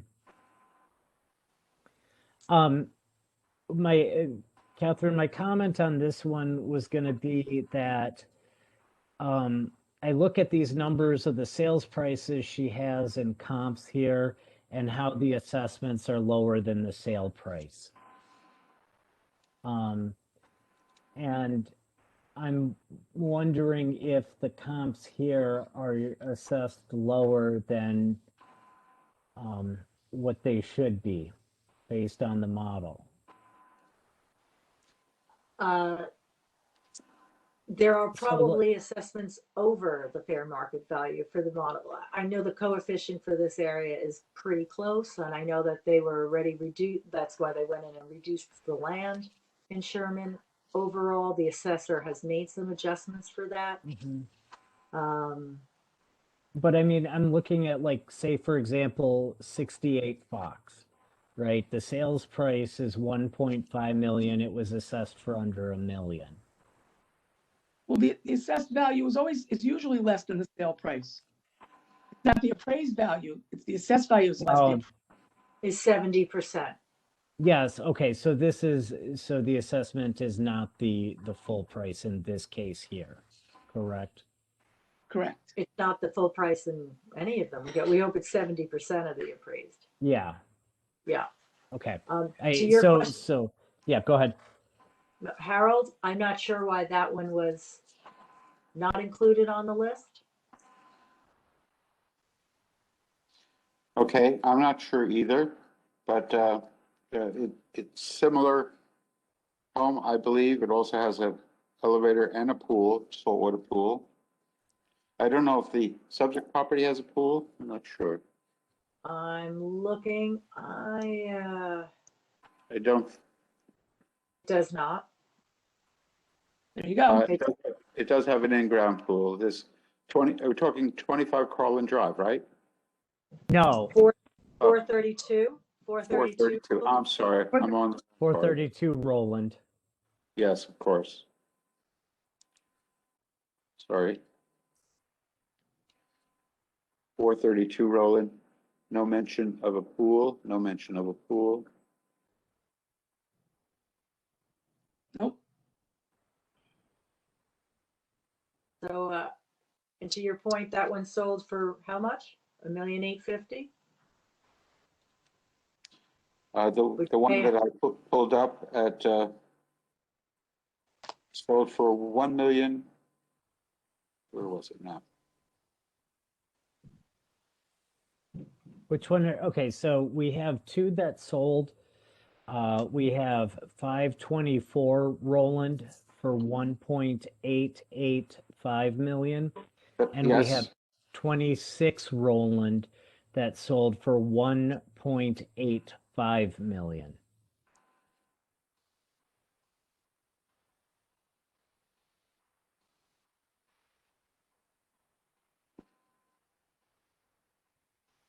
I mean, this is Rodney. 628 Roland also. Is that the one that you mentioned, 628? That was one of them. That one was sold for, sorry, got to go back over to 185, correct. What's that?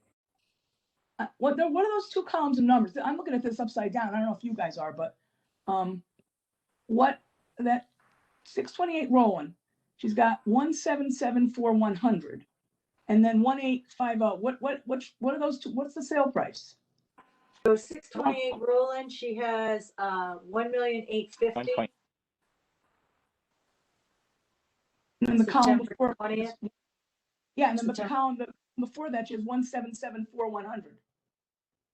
I think that might be the town value for those. Oh, okay.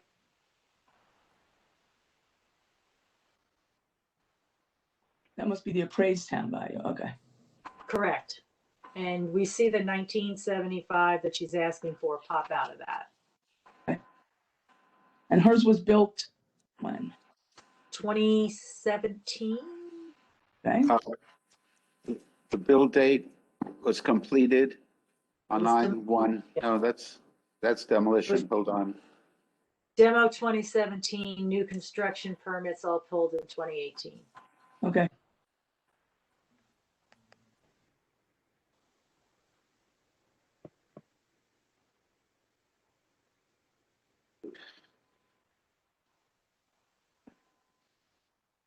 This is slightly, somewhat higher. I won't use the word slightly, but somewhat higher than the other properties that we've looked at and discussed.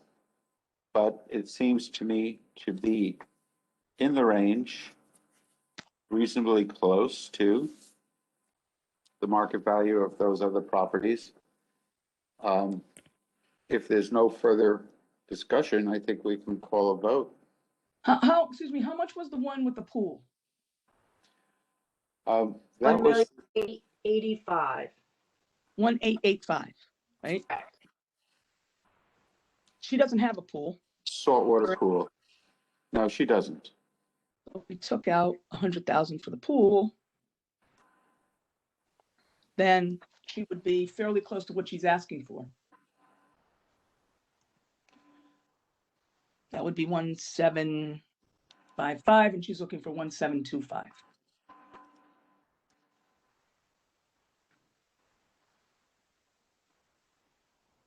So if I look at it that way, I would say that she's not far off from that value. This is Harold, that's true, and it probably does cost that much to put a pool in that area. It's more than that. It's more than that, what people are willing to pay for it as well, but, so, again, going back, and I think Paulette has seconded, I thought her request was reasonable and supported. It's not a professional appraisal, but I think she gave a valiant effort and tried to be as complete as possible. And her focus being on the size, she is on the smaller side. That's true. She has, what, 3,300 square feet?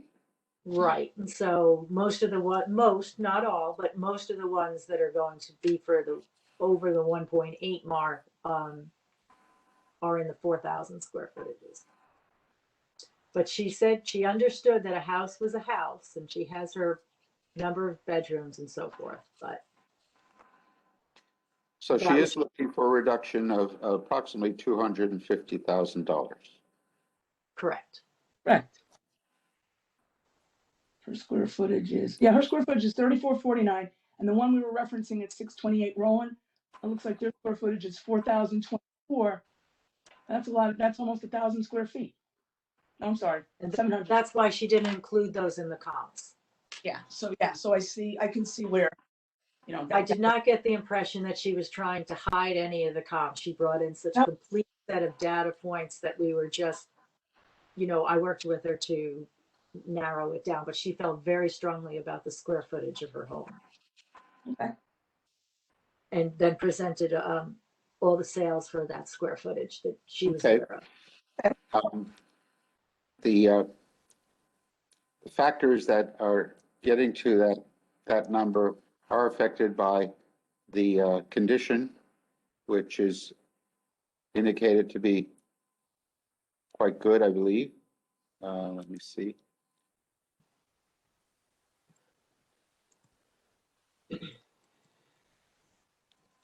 This is John. I don't know how much it factors in, but I believe that Roland Road one has a little bit smaller land as well than what the appellant has. I believe it looks like on the card the appellant has 12,000 square foot plot. yeah, Yeah. 12,750. I think, Yep. Oh. Go ahead. nope, I'm sorry, John. So Roland Road, according to what the appellant has put, has 11,250 square feet. That would be a minimal change. Yep. 11, well, that's really, it's just going to be valued a different amount, but certainly not an appreciable amount difference. Yes, I agree that it's not a significant. Yeah, this is Ravneek. I difference. was looking at the land to differences, but then I was looking at the field card, and the land to resident was, the resident was actually still higher in this case because of the location. But yeah, I agree with Paulette. It would probably be pretty minimal. I agree. I do agree. All right, are we ready to vote? I am. I think so. All those in favor of granting the appeal to the reduced price requested by the homeowner, raise your hand.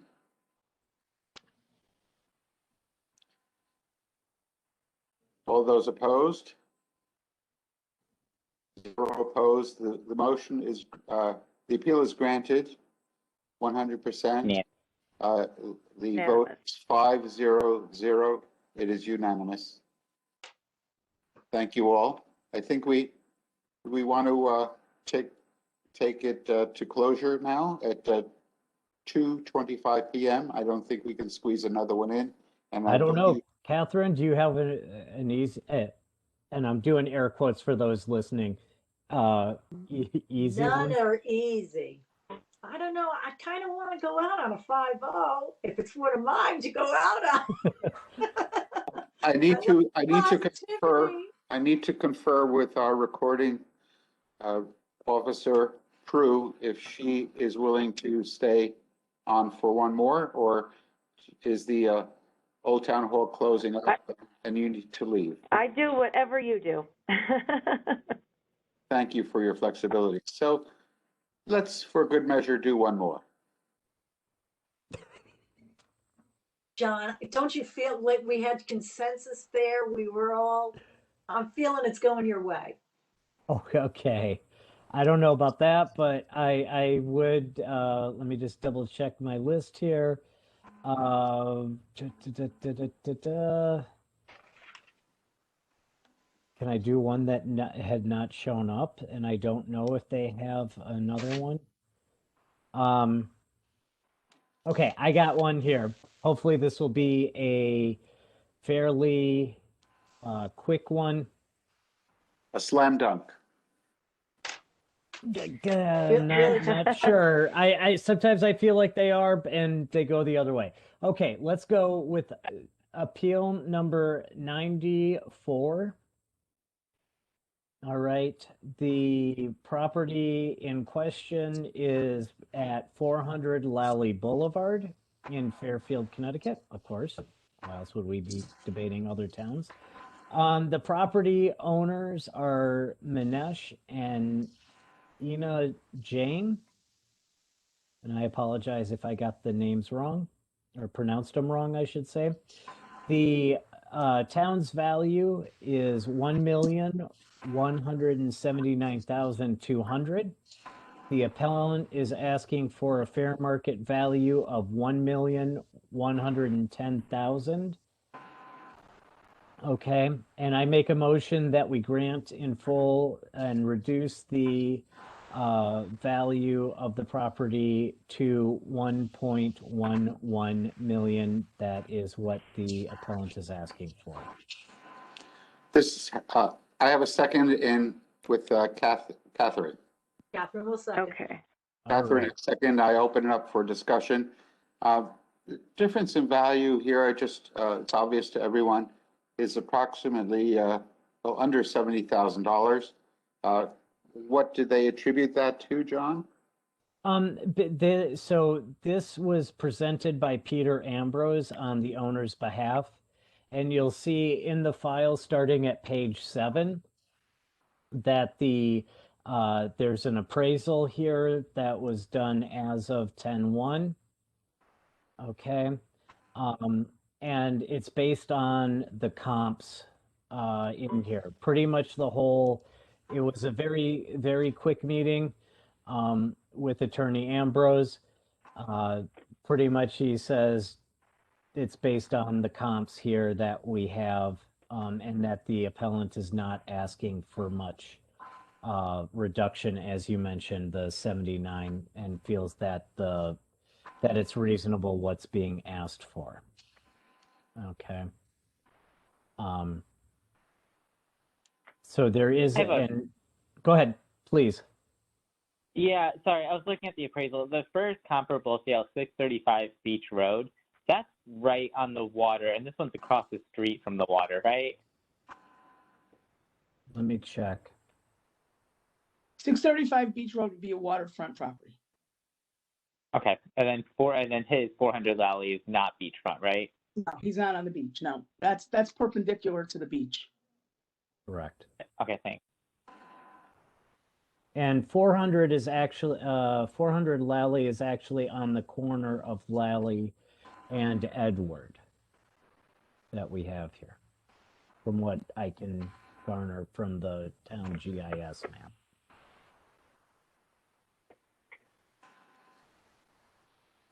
This is Harold. I mean, the comps look good and reasonable to me. I can't see right off the bat the age of the home, though they're all colonials. The age of this one is 17 years, according to the appraisal. Looks older than that. Yeah, yes, it does. That's why I was asking. Okay. What I can't find in the appraisal here, and maybe it's just my eyesight, is that the 635, the 115, and the 133 Oldfield Drive. Oh, nope, I did find the dates of sale. So we have one sale. The 635 Beach Road was sold in April of 2020. The 115 Lally Boulevard was sold on in December of 19, and the 131 Oldfield Drive is sold in July of 2020.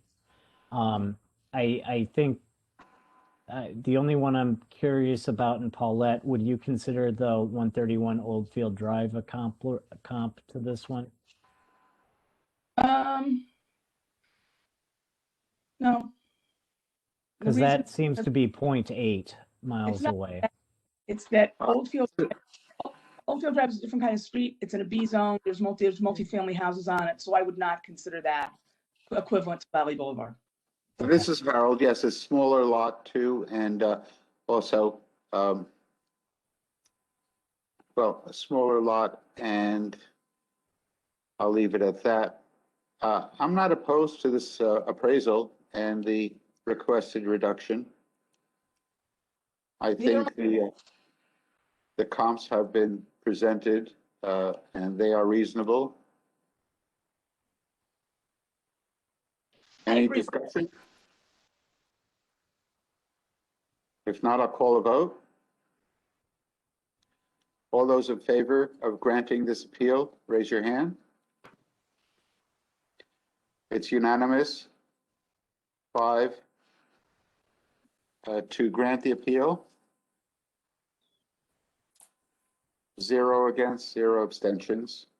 It's unanimous to grant this appeal. For the All amount right, 110, 101,000, 100. 1,110,000. Yes, 1,110,000. I know there's only 10 digits, 0 through 9, but they all kind of jumble together sometimes. I was thinking about going back in time to the Roman era and trying to teach people the Arabic numbering system with the ones and zeros, as opposed to the X's and D's and all that, and how to explain that. But, well, I thank everybody. Yes, for- I would like to make a motion that we end this or close, or Adjourn. what is it? Adjourn. Adjourn. Thank you. As you can tell, English was not my strongest subject. Moved And from binary code to alphanumeric. Now let's just go. I don't want to push my luck with another appeal. No, I think that we can end close to our agreed to time. Thank you, 5 members of the board. We have a motion I to just need a adjourn. second. I just need a second, seconded? please. Who is seconding? We need, Catherine will second You need- again. Catherine has seconded the motion to adjourn the meeting. This is Harold Zawadzki. We're adjourning the deliberation meeting on Saturday, March the 13th. The time now is 2:34 p.m. Thank you, everyone. Enjoy the rest of the weekend. We do have deliberations again, I believe, on Monday. Well, we will see an agenda posted for that. Good Thank afternoon. you. And Thank you all. Thank you, folks.